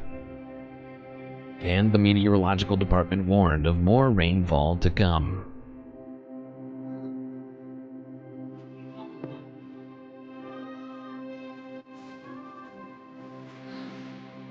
It's a fucking massive building to just go falling into a river. 3-story, whatever that was, apartment building, just boop, gone. Immediately, if not sooner. This is horrifying. The new normal. Everything is under threat. From bad weather and or fascism. It's great. It's a great combination. Okay. Let's do some space news. What do you say, chat? Space news time. How long have we been going? 4.5. Well, not 4.5. It's really been like 7 hours, but god damn it. Okay. Okay. Let's start off the space news with something fun-ish. The Northern Lights could be seen here in Washington due to severe geomagnetic activity. Well, have you looked outside the past couple of nights? The Northern Lights have been visible across the Northwest. You just have to wait long enough for the sun to go down. Photo out of Hansville, taken just before 3 a.m. Look at that shot. Beautiful. All right, let's get to meteorologist Leah Pizzetti. We'll have more chances to see him. You just have to be patient. And stay up late. Greg, we actually don't even have to be patient right now. The aurora is popping out as we speak. Oh, this is a perspective from our friend Skunk Bay. We can see a little bit of those hues here. This is an image captured just in the last minute or two. So yes, it is starting to pop up. NOAA's Space Weather Prediction Center has recorded a KP index of 7. That is considered an active aurora. So yes, we are in the viewing area here in Washington tonight, and it is popping up as of right now. We had to just give that sunset a little bit of time to drop, let the skies darken a little bit, let that aurora pop up, and here we are. So let's let our show finish, but at 11:30, once our show's complete, you are given permission to head outside. Oh, thank you. Well, there you go. I mean, this view line, as you can see, anything above this is aurora territory. So if you're above that, take a peek late at night. Check out some solar activity.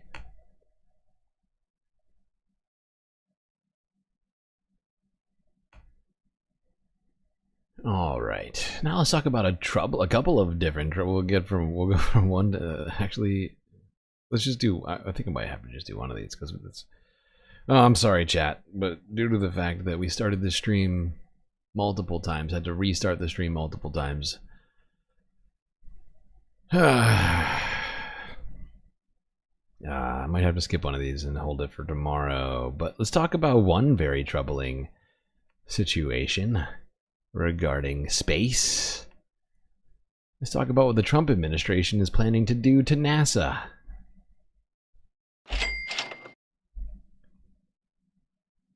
Sorry, NASA. We're going to give all your money to Elon.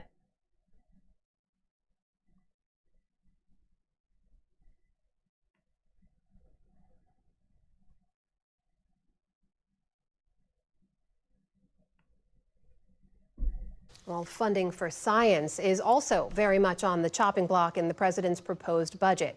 That includes cuts to NASA. It's a fraught moment for the agency, particularly for those focused on Earth science and not human space travel. Just this weekend, President Trump announced he was withdrawing the nomination of his original pick to lead NASA, billionaire Jared Isaacman. Our Miles O'Brien has a look at all of this, starting with the proposed cuts. It's one small step for man, one giant leap for mankind. It would be the largest single. By the way, I just want to remind people, the new NASA head is personally invested in SpaceX. He is a billionaire and has a genuine conflict of interest when it comes to running NASA. He makes money when SpaceX makes money. It's totally fucked. Year budget cut in NASA's storied history, including the early 70s when the Apollo moon program was winding down. The Trump White House wants to reduce the $25 billion allocation for the space agency by 24%. Space science would be cut nearly in half.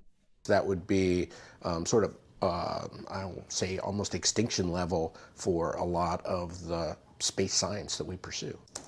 Adam Rees is a professor of physics and astronomy at Johns Hopkins University. He and two colleagues won the Nobel Prize in Physics for discovering the acceleration of our expanding universe. They use the Hubble Space Telescope, along with ground-based instruments, to collect their data. I think people are awed and inspired by the mystery of space, what's out there. These are, in the scheme of things, relatively modest investments for us as humans to do this most ambitious thing, to try to understand the place in which we live. The budget would eliminate a planned robotic mission to bring to Earth rock and regolith samples from the surface of Mars. It cuts climate monitoring satellites, eliminates green aviation programs, and zeroes out science education efforts, declaring them woke. This is ridiculous. It's just part of the wholesale targeting of federally funded science. The National Science Foundation. Wow. This is too woke. Doing green research. It's too woke, sorry. Yeah, we are fucked. Just shooting ourselves in the foot repeatedly. I don't think we have a foot left to shoot at this point. The National Institutes of Health, the Centers for Disease Control and Prevention, the Environmental Protection Agency, and the National Oceanic and Atmospheric Administration are all facing steep cuts. It actually looks pretty bleak across the spectrum. John Grunsfeld is an astrophysicist and astronaut who flew 5 shuttle missions, including 3 to upgrade and repair Hubble. He later served as NASA's Associate Administrator for the Science Mission Directorate. It sends a signal that America is stepping back from leadership in virtually every science area, including NASA.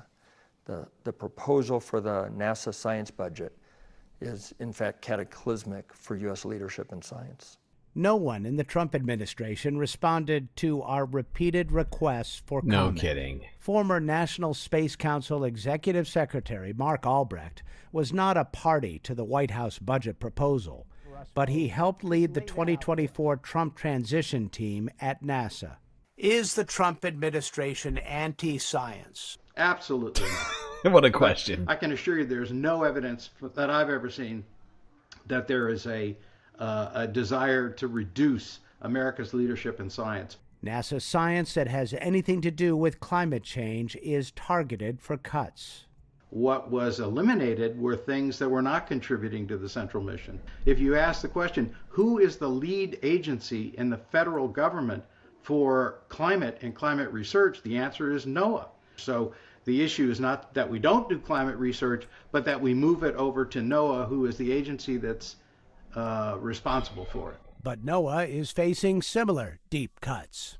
The Trump NASA budget does preserve funding for the Nancy Grace Roman, Hubble, and Webb space telescopes. And liftoff of Artemis 1. It adds money for human spaceflight, $7 billion for a return to the moon, and $1 billion for missions focused on Mars. There's this singular focus on human spaceflight that NASA really has never historically had before. Lori Garver was the deputy administrator of NASA in the Obama years. She says the agency may have first caught the public fancy by putting flags and footprints on the moon, but it has evolved into an unrivaled science and engineering enterprise, offering plenty of breakthroughs and thrills, no astronauts required. Underneath the human spaceflight program has always been aeronautics research, robotic, scientific exploration, and earth sciences, viewing the Earth from space. Those are the things that continue year after year to poll pretty high in the public realm. California Congressman George Whitesides is a former NASA chief of staff and CEO of Virgin Galactic. He's now the vice-ranking member. This is all so very troubling. It's just incredibly irresponsible. We have, like they said, just anti-science ideologues and technocrats and people who are, personally prepared to profit from the destruction of all of these agencies. I am struggling to find ways to describe what is going on. I mean, we are basically, our country is ushering in the collapse of human society at this point, and the earth, and just everything. right? Like, where aren't we destroying shit? Like, I'm running out of places that aren't being fucking destroyed right now. I guess the stock market's doing okay right now, so that's good. Good for some. We are fucked. We are so fucked. One thing after another, we are taking it down for too much wokeness, too much diversity, too much caring about people.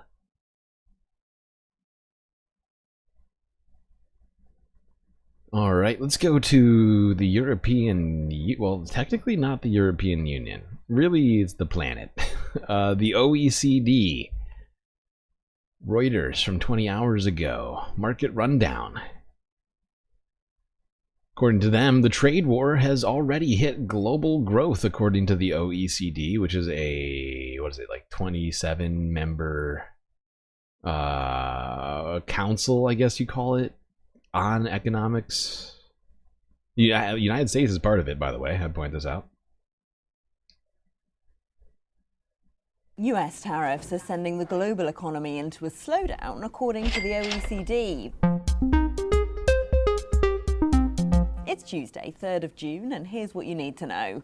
The Trump administration has given other countries until tomorrow to come up with their best proposals on trade negotiations, according to a draft letter seen by Reuters. That's ahead of a self-imposed deadline in just 5 weeks. The US wants to see lower tariffs, non-tariff barriers scrapped, and quotas to buy specific American products. And it says that if deals are not struck by July the 8th, higher tariffs will be back. Well, our number of the day is 2.9%. That's the OECD's forecast. All right, please shut up. It might be by July 8th, but like we were saying earlier, it's possible it started sooner. I mean, Donald Trump doesn't stick to his word ever, and we just directed every single country on the planet to bring deals to us by the end of day today, which, like I was saying before, it leads me to think that they're going to try and ramp up the efforts to turn back on the tariffs. Since people were calling Donald Trump a chicken, he's highly offended by that, and I think he may very well, try and start these tariffs back up even sooner. We are so screwed. Everything is bad. Global economic growth this year. It's been cut from 3.1% as recently as March, as the organisation says tariffs are already weighing on the global economy. The OECD is warning that higher input costs will push up inflation, and the uncertainty is weighing on business investment. The US is likely to be worst hit, assuming the tariffs in place in the middle of May don't change for the rest of the year. It's cutting the US economic growth forecast to 1.6%, down from 2.2% in March. Watch out later for a key check on the US jobs market. Job openings for April are forecast to come in at 7.1 million. Let's not forget that March forecast was another downgrade from before. Ever since Donald Trump became president, all of the forecasts have been going down. Okay, yeah. Now let's talk Eurozone specific, staying with Reuters. Eurozone inflation has eased, apparently. Good job, Europe. In fact, it's eased below the target of the European Central Bank, according to Reuters, from 19 hours ago. Enjoy that, Europe.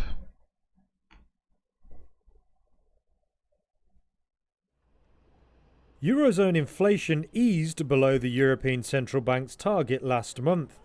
Official data showed Tuesday consumer price inflation in the 20 countries sharing the euro slowed to 1.9% in May from 2.2% a month earlier. The numbers supported expectations for another interest rate cut this week. That's despite global trade tensions driving longer-term price pressures. Data showed a fall in services price growth saw a closely watched reading on underlying inflation slow to 2.3%. That figure removes volatile fuel and food prices. The ECB has cut interest rates 7 times since last June. Another move on Thursday is almost fully priced in, given a number of factors pointing to easing inflation. It includes muted wage growth, easing energy prices, a strong euro and mild economic growth. Some investors think the ECB will pause with rate cuts after June and only make one more cut this year. But policy hawks have warned inflation could go back up soon, given unusually high geopolitical tensions. Okay.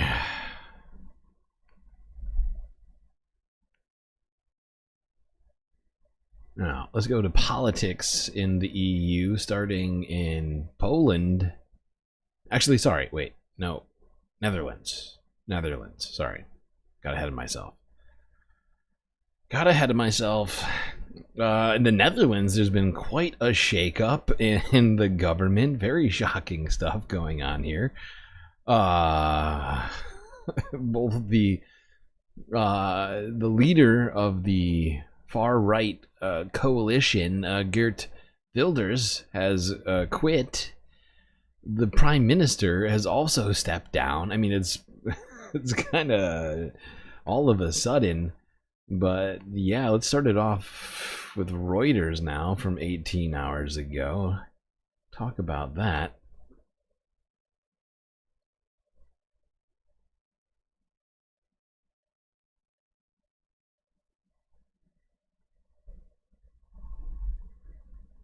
What is happening?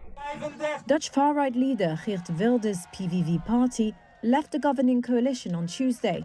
The decision is set to topple the right-wing government and will likely lead to new elections in the Netherlands.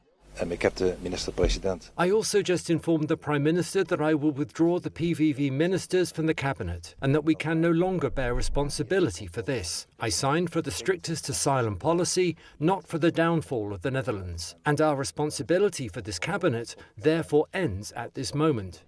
Wilders said his coalition partners were not willing to support his ideas on halting asylum migration. Prime Minister Dick Schoof has not yet reacted to the resignation. The surprising move ends a fragile coalition that has struggled to reach consensus since its installation last July. The prospect of a new election adds to political uncertainty in the Eurozone's 5th largest economy. Local residents hoped fresh elections could bring stability to the country. I hope that with the new elections we will choose, or that it will lead to a government that's more moderate and that has more eye for reality and for inclusivity of all people and all animals. Others were more skeptical. I think there will be a new election and Wilders will be the biggest party, so he can control it. So no more others who will annoy him, so he can do like Trump is doing in other European countries where extreme right is taking over. The move will also likely delay a decision on increasing defense spending to meet new NATO targets, and it will leave the Netherlands with only a caretaker government when it receives NATO. Okay. Draco Malfoy looking ass mini Hitler. Oh my god, he does kind of, I mean, he looks like what I assumed Draco Malfoy would look if he was like 70 years old or however old that guy. He does give Draco vibes, doesn't he? Yeah, you're right, Bad Lefty. Let's now go from the quitting of Geert Wilders to talking about that the resignation of Dick Schoof, the current Dutch Prime Minister, which I guess, well, he won't be Prime Minister for much longer. I think they're going to be having a snap election, essentially. There's been so many snap elections recently, it's pretty wild. Yeah, let's go here to Al Jazeera English from 15 hours ago.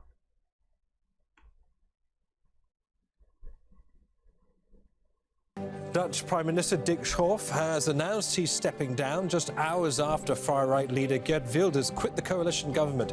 Wilders wanted what he called the strictest asylum policy ever. The coalition partners refused to sign up to his plans. Schoof says he regrets Wilders' decision, calling it unnecessary. Really?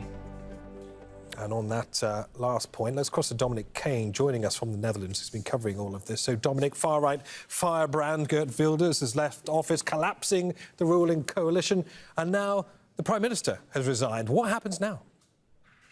Well, we know that Mr. Schoof will, as it were, stay in office in a caretaker guise, pending new elections, which the suggestion is will be held at some point either in the very late summer or the early autumn of this year. And so it means that the government then is, as it were, in a caretaker guise, not really in power so much as just in office, so that the essential elements of government will continue, the political drive behind it will not. And so for things such as there is a NATO summit coming up in the Netherlands very soon, in the next few weeks, that will take place. Dutch government officials, ministers who would have taken part in it, who weren't in Wilders' party, well, they will go and they will represent their country at that summit. But as I say, the essence, the driving force behind the government now, with the PVV, that's Wilders' party, the Party voor de Vrijheid, the Freedom Party, with them no longer in the government, and given that they were the largest party in Parliament and therefore in the government, then it means that, as I say, the driving force has gone from it, and they clearly will be criticising from what will now be the opposition benches in the Tweede Kamer, in the second chamber, that is the Dutch Parliament. That is how things now look to be, although obviously there is a great deal of conversations going on behind the scenes between the relevant. So yeah, big shakeup in the Netherlands government here after two big pieces of news. Geert quitting the coalition, and then the Prime Minister stepping down, which is now going to leave something of a vacuum. I mean, now Dick Schoof was, if I recall correctly, something of a centrist. I think he used to be more to the left, but like left the party like a half a decade ago or something, and is now really much more of like a centrist, just trying to bring everybody together. The psychotics. Everybody's got to get in there. What this will mean for the future of the Netherlands, I still don't know how to determine that right now. Mostly because I just don't know what the vibe is on the ground in the Netherlands. Hopefully good things, fingers crossed, knock on wood. But yeah, I guess we'll have to wait and see, keep ourselves up to date on what's going on there. I'm getting super tired, people. I am sorry. But I'm like losing energy, I think, partly because it's just, we're at the time I was planning to end. We're like 8 hours in right now. So we started at like 11 o'clock, but because of two blunderous starts, it's just kind of screwing with me right now.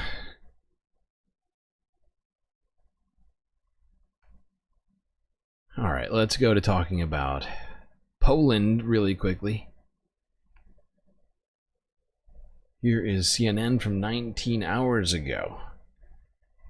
Now, a man by the name of, how do I say this, Nawrocki? I forget how you say this, the guy's name.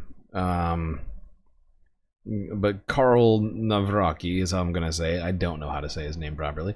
Was elected in the last day or so. Let's talk about that. Here's CNN. What Nawrocki's win means for relations with Russia. Are you booing?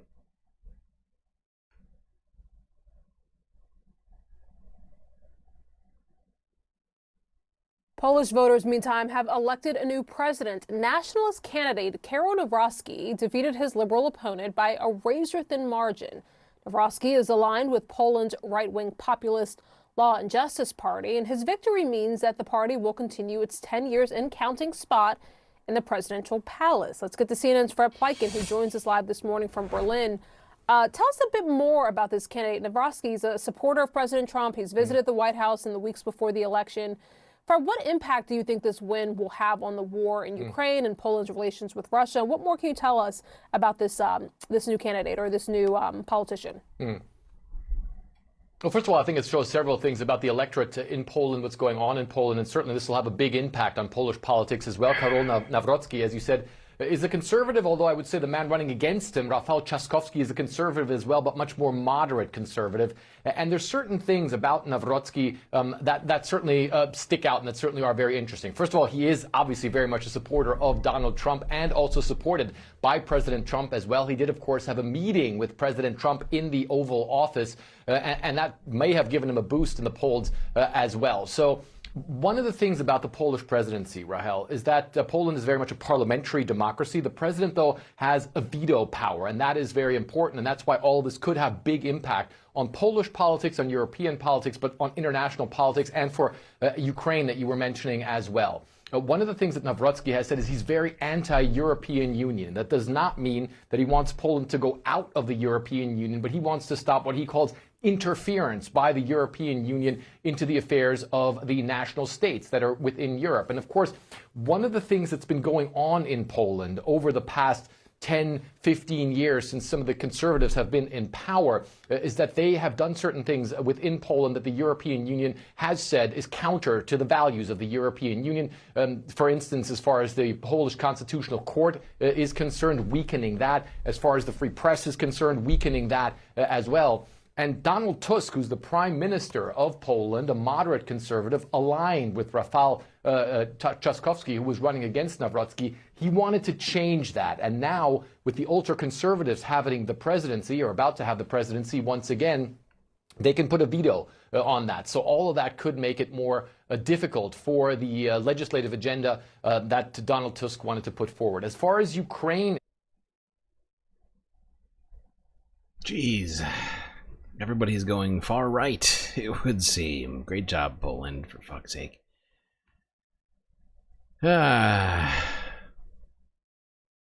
Sounds like the implications of this are bad. Now, I'm fairly certain this guy is super anti-immigrant, if I recall correctly. So, sorry, immigrants. You're about to get jettisoned out of the country, I'm guessing.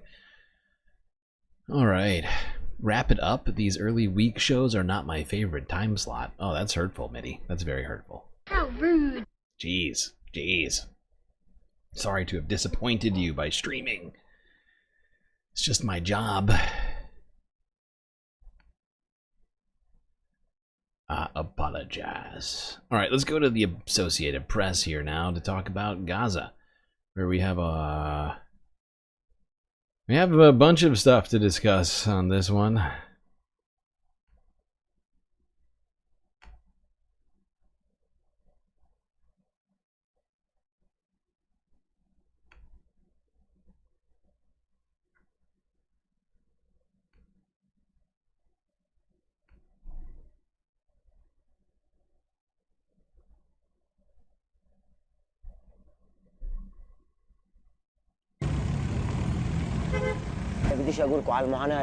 I cannot start describing the suffering that we're going through, from the dust through the cars that dart between our tents. Life is awful. We hope they would find us a camp to put us in. We don't want... Whoa, what just happened? Come on. God damn you. Why does this happen just randomly? It just gives up in the middle of the video, black screens it. Dude.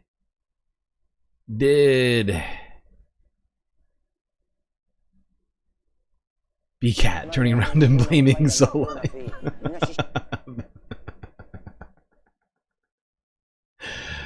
Wow.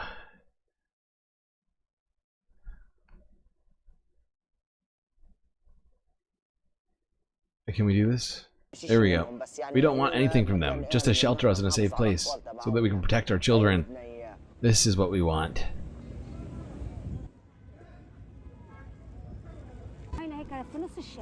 This is us living in the streets. From this side there are cars, and from that side there are cars.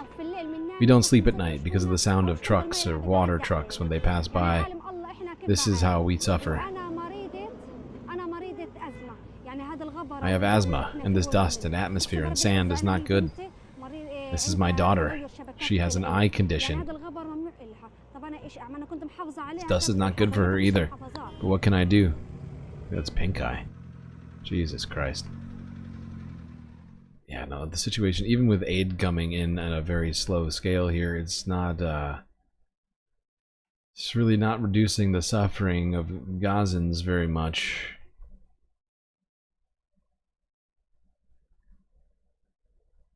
Alright. Let's talk about that aid, which has supposedly been coming in via a new supposed humanitarian foundation, which is really just sort of what is it? What do you want to call it? A U.S. U.S.-Israeli sort of Blackwater CIA ethnic cleansing campaign. Cindy McCain went on to ABC News. If you don't know, Cindy McCain is works at the World Food Program. She had some stuff to say about this new Gaza Humanitarian Foundation. We're joined now by the Executive Director of the UN World Food Program, Cindy McCain. Mrs. McCain, thank you for joining us this morning. Let me begin where Ian just left off. Is there anything you can add about this incident this morning? Hamas claiming 31 people killed. You just saw the GHF denying that anything happened. Do you have any independent information? Well, our people are reporting the same thing on the ground. It's a tragedy, and what we need right now is an immediate ceasefire, complete unfettered access, along with the safe fence roads, every gate open to feed people and stop this catastrophe from happening. If we don't do that, it's going to be a humanitarian catastrophe, as I said. Sorry, before I let her, I just want to say something, because, you know, the fact that who gives it, like, here's my take, okay? Who gives a fuck what the Gaza Humanitarian Foundation has to say? It's the same thing as accepting Israel's word on their war crimes, right? Israel is involved with this GHF, right? So if you don't accept Israel's normal lies, then why accept their lies via a U.S.-backed, garbage, fucking, like, this? It's just a fig leaf, right? This GHF is just a fig leaf for Israel to continue its ethnic cleansing program. And so, I personally don't accept Israel's Hasbara ever, and I'm certainly not going to accept it now via a new Blackwater CIA-funded agency like the GHF. Is an immediate ceasefire, complete unfettered access, along with the safe fence roads, every gate open to feed people and stop this catastrophe from happening. If we don't do that, it's going to be a humanitarian catastrophe, as I said, like none other. So just to be clear, you're saying your people believe that the incident did in fact happen and that individuals were killed this morning? Yes, we do. You're calling for a ceasefire right now. Steve Witkoff said there's been a step back. How important is that right now? And what more can be done to implement that ceasefire? Well, the previous ceasefire proved that we could do the job. We were getting in over 600 trucks a day during the ceasefire into Gaza. Yeah, and I just want to point this out before she gets into that part. I just want to say this. Steve Witkoff is saying that we've stepped back because we don't like the terms of the agreement, because it's an actual end to the war is what Hamas is calling for. And we're just, once again, just trying to launder Israel's fucking genocide right now. Just trying to do this fake pause again so that Israel can get back some hostages and go right back to killing Palestinians and right back to starving Palestinians and taking more territory. Like, it is insane. It is insane. They're not serious about the ceasefire. They're just as unserious about the ceasefire as Israel is. We were getting in over 600 trucks a day during the ceasefire into Gaza. So people were not, they didn't have the feel of desperation. They knew food was coming. They knew they had access to food right now. And now we don't. I mean, they don't have nearly enough access points. They don't have nearly enough food going in. And so the feel of desperation, you can see it in the video, it's very disheartening. I mean, for all of us that do this, this is what we do. We understand what it takes, and we understand the complexity of it, but we also understand the grave humanitarian need that is existing now. Have you had any coordination at all this week with the Gaza Humanitarian Foundation? No, I have not personally. I know that there's been some meetings that have taken place around Europe, particularly on some of the things, but we've not seen a plan. We've been a part of some of those meetings. Some of them we have not been. But again, we've seen no plan. And look, we will work with anybody to feed. This is the kind of thing that at this level of desperation, we've got to work together on trying to feed people.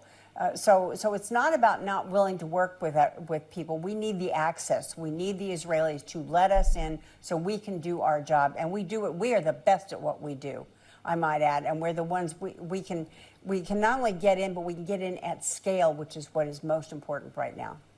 Let's talk about the overall aid situation right now. You've spoken about the impact of the U.S. aid cuts on the World Food Program. Secretary of State Marco Rubio was asked on Capitol Hill about the impact of these aid cuts and whether or not deaths have resulted. I want to play that. Has anyone in the world died because of what Elon Musk did? Listen, yes or no, reclaiming my time. If you won't answer, that's a loud answer. No one has died because of USAID. The people who have died as a result. Is it a lie that people have died because of the aid cuts? Well, I'm not going to even pretend to understand what's going on inside the U.S. government at this particular point. I know what I see on the ground, not just in Gaza, but around the world. There's places like Sudan, DRC Congo, other places, South Sudan, et cetera, that are in just as much trouble as this. We need to get aid in Gaza, and we need to get it in now to avoid this catastrophe. Immediately, if not Thank you for sooner. your time and your work. Thank you. Thank you. Okay. There you go. Yes, as Chad is saying, there's noted communist former, ex-wife. Well, what do you call it when somebody's spouse has died? John McCain's wife, saying that, yeah, the cuts to USAID are absolutely killing people, and yes, actually the GHF aid sites did have Israel committing more war crimes, killing people just trying to get food. But we'll probably be coming back to that shortly. Actually, we're talking about the aid this whole time. For a little while, but let's before we go back to talking about aid, I just want to go to here real quick. Anybody remember Matt Miller? I know it's been a long time since we've seen his face, but he was one of the main justifiers of the genocide and the mouthpiece of the State Department not so long ago, telling us that we are allowing our eyes to lie to us about all these atrocities that are happening in Gaza. He went on to try and launder his way into a new career. Matthew Miller. F this guy. People may remember this guy as the vampiric, State Department smirking guy from the Biden administration who spent the last, year and a half of his job there denying genocide repeatedly, smugly, over and over again to reporters asking legitimate questions. To be clear, there is the stuff that Israel has been doing in Gaza for the past year and a half, fundamentally not any different than what they're doing now. I mean, it is the case that they're not killing food aid workers because they're in charge of it now and they've hired, but U.S. mercenaries. Fundamentally, same exact dynamic. But there's an opportunity here now for a lot of people to do some CYA and some retconning of their reputation. The moment this guy should have salvaged his reputation was well over a year and a half ago, when he should have resigned from the administration in protest. Like other people in the State Department did, many of his colleagues. He didn't follow suit because he had a job where he was in prominence. He was State Department spokesperson, and it's important. You know, you can weigh like genocide on one end and furthering your career on the other, and this is an extension of that latter thing. And understand the relationship between get hired again. Those who were denying what was going on in Israel, and those who have used protest about what's going on in Israel as a weapon that ended up allowing for the images we just saw of immigration, deputies essentially going around in full riot gear. Like the relationship between the arrests and the doxing and the harassing and the disappearing of students who protested against the genocide that's taking place in Israel is just a flavor and an extension. It is on the same continuum as what we're seeing with them arresting, moms and kids under these with these immigration, under the auspices of detaining immigrants. But here he is. Go back a little bit. I want to hear the question. Do you think what's going on in Gaza now is a genocide? I don't think it's a genocide, but I think it is without a doubt true that Israel has committed. Before I let this evil man speak, I love this. I love that Matt Miller is all the way in Australia. They're the only ones who will have him. Sky News. It's fucking hilarious to me, not gonna lie. Nobody likes you, Matt. It's true. Maybe you can move to Israel, I guess. I don't think it's a genocide, but I think I think it is without a doubt true that Israel has committed war crimes. You wouldn't have said that at the podium. Yeah, look, because when you're at the podium, you're not expressing your personal opinion. You're expressing the conclusions of the United States government. The United States government had not concluded that they've committed war crimes. Still have not concluded that. No, who hasn't concluded that? The U.S. government hasn't concluded that? Well, okay. Well, what is it? I mean, what is that? What would it even matter if the United States concluded that war crimes have been committed? We're not even a signatory to the fucking ICJ. Like, we intentionally don't engage in a lot of these discussions regarding war crimes because we're often complicit in them. But it's fascinating framing here. While you were there, but let me qualify that. There are two ways to think about the commission of war crimes. One is if the state has pursued a policy to deliberately committing war crimes or is acting reckless in a way that aids and abets war crimes. And that, I think, is an open question. I think what is almost certainly not an open question is that there have been individual incidents that have been war crimes where members of the Israeli military have committed war crimes. So ultimately, in almost every major conflict, including conflicts prosecuted by democracies, you will see individual members of the militaries commit war crimes, and the way you judge a democracy is whether they hold those people accountable. But Israel hasn't. That's my point. Because that's one way of doing it. Not yet seen them hold sufficient numbers of the military. Okay. So they haven't held any of their military accountable, but that's not indicative to Miller 2 years into this.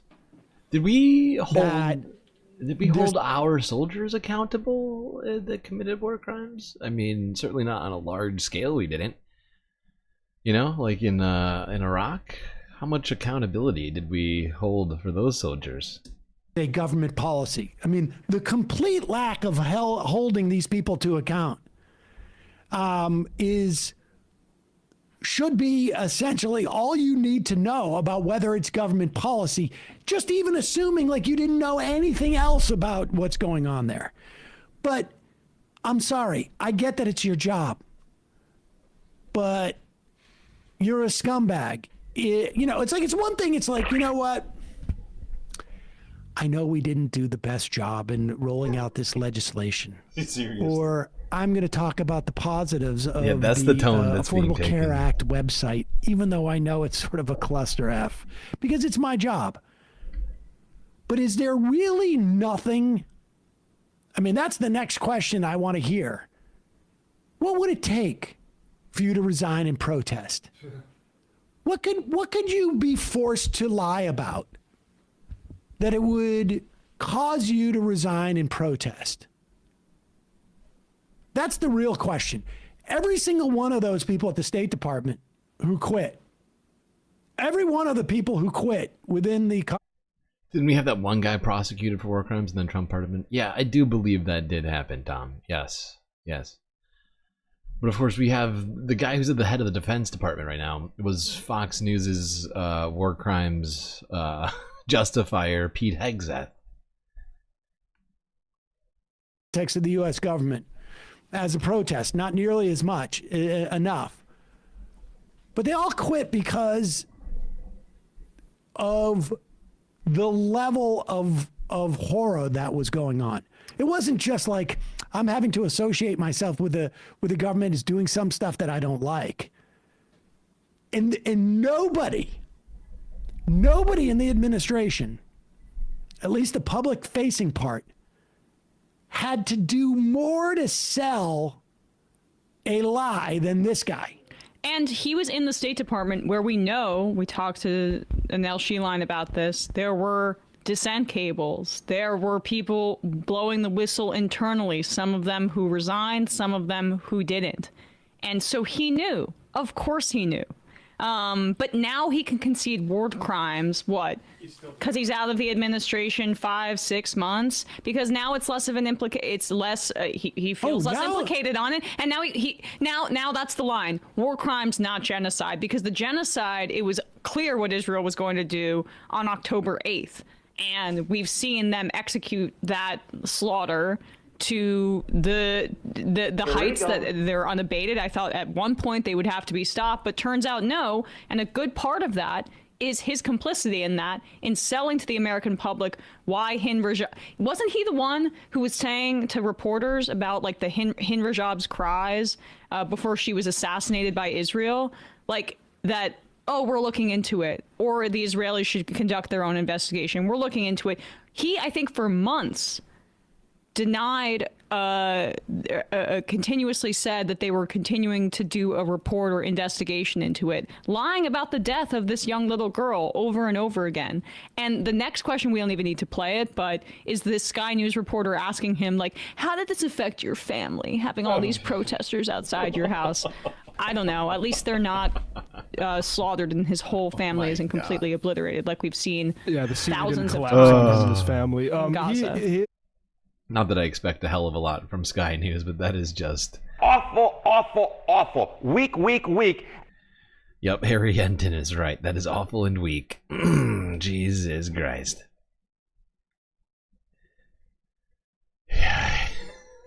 Oh, Matt. Has your family had a hard time being protested for justifying or denying war crimes that are obviously happening? Did you have was it tough for you to go on vacation and have people yell at you and say you are a bad guy? This is ridiculous. Oh, poor Matt. I can't imagine how tough that might have been for him.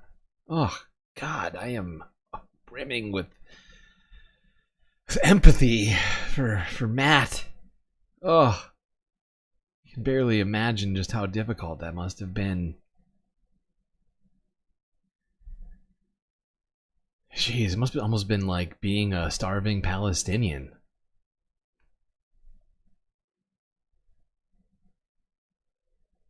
Speaking of starving Palestinians, one woman is out there trying to do whatever she can. Greta Thunberg, who boarded a ship in Italy to bring aid to Gaza.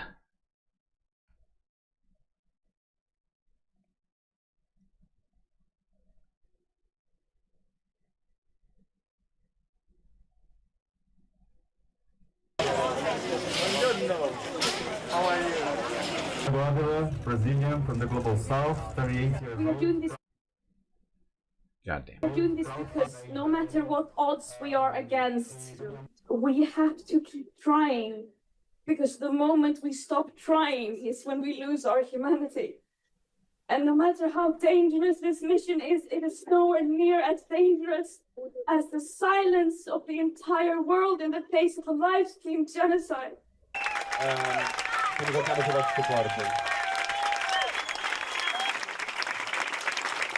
Thank you.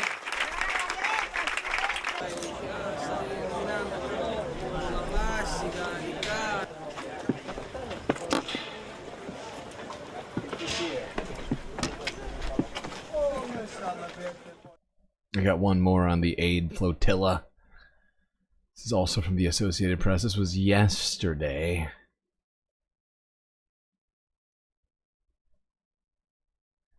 Yeah, Greta Thunberg, you know, she very consistent person, refuses to back down on this.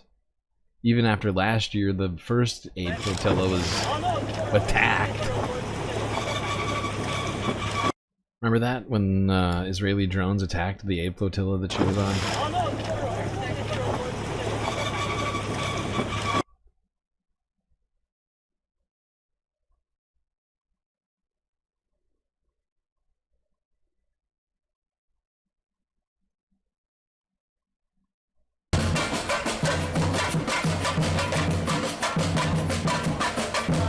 Allow this to continue.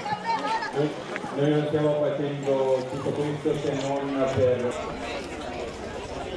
We're still missing 3, but let's start. Look here, please. Okay. I think the rest of this is similar to the last one. Alright, there you go. There's footage of the boat itself. Heading towards Gaza from Italy.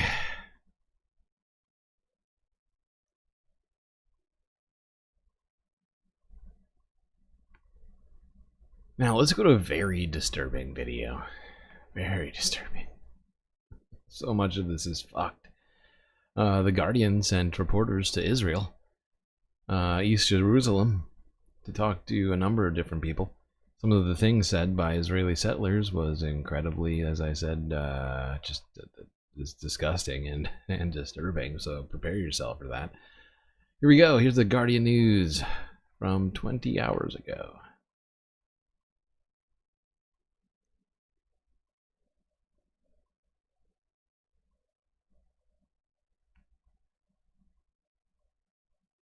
Maybe at one point. I've seen.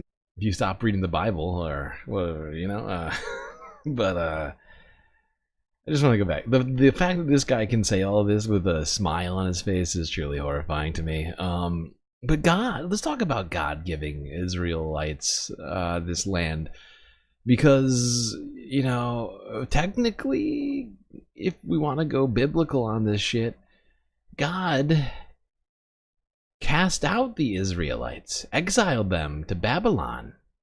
You know, they, according to God, you know, they sinned and lost their I don't know what you want to call it, their right, as this man is putting it, to this land. It's you know, that's one of the things that at least some Orthodox people believe. God, seems like the Bible's always getting used for bad stuff.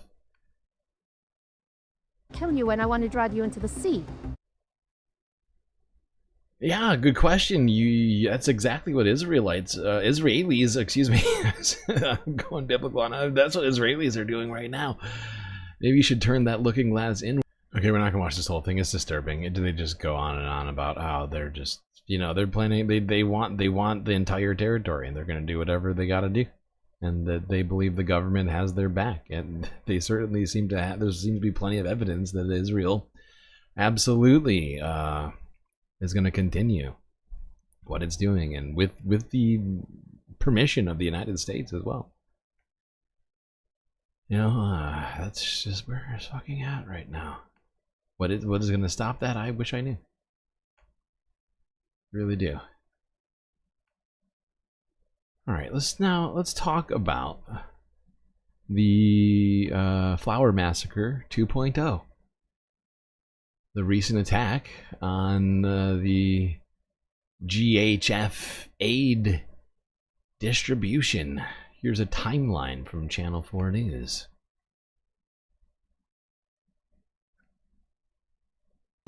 Ya Allah. Ya Allah. انبطح. In the half-light before dawn, Palestinians lie in the sand, shots ringing out.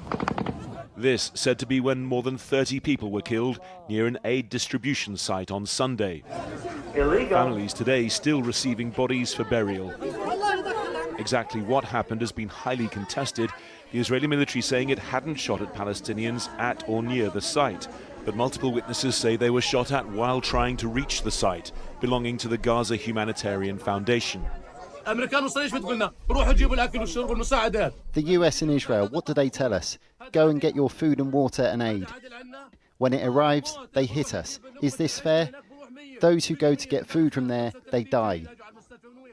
GHF has so far established 4 what it calls safe distribution sites inside Gaza. On Sunday morning, only one site, SDS-1, was due to open at 6 a.m. But from midnight already, thousands of people had gathered at a junction just over a kilometre away. Many, we're told, had travelled from the far north of the Strip. As more locals arrived, pressure to get to the front intensified. Witnesses tell us the crowd moved slowly southwards. A tank near the site fired warning shots, armed quadcopters first broadcasting verbal warnings, then shooting warning shots themselves. At around 3:30, we're told there was chaos. Crowds running back and forth, soldiers, tanks and naval boats all firing. This is when the first gunshot injuries are reported. An hour later, the crowd, now the biggest since the start of the GHF operations, surged for the aid site, and this was when the majority of killings happened. Even then, many still tried to reach the site, hundreds doing so around 5 a.m., stripping it bare, witnesses say, within minutes. It's an account that suggests the new aid mechanism is simply not up to dealing with such numbers, such need. This is all we've walked away with. We were there, lying on the floor since 4 a.m, and the quadcopters were firing at us. The Israelis were firing at us. People were crouching on the floor, women and... You know, in my estimation, they're not equipped to do what they claim they're here to do, because that's not the goal, to actually ease human suffering and feed Palestinians.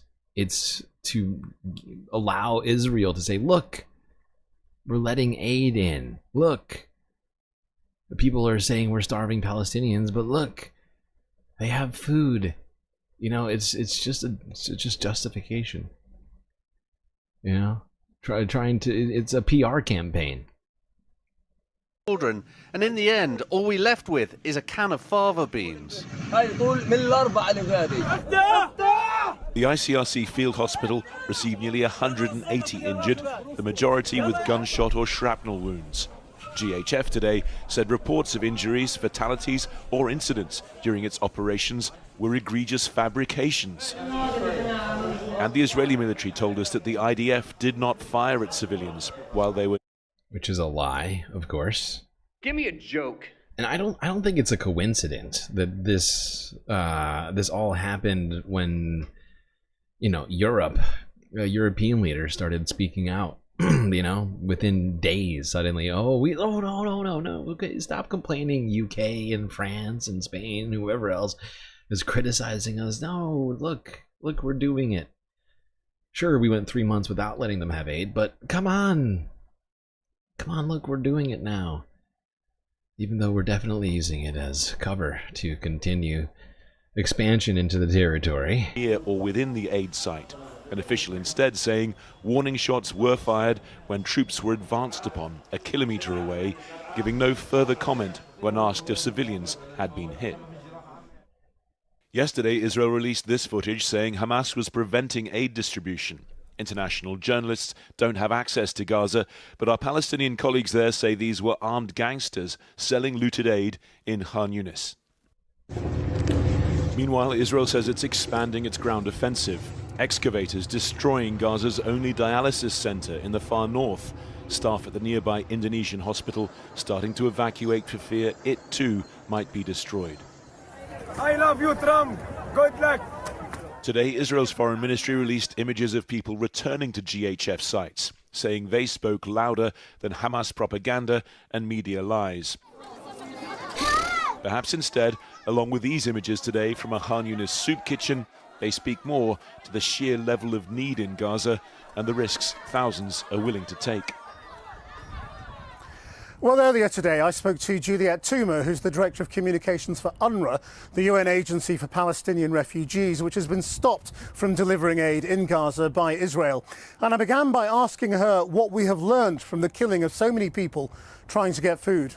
What happened yesterday was tragic. In fact, it's a heinous crime. Illegal. And where we need to go back to is to allow organizations like UNRWA to do what it does best. That is mass deliveries of humanitarian supplies, opening the borders so that there's basic supplies going into Gaza. Why do you think it's impossible for this new American-Israeli-backed organization to deliver the aid?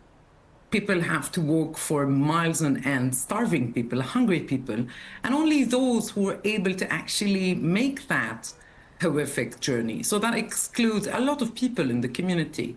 Women, for example, injured people, children. Yeah. There is a system. The system works. We've tried it out. There are tens of thousands of... Despite all these claims against the system that are... There are tens of thousands of amputees in Gaza, and they're telling those amputees to go on a walk. Go walk 10 miles to this aid site. That's helpful. That's real, yeah. That's real humanitarian work right there. We're gonna stick with Channel 4 News here, but switch videos to this. Israeli spokesman, what is this guy's name again? Oh shit, he's like British. He's like actually British. What the fuck is that guy's name? I can't remember. Hold on. Before we start here.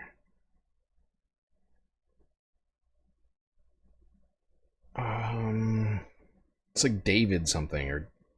Yeah, David Menser. Yes, okay. So David Menser went on to Channel 4 News for an interview. He was asked some questions by Krishnan earlier on Tuesday. Here's Channel 4 News once again.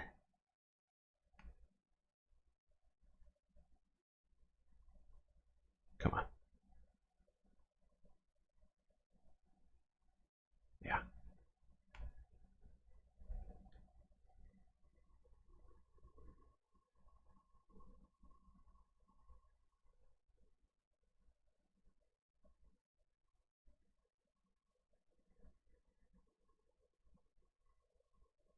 Well, a short while ago, I spoke to the Israeli government spokesman, David Menser. David Menser, the IDF has admitted shots were fired this morning. Why is Israel firing at people who you have told it is safe to go and collect aid when they are desperate for food?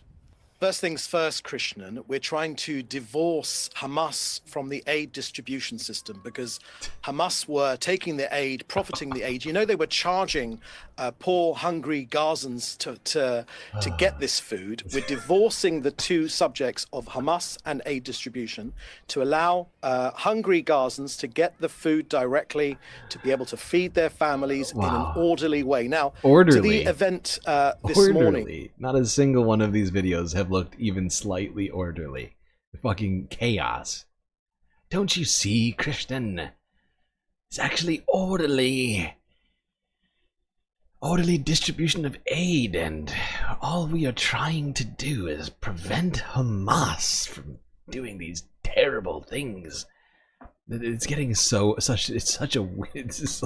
such a tired fucking argument. Don't you see, Christian? Hamas is truly the villains here, not us. We are doing everything we can. Tuesday, the IDF have said that as crowds move towards along the designated routes towards a humanitarian aid distribution point in northern Gaza, Israeli soldiers identified several of those people. They left the approved access route. The incident occurred approximately 500 meters, half a kilometer from the distribution site. And after issuing warnings, audio, verbal warnings, warning shots were fired in the air, and there's literally no way that it was that far away from it. The volume of the gunfire, which we could hear very clearly from all different angles of this, it makes it almost impossible to accept that premise, but okay. Unfortunately, some of these continued advancing towards our troops in a threatening manner, and so further fire was directed near. No, they're not desperate for food. We want them to get the food. That's the whole point. That's the whole point. No, they're not desperate for food. Were they armed? The IDF will be able to answer that question directly, but let me tell you, our intention is to get as much food to ordinary Gazans. In the video of the incident on Sunday, the IDF have already released that video, and it showed as clear as daylight. That's a totally separate incident, David. Right, but this is very, very important. No, that's a totally separate incident in a different place. No, it's not. And Christian just freaking stacked him just now. Oh my god. Look at that face too from him. He looks constipated all of a sudden. He's like, oh, Christian, why are you why are you contradicting me and forcing me to contradict myself? It's a completely separate incident. He's like, and he immediately, I just want to hear it one more time. He's like, yes, it was separate. Yet he's using that somehow as, oh my god, it's just, it is insane. Fucking wild. Oh god. And it showed as clear as daylight. That's a totally separate incident, David. Right, but this is very, very important. I mean, that's a totally separate incident in a different place. No, it's not. And there's separate. no evidence. It's 2 days before. It's 2 days before, and these are Hamas gunmen firing on their own people. Oh my god! You don't know that. Why they're doing that? There's no evidence for that, and it's in a totally separate incident. Let's keep it to what happened this morning.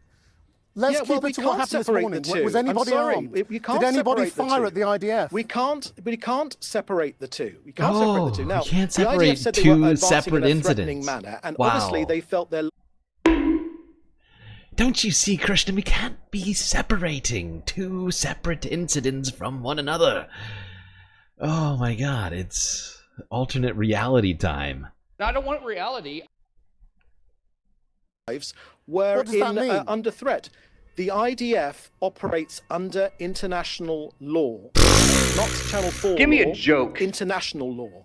And that's why it's very important. The details of this case are very important. Now, the IDF is aware of these reports and also of casualties, and they are reviewing the incident. But a couple of things are clear. We are not preventing. Shut up. That's enough. That's enough for me. We cannot separate two separate instances. Also, Israel supposedly... Israel, according to David Mercer here, actually operating under international law somehow. Fascinating. That's quite a claim he's making. Actually, Israel is just following international law. Since when? Since when? Wild.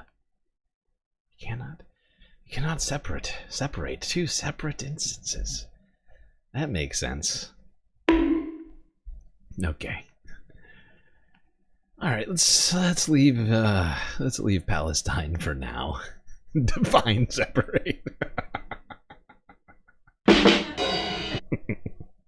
Okay, Bad Lefty, that is perfect. Yep, he's pulling a Jordan Peterson. We cannot separate two separate instances. Define separate. I don't understand what you mean. We need to be able to agree on foundational terms. Get a dictionary, for the love of God. All right, let's talk about Iran. How's that sound? Is that more fun? Is that more fun than Palestine? Okay. Let's go here. Secular talk.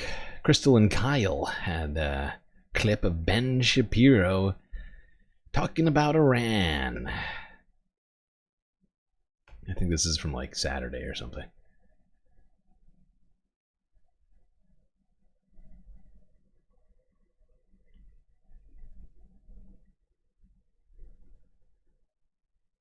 All right, so now let's move on. Let's talk a little bit about Ben Shapiro here. So, Shapiro, he's been waning in relevance recently. The numbers on his YouTube channel have gone down. That's Jordan Peterson is completely and utterly washed now because he did that Jubilee debate, and it went horribly for him. Just terrible for him. I didn't see anyone defending him. It was like Everyone the was opposite of Sam Cedars' appearance. Yeah. Where even the right-wingers were showing clips of Sam Cedar owning the right-wingers, but they thought Sam must be the right-winger because he's owning, the best of this. and these got to be liberals because they look stupid, right? So it polar opposite. He just literally like melted in front of the screen, and he refused to be straightforward. Oh, what do you mean by you? What do you mean by God? Like he refused to just say the shit that he thinks, and that's. I think we're getting to a new era of bluntness now that all that bullshit is sort of going away. Yeah. But anyway, Ben Shapiro's on the downswing, and you could see this clip right here is really indicative of why he's become a bit of a joke and completely pathetic,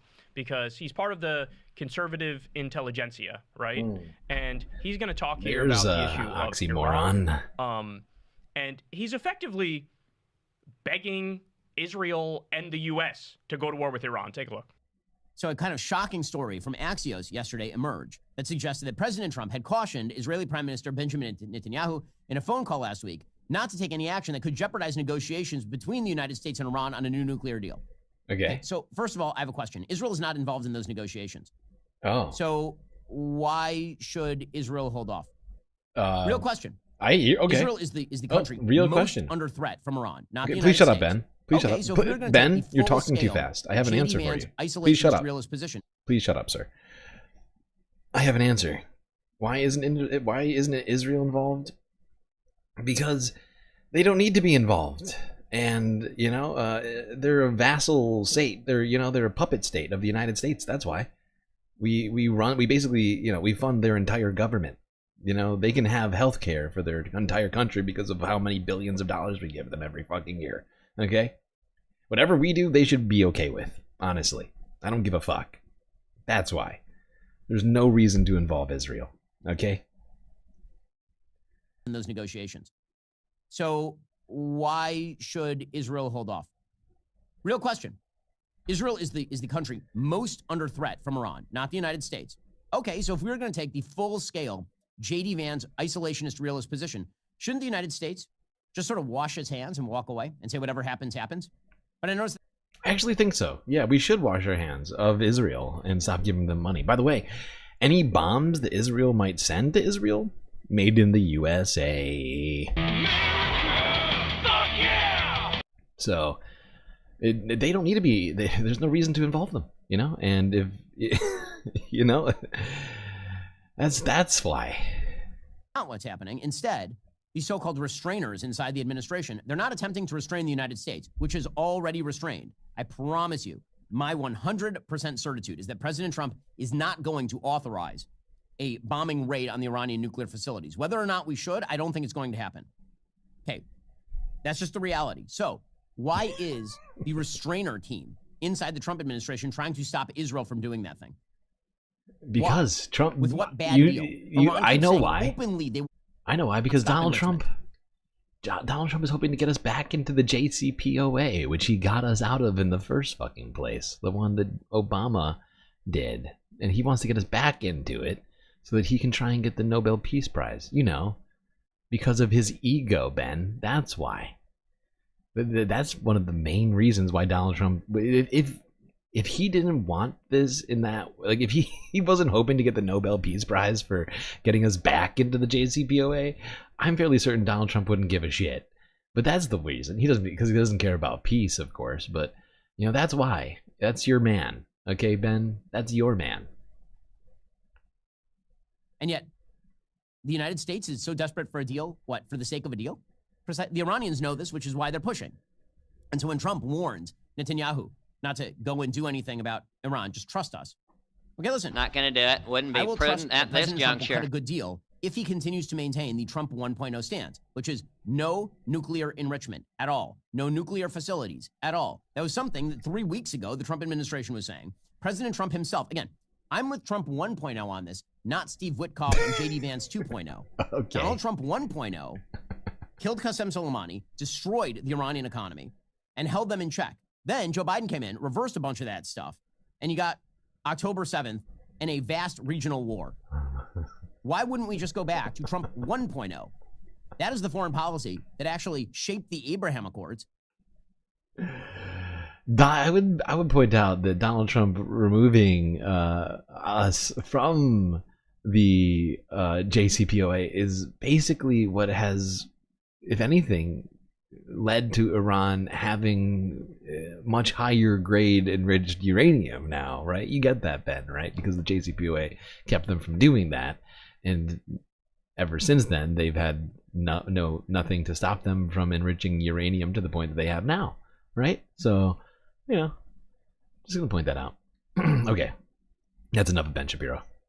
I can't handle listening to him for too long because it's very annoying and he talks like this and it's like Okay. Let's keep this shit going. It's enough from Ben. In fact, that was too much, Ben, actually. That's too much, man.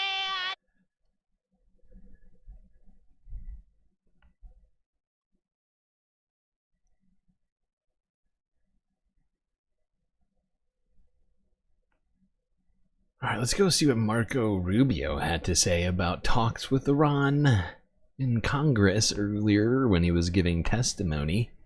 Here's Forbes breaking news from yesterday.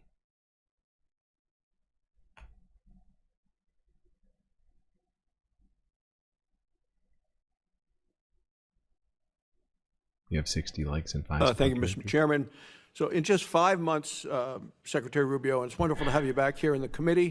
In just 5 months since you've been there, along with President Trump, I just want to take a moment to highlight the incredible work that this administration has accomplished with your leadership, and clearly President Trump's, restored U.S. leadership across the globe, unleashed American energy, secured our southern border, reduced illegal immigration by 95%, reimposed maximal deterrence on Iran, pushed back on Chinese aggression, created new deals for U.S. companies, secured the release of hostages and unjustly detained Americans. I really appreciate the strong leadership. And according to Monday, Mr. Secretary, and you see the wonderful picture of you in today's Washington Post, you and your bride Jeanette meeting with the Pope.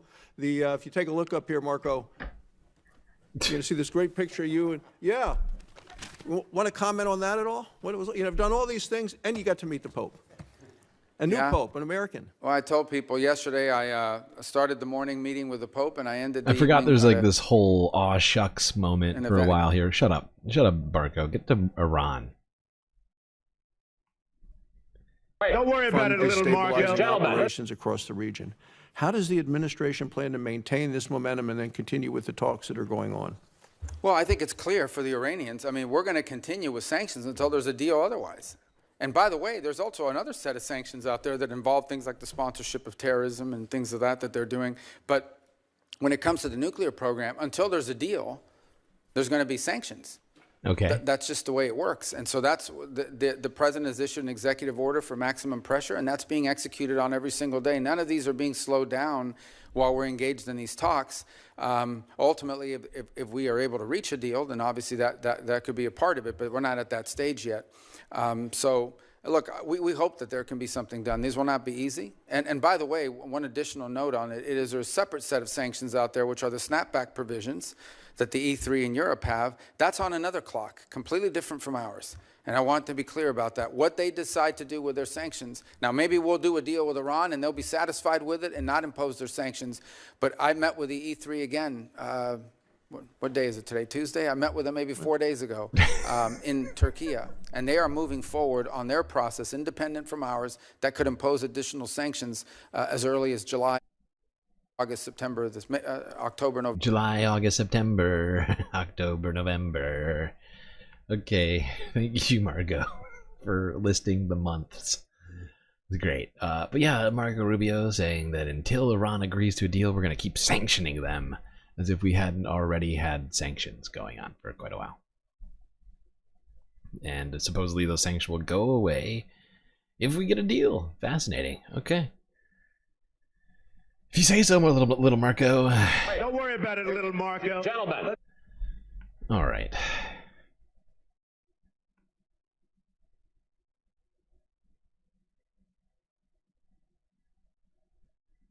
All right. Now let's go to Ukraine, Russia, as there's been quite a lot of stuff that's been going on there. I think many people probably heard about Operation Spiderweb, where, you know, Ukraine made a very successful military move, launching who knows countless drones into from within Russian territory onto a Russian airbase, where they took out like 40 odd planes. Really something I wasn't expecting. I don't think anybody was expecting this. Certainly Russia wasn't expecting it, since they basically didn't manage to defend any of it.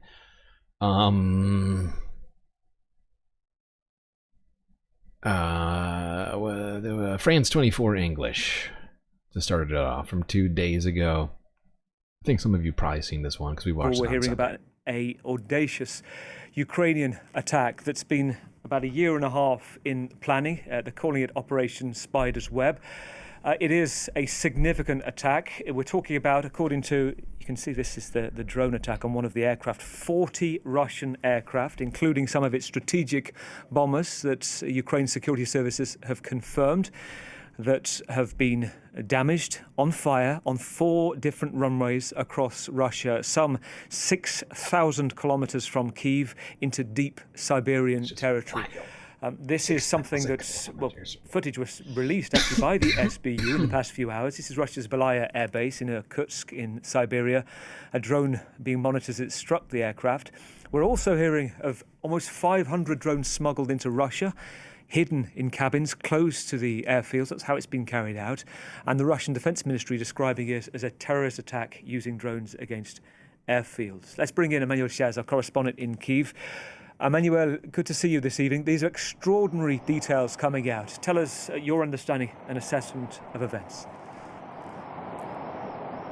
Well, the video started circulating this afternoon here in Ukraine, and people simply couldn't believe what they were saying, because on screen shared by Ukraine Defense were pictures of Russian heavy bombers in flames. This is actually something that... Okay, yeah, that's probably enough of this video, because many of us already saw it. Oh my god, why can I smell food right now? It's making me so hungry. I have not eaten all night and or morning. Jesus Christ, that is driving me wild right now. I feel like I'm taking crazy pills! I have no snackies in the space station right now. Oh, it's terrible. Okay, everything's fine.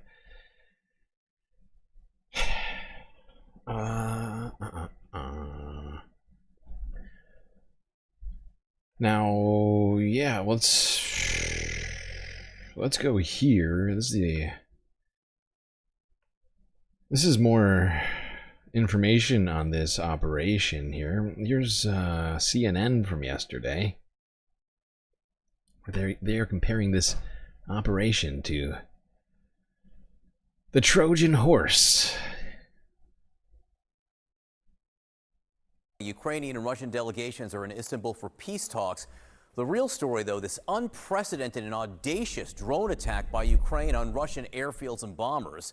Ukraine attacked bases deep inside Russia, thousands of miles from the front lines, in what they're calling Operation Spiderweb. Ukrainian officials said that dozens of Russian warplanes were destroyed. Let's get right to CNN Chief International Correspondent Nick Payton-Walsh. This is quite a backdrop for these talks, which take place shortly, Nick. Yeah, I mean, absolutely startling, the sophistication of this raid. One of these air bases hits almost halfway across Siberia. The Ukrainian security service able to use mobile wooden homes. Essentially, the roofs of them seem to have opened up and allowed these clouds of drones remotely piloted to target some of Russia's most important long-range strategic bombers. 41 damaged, according to Ukraine's security service, at air bases that must have thought they were basically far enough away to be impregnable. Ukraine very keen to announce that all the people involved in this year-and-a-half-long operation have since left the country. And yet another sign of how Ukraine able to use its outsized use of technology to inflict significant damage on Russia's enormous military, something which frankly Kiev has always felt would be impregnable, but is increasingly showing its vulnerability over time. What does this mean? We don't know exactly what damage it's going to do to the nightly horrors inflicted on Ukrainian civilians by these long-range bombers. Some of them indeed were old enough they were still using propellers, but it's another sign that Ukraine is able to sometimes upset the balance, and as you mentioned too, a remarkable backdrop for these talks in Istanbul. Here's what Ukraine's President Volodymyr Zelensky at a NATO summit in Vilnius today had to say. Europe, together with America, has better weapons than Russia. We also have stronger tactical solutions. Our Operation Spiderweb yesterday proved that. Russia must feel what its losses mean. That is what will push it toward diplomacy. And when Russia takes losses in this war, it's obvious to everyone that Ukraine is the one holding the line, not just for itself, but for all of Europe. You could see in his arrival in Vilnius, Zelensky there with a bit of a spring in his step, frankly. A long needed boost to Ukrainian morale, suffered so badly after that Oval Office blow-up with President Donald Trump. Does this change Russia's thinking? Well, many felt these peace talks in Istanbul were another example of Moscow's slow rolling, a peace process that had very minimal interest in seeing lead to a ceasefire. But it may make the Kremlin begin to wonder if surprises like this come along frequently enough, how long they can sustain this conflict, and it may really do practical damage to their war effort too, John. So a remarkable weekend here. I should point out too, record number of drones launched by Russia over the weekend. And okay, you know, this does do significant damage to the Russian war machine. I mean, 40 planes in their military are just suddenly gone. I just want to take a look at this map, because this is the scale of what we're talking about here.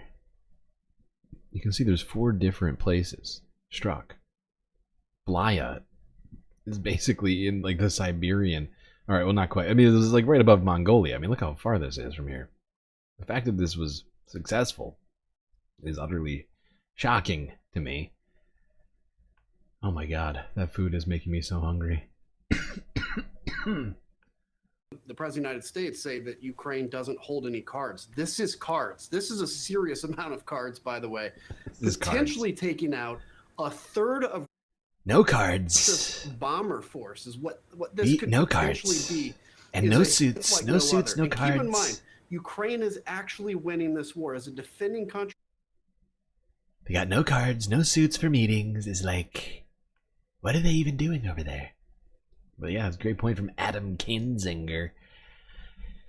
This does seem like cards. Seems like they played their hand.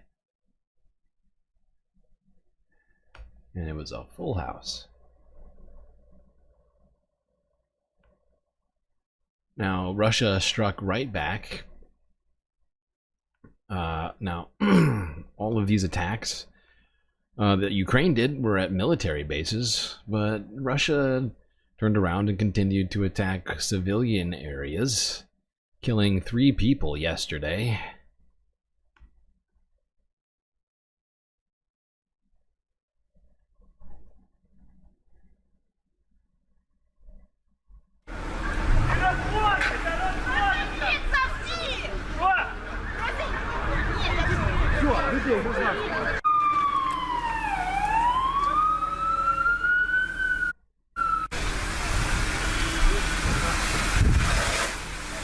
Is that a militarily significant objective?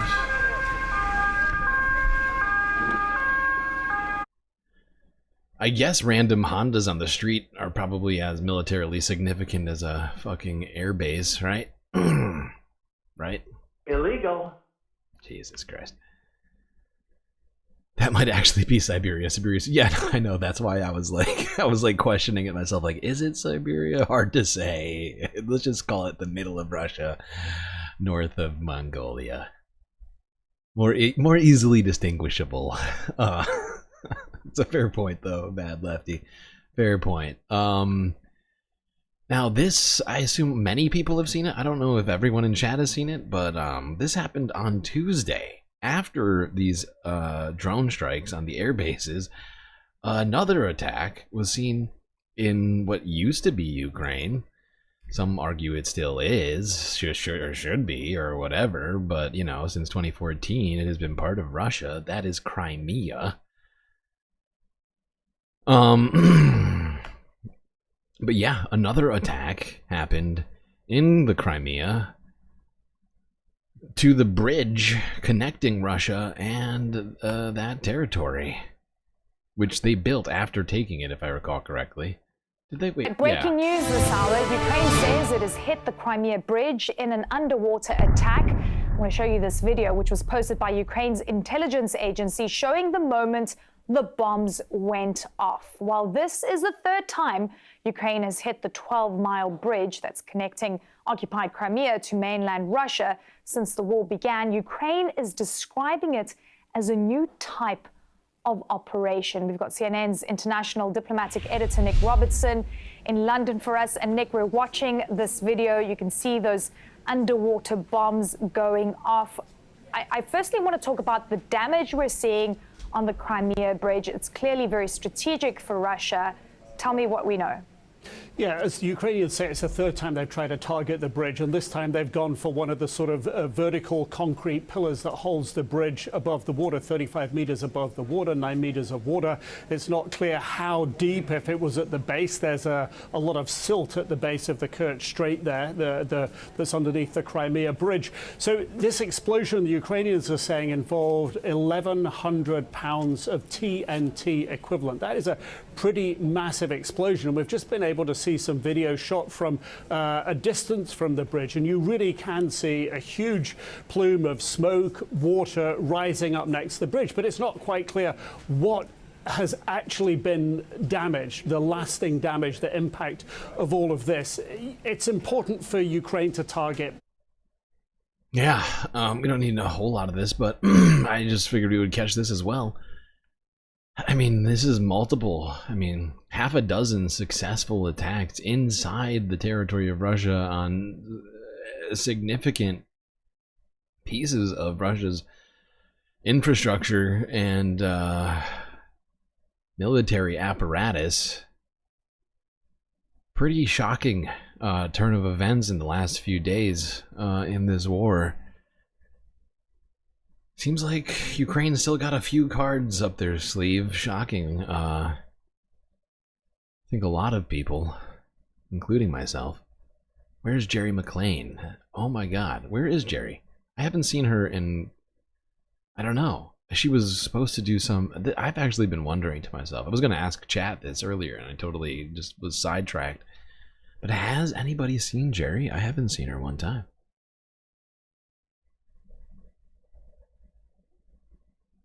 Not since like before the weekend. I know she had some sort of important life event that she was dealing with, but it's been a little too long.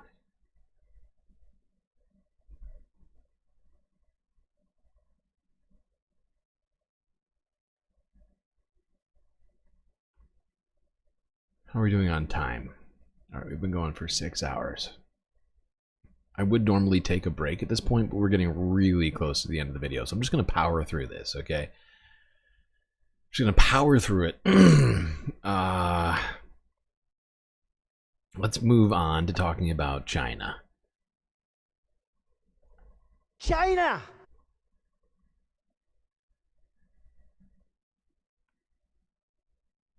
All right, let's go first to the White House, to the Ministry of Truth briefing room, where Caroline Leavitt was asked a question about a call that is supposed to be happening this week between Donald Trump and Xi Jinping Here's Forbes breaking news from Tuesday.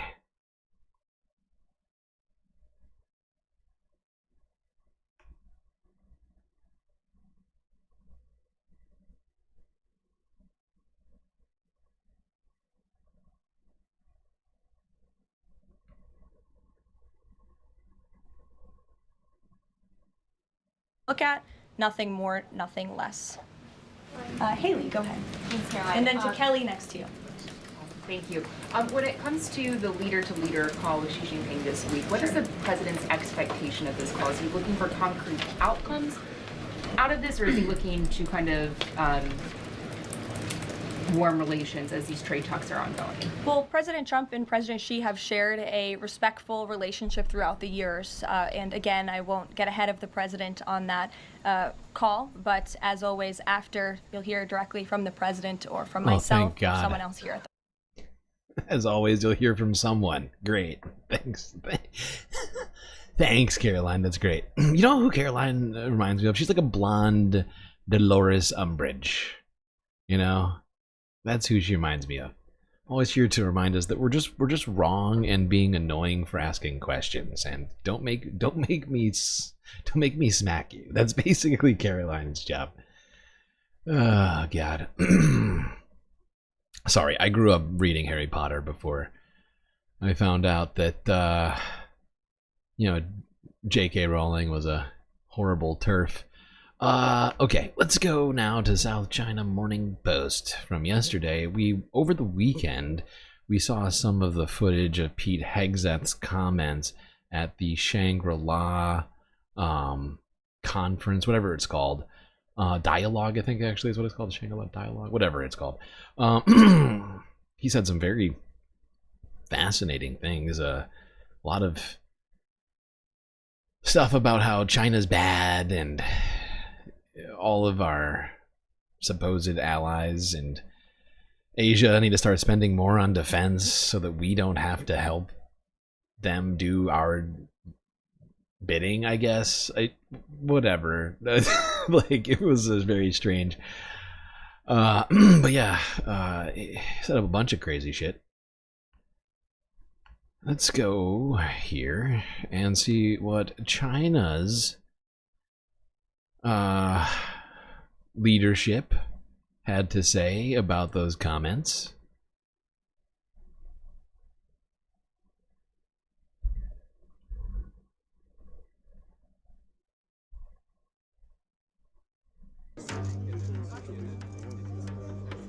China hit back at the U.S. defense chief for calling Beijing a threat at Asia's top security summit.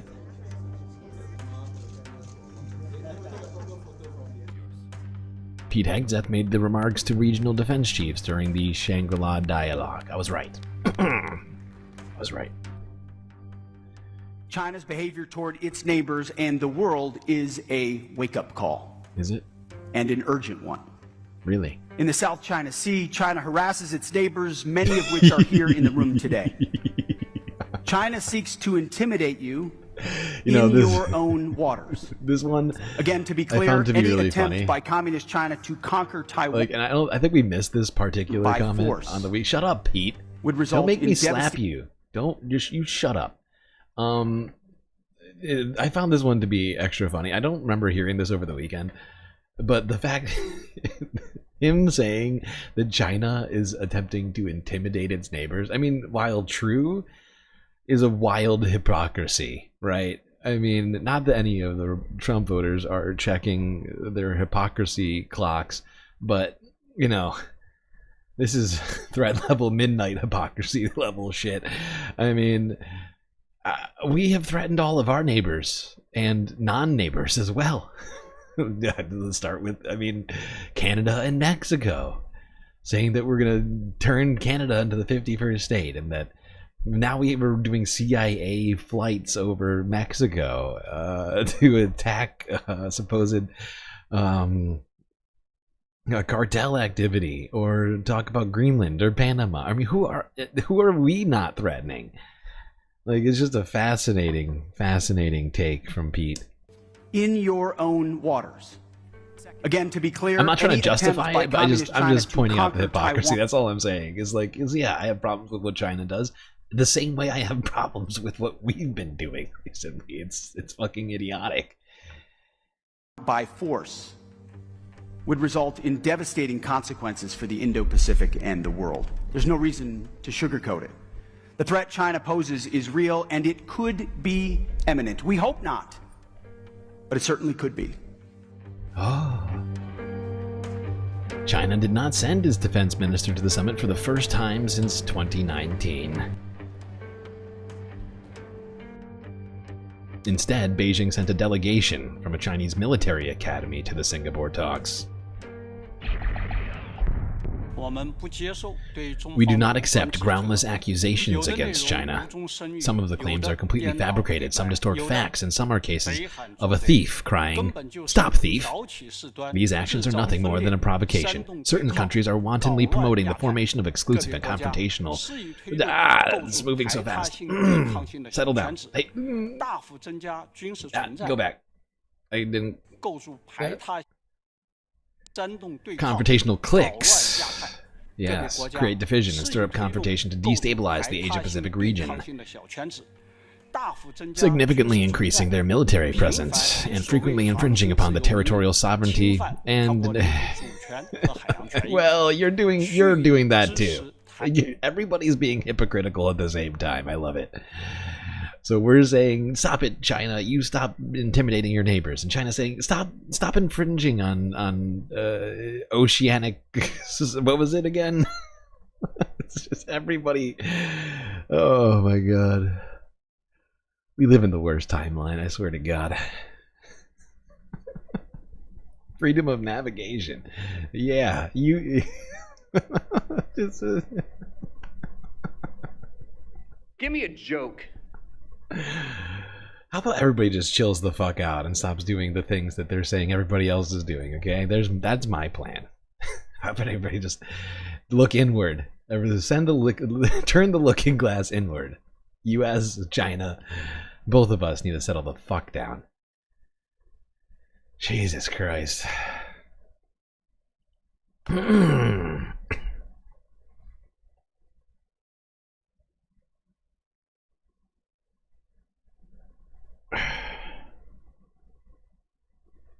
You like the dance of diplomacy? They send a lower level guy to show their disrespect. I don't know if he's a lower level guy. I think if anything, I mean, because well, I guess he is kind of lower level. Yeah, no, I take that back. You're right.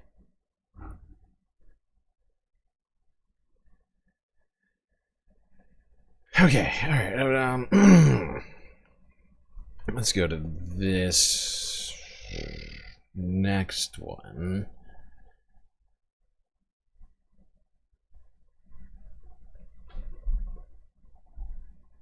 AP archive from 20 hours ago. China urges the United States to cancel tariffs after trade court decision.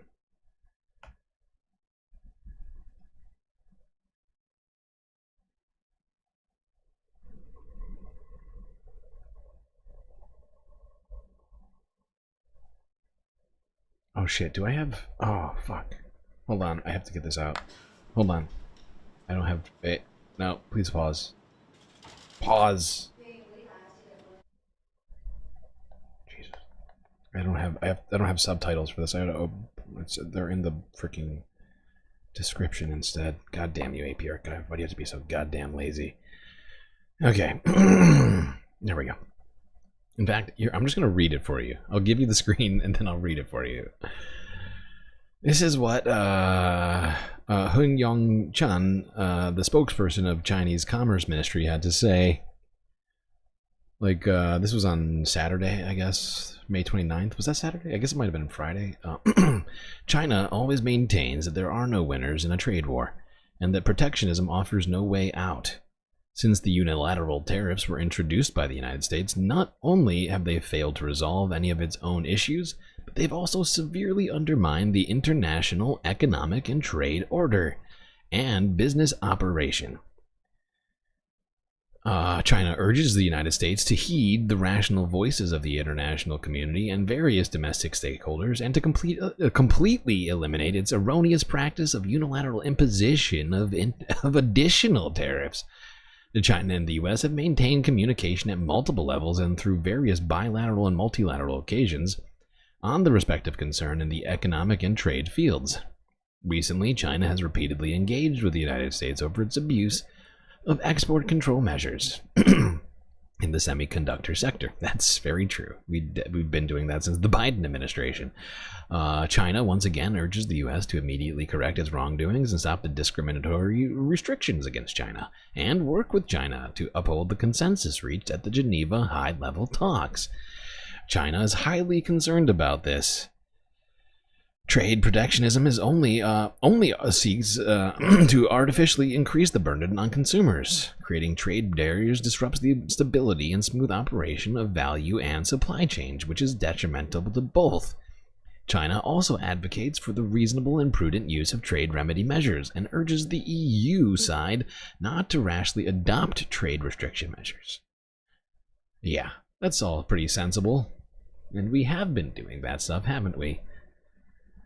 I didn't know GSL knew Mandarin. I don't know Mandarin. No, I do not.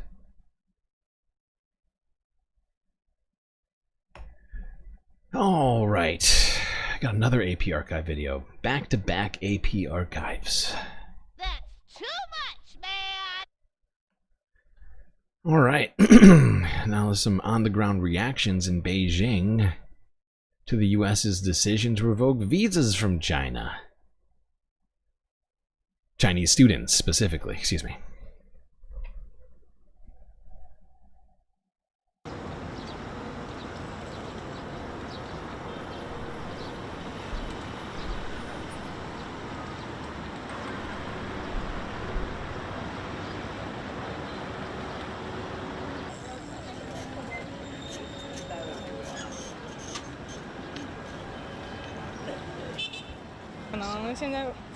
I personally think the national strength of the United States is no longer comparable to what it once was. So for me, revoking the visas of Chinese students shows that the U.S. lacks confidence.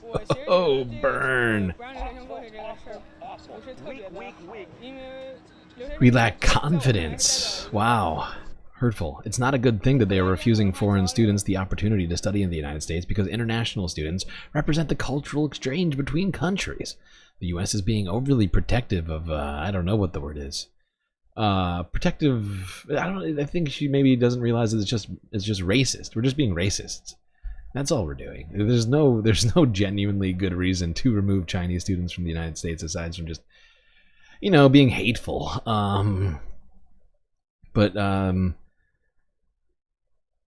Yeah, I have a classmate who applied to study in the U.S. next year. Fortunately, my classmate applied early and can still go through the visa interview process, but are also worried where there might be rejection.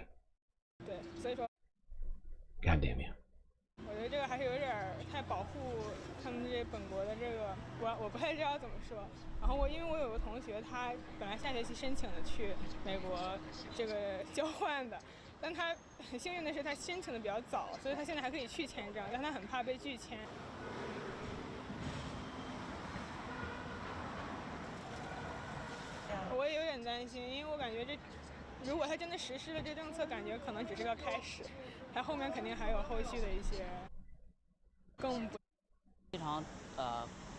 Okay, now this guy says China will see a reduction in brain drain. Some people may not want to return after studying and living overseas, but with this policy, more people might reconsider going abroad to study and live. This could be a positive change for China's development. More talented individuals may choose to stay at Tsinghua or Peking University, or with the Chinese Academy of Sciences and other top institutions in China, which would benefit the development of domestic science and technology. That's an interesting point to make. That's an interesting point to make. But he may be right. If Chinese students decide to stay here in China instead of going to the United States, it'll probably benefit Chinese industry.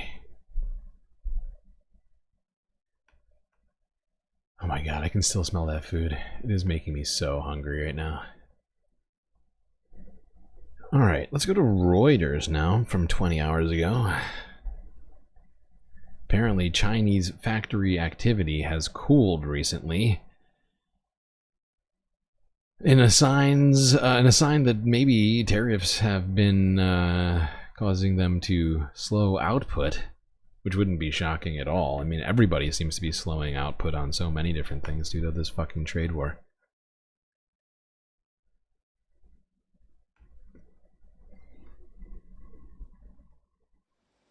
Tariffs could be starting to bite in China. On Tuesday, the country's closely watched Purchasing Managers' Index for Manufacturing fell to 48.3. The May figure was well down on the month before and dropped below the key 50-point level that separates rising and falling activity. It was the first time below that line in 8 months, indicating that tariffs are now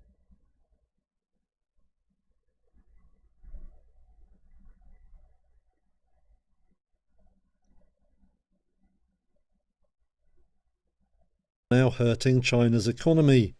2 weeks ago, negotiations had appeared to broker a trade truce with Washington, but US Treasury Secretary Scott Bessent has said talks are now a bit stalled. Appearing on Fox News Sunday, Commerce Secretary Howard Lutnick then accused Beijing of blocking progress. And really the right way to say it is they're just slow rolling the deal. So I think slow rolling is the right way to say it, and I think Donald Trump is on it. Tuesday's figures also show China's new export orders falling for a second, with firms citing the...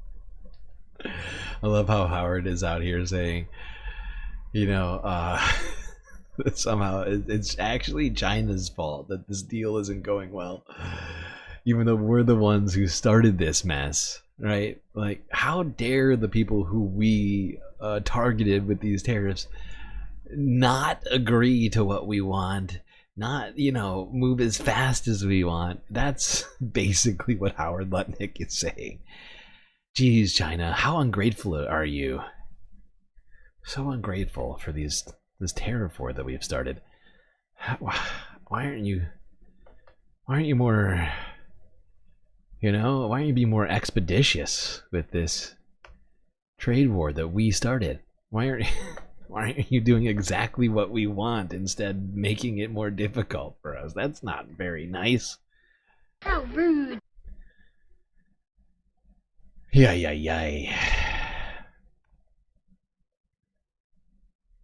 I love how we have a bond trader / hedge fund manager in charge of our foreign, well, our trade policy right now. It's so good. It's so good and so great for us and for the world. Okay, let's go. Oh, we're gonna end. Are we gonna end this? No, not quite. But we are getting close to the end. Let's go to South Korea, because in the last 24 hours or so, actually, I think it's more than it's closer to 36 hours. Not that it's that important, the amount of time. But let's go to South Korea, where they just got done having a presidential election. Although I don't have any videos technically from the end of it. I do know what happened, but before we get to what actually happened, let's just start here. South China Morning Post.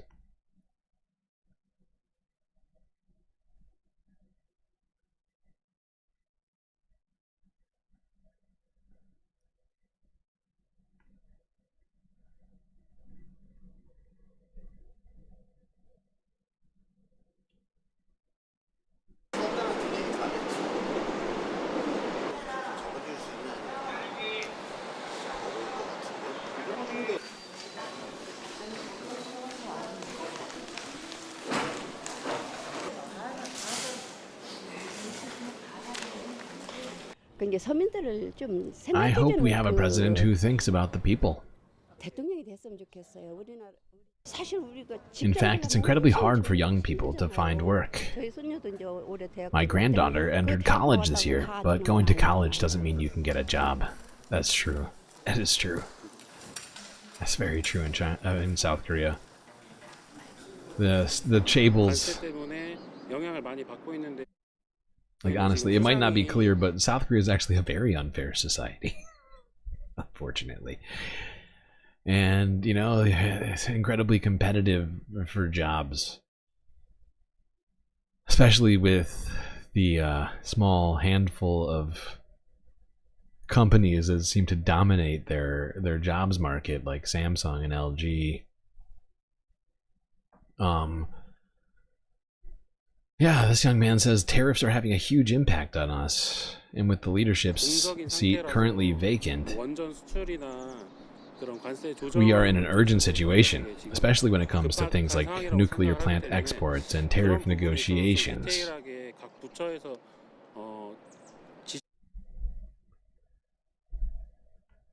Okay. BBC News, second to last story. Record turnout in South Korean election after failed martial law bid. Yes, and we covered all of that martial law stuff over the last year.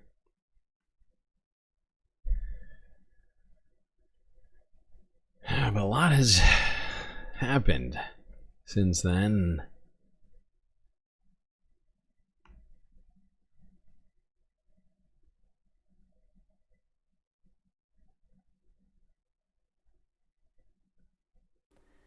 In South Korea, people are voting in a snap presidential election that was called after the impeachment of the former president Yoon Suk-yeol. These are the live pictures from Seoul, where polls are due to close at 8 p.m. local time. That's around 3 hours from now. My colleague Steve Lai is there for us, and we can join him now. Steve.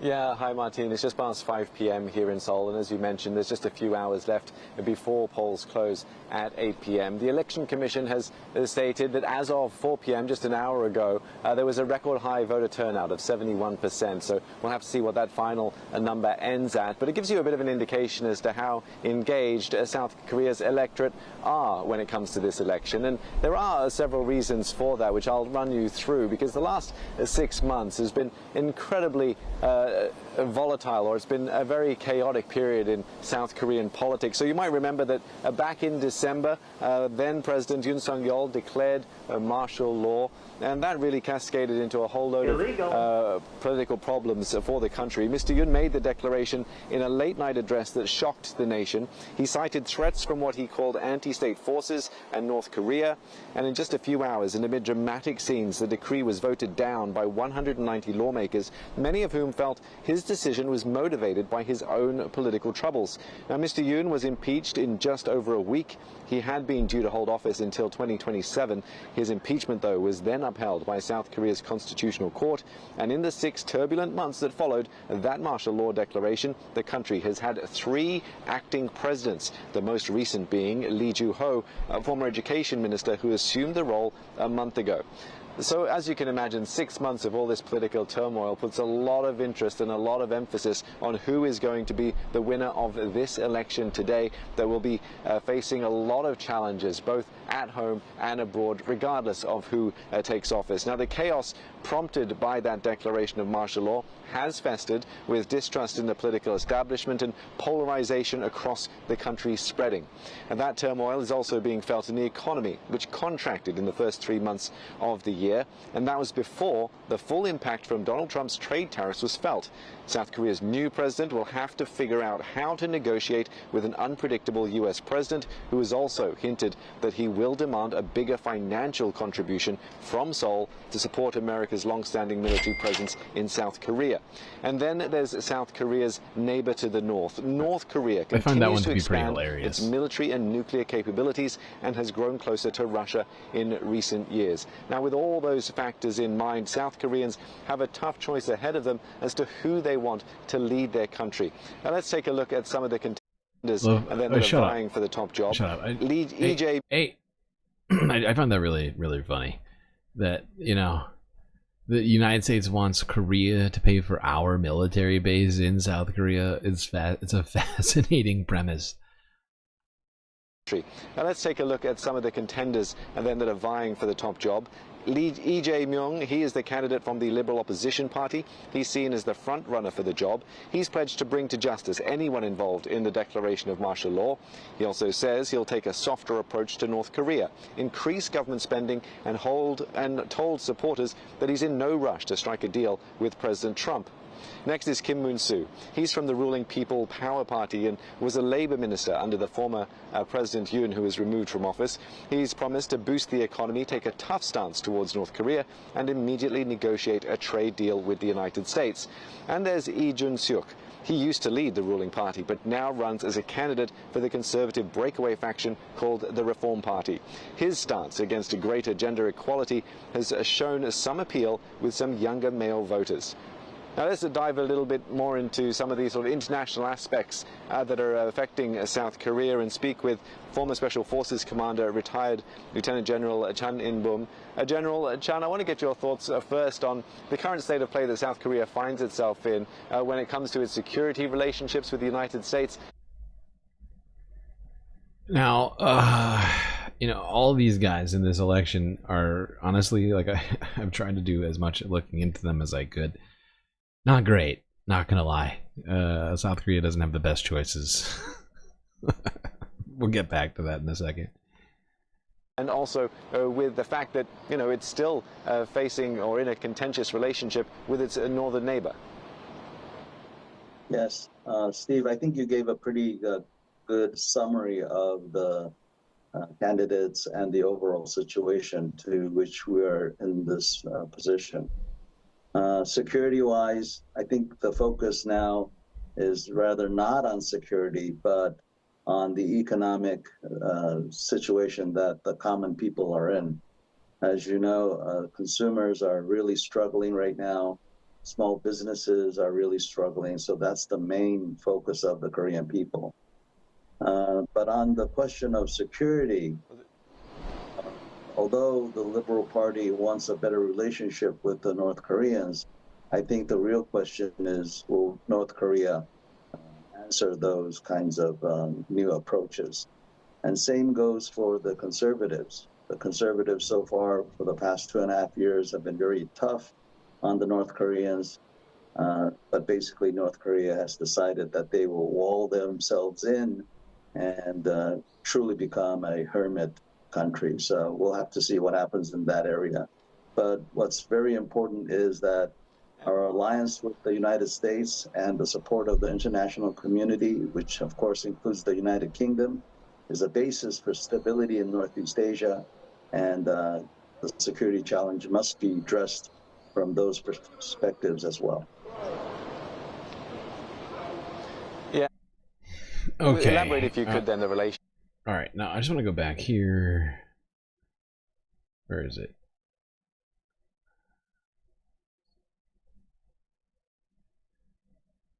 Here he is.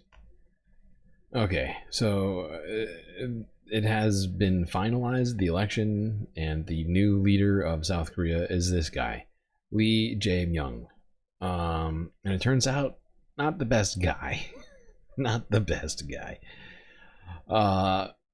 Let's read you. I'm going to read you some of his positions off of Wikipedia here. Now, he may have some sort of liberal economic policies that he wants to put in place, which may wind up helping some people. On sort of the social issues, I found him to be utterly horrifying. Let's start with LGBT rights. During the 2022 presidential election, Lee stated that he was positive on anti-discrimination laws, but was against abolishing the sodomy law in the military and would not openly support the LGBTQ community. So, while he's not gonna... He also said that he was against passing anti-discrimination laws which would protect LGBTQ people. On feminism, Lee Jae-myung is, according to South Korean media, hostile to feminism. Hostile to feminism. It's fascinating. On November 2021, Lee distributed an article to participants of the National Election Commission stating, if Lee Jae-myung differentiates himself from the Moon Jae-in government feminist first policy, he can gain support from young men. So he basically abandoned women in order to gain support from young men. And as was once quoted as saying, "Please stop the feminism madness."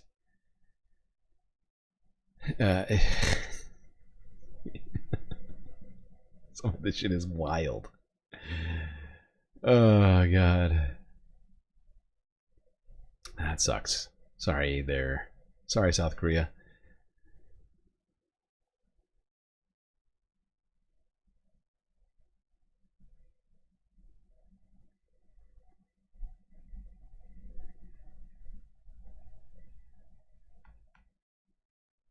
The feminism madness.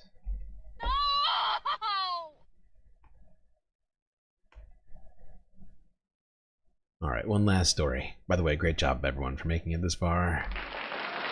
Let's go to Japan,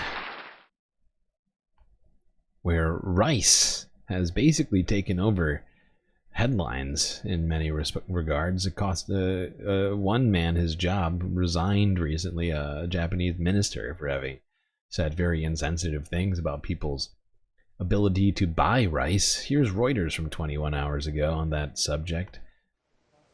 It's a shocking sight in Japan. Long lines of desperate shoppers forming to buy the most everyday of staples, rice. That was the situation at locations around the country this week as consumers scrambled to get their hands on cheap government-issued stocks. The rice started hitting shelves over the weekend after ministers began selling grains from emergency stockpiles direct to retailers. That saw people waiting for hours outside major stores including Aeon and Ito Yokado. It all comes after rice prices doubled over the past year, partly due to high temperatures hitting harvests.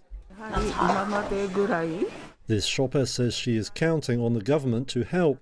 She told Reuters she had all but run out of rice and was switching to bread and noodles.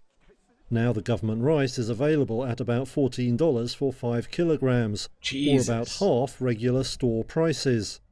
Farm Minister Shinjiro Koizumi said action was also needed to protect domestic production.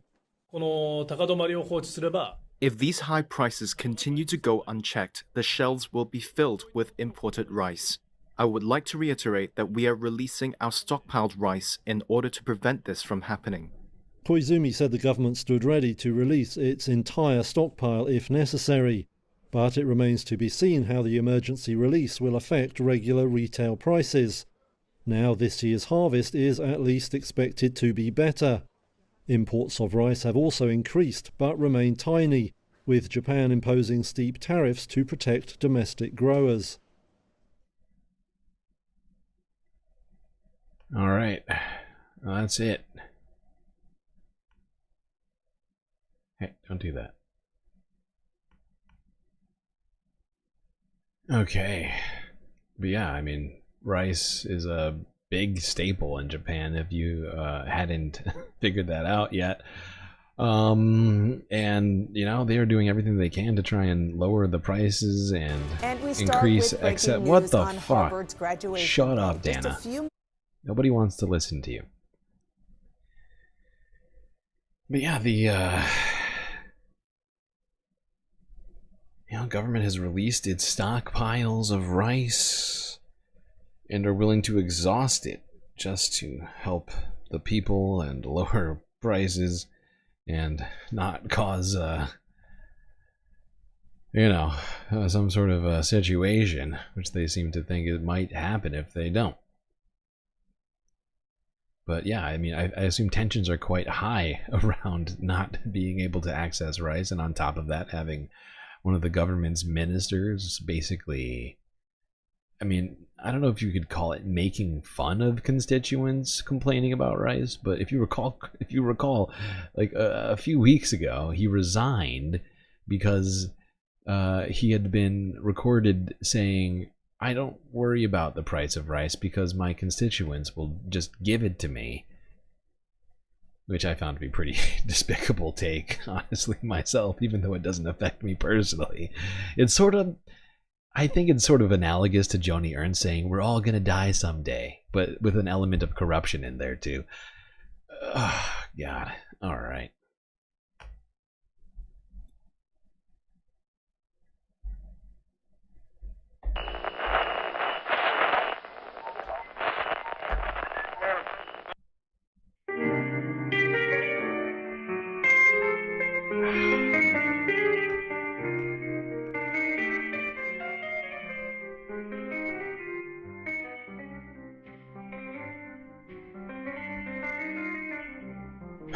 All right.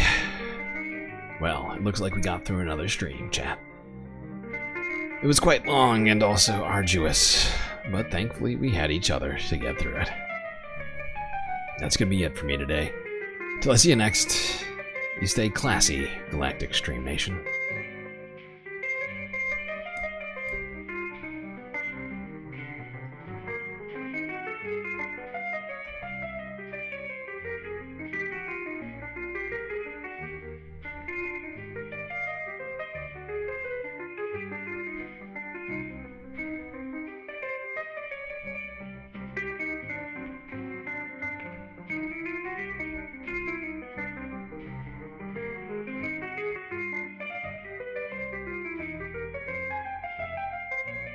Can't forget this. These are your galactic patrons. Gabby, Goth Dogs, Aaron W, Schmegley, PB, Mitty, Afroponics, Normal by Nature, Interplanet Janet, Godcat, Robot Cat, Disco Wolf, Kelly Braiding, Sammy, Geodragon, The Anti-Corporatist, Obsessive Audio, Moanoap, Nadia, Choki, Skelts, Tracy Eva, Selena, Mrs. Jen, Omega Star, Sasha G, Pitchforks Dragon, Vincent Morales, Donald James X, Evan from Portland, Daredevil, Magaggles, Lovely Pariah, Mish, Becky, D Cypher, Sue Bates, and Icebreaker. That's right. All these people have helped produce the show which your eyes and ears just got done enjoying. You can too for just a few US dollars a month on Patreon.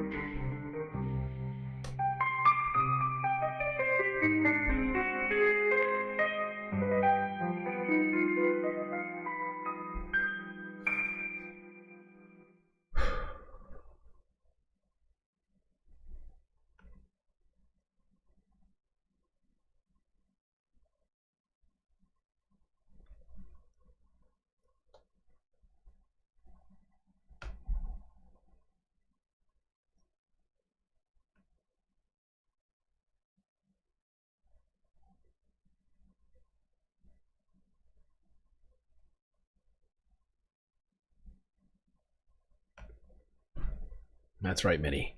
48 sub shy. We're on the countdown from 50 to 1,000. We just gotta get out there. We gotta get the messaging out there.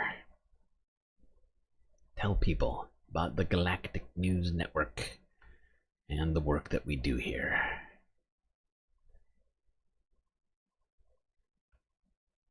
Full monetization will be ours at some point. It's only been 15 months.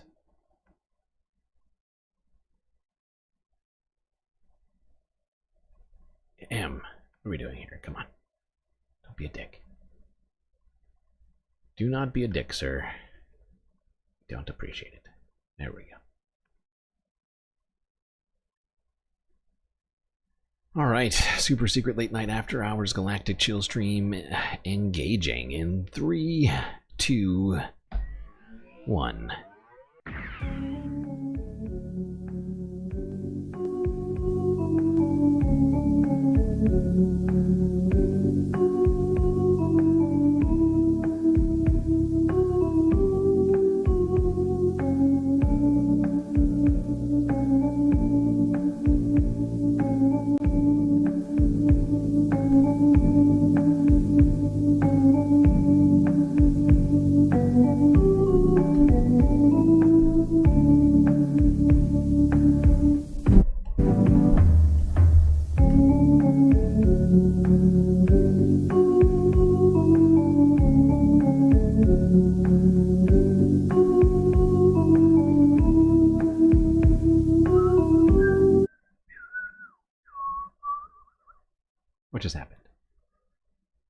Come on. Don't do that. My computer hates me. I swear to God.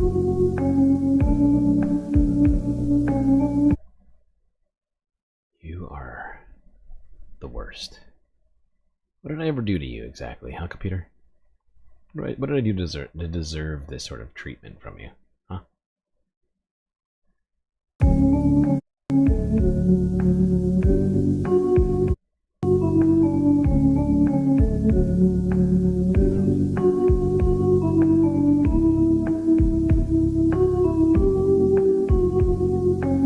I don't understand why it is that the stream is worse now that we're streaming to only one platform. Can anybody explain to me why stream stability is worse now that we're not streaming to Twitch? Any logical explanations I would entertain. It is wild, though. I am losing my mind. I don't understand what's causing it. Streaming to less platforms, but worse stability. When we're not splitting the stream bitrate into multiple, like, this is insane. This is fucking insane. I'm gonna have to do more research and probably more tests today during the day. I probably just won't sleep trying to figure this out. But it is really bugging me. Nothing about it makes any sense.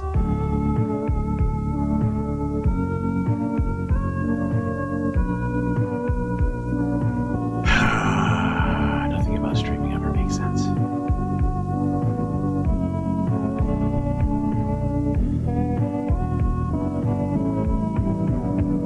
No Twitch, we're streaming.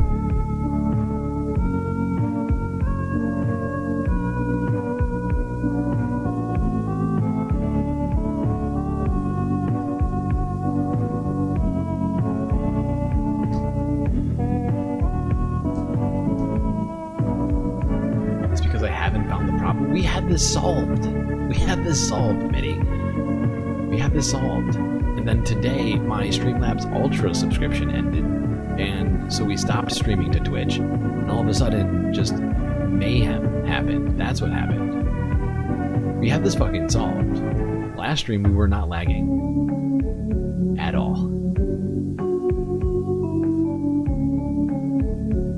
We had this shit fucking solved.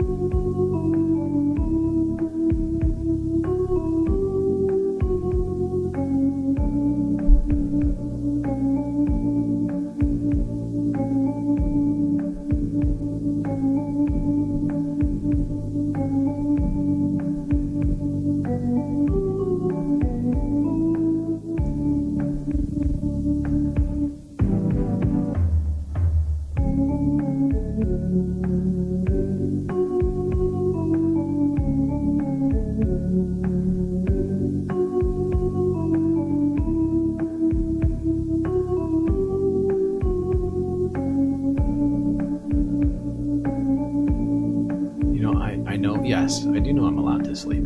I am, yeah, I know. I sleep sometimes. Most days I sleep. But, getting the stream functional, it's sort of top of my priority list.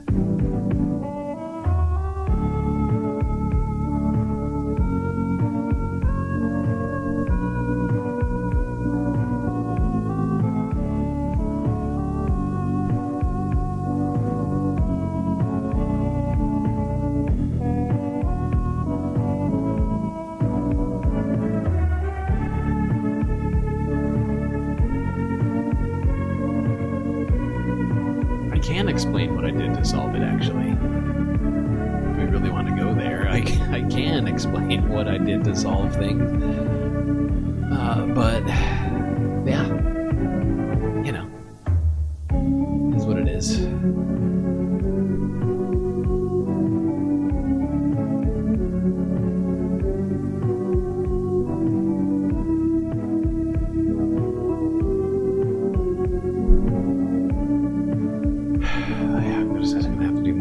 Today, I guess. It's very frustrating that we're not streaming to Twitch as well. It's really bugging me. But I mean, Streamlabs Ultra costs like $300 a month, not a month, a year. Sorry, not a month. God. I know there's another way. I know there's another way to multi-stream technically, although I've never tried it before. It's just so much easier to have it go straight through the fucking platform itself.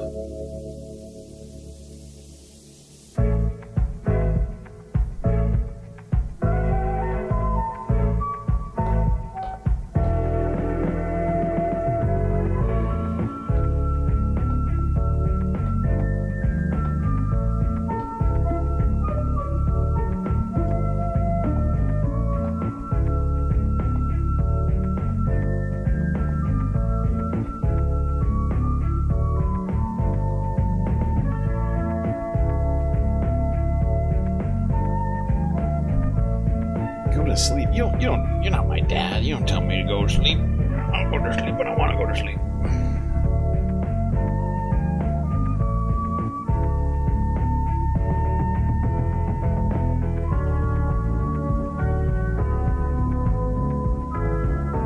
You ain't my daddy. Reboot maybe? No, that's not the problem. Fairly certain. I mean, I will probably be rebooting my computer at some point today, but fairly certain that's not the problem. A lot of it has to do with bitrate and uploads, like speed on my connection. I don't have the highest upload speed. That was at least part of the problem for the multi-streaming, because you have to and I keep saying it wrong. You actually multiply whatever bitrate that you are uploading at. So, like, if you're doing one stream, like say you're doing 3,000. kbps. If you have three, for instance, different platforms that you're streaming to, that turns into 9,000, right, or 9 megabytes per second upload, and that's sort of pushing on like the upper limit of my upload. But technically, my upload speed is more close to like 11, but since it fluctuates, there can be problems there. But that's why I'm so confused as to why this is struggling at all. Because now that we're just streaming to one place, it's just making so little sense.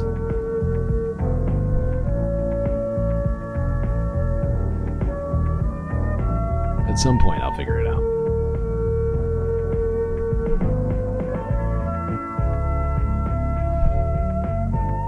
I could reproduce the errors. I could make all sorts of errors immediately if I wanted to. I don't want to, but yeah, no, I mean, yeah, it has to be done in a step-by-step process, obviously, and to be reproducible. Totally agree on that part. Totally agree.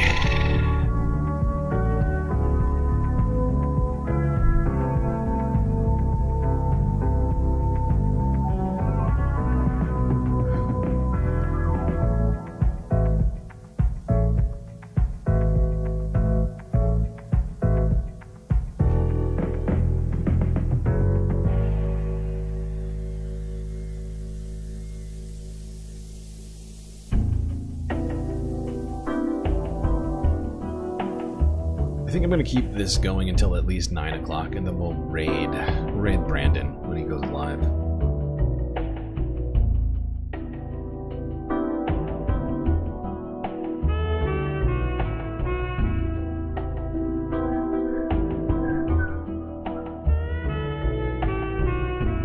I go down to Earth and walk to the store.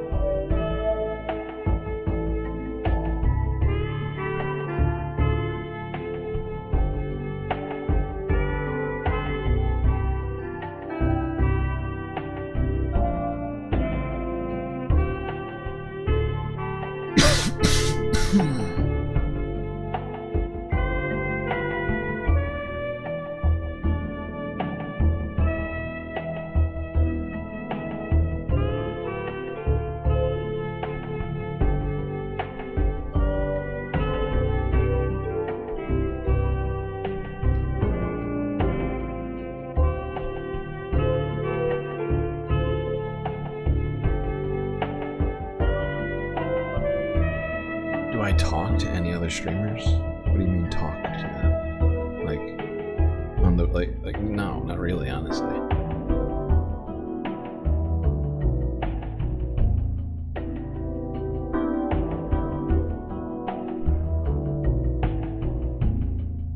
Do you mean about the lag?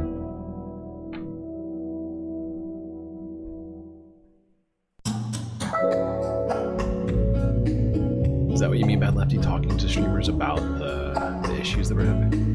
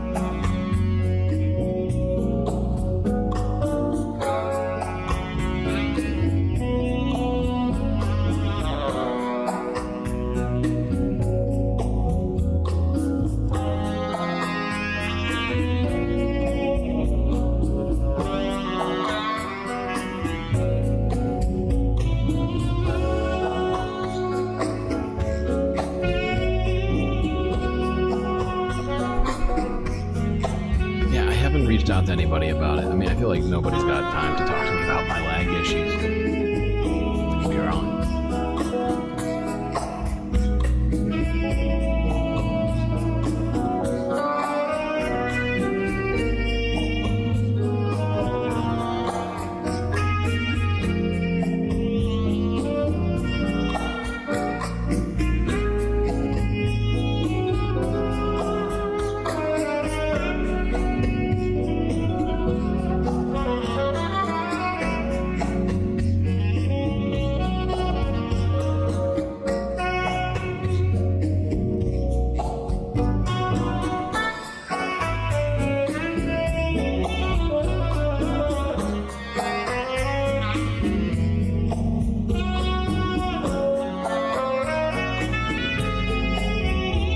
Guessing others have faced these issues before. It's entirely possible, though, that no one have faced these issues. Although we have a lot more going on the stream than most. You know, it's not normal what we do around here.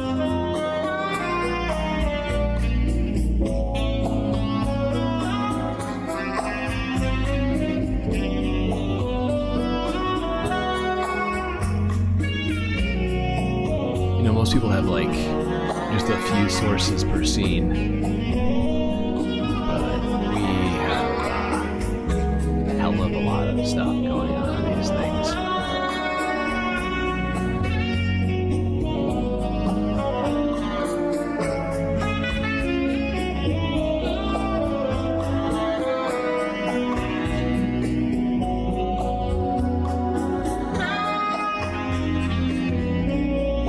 Making content to research. I don't know. I've done a fair bit of research too, honestly. I'm doing something that's fairly outside of the normal, right? But I'm gonna keep trying. Not giving up.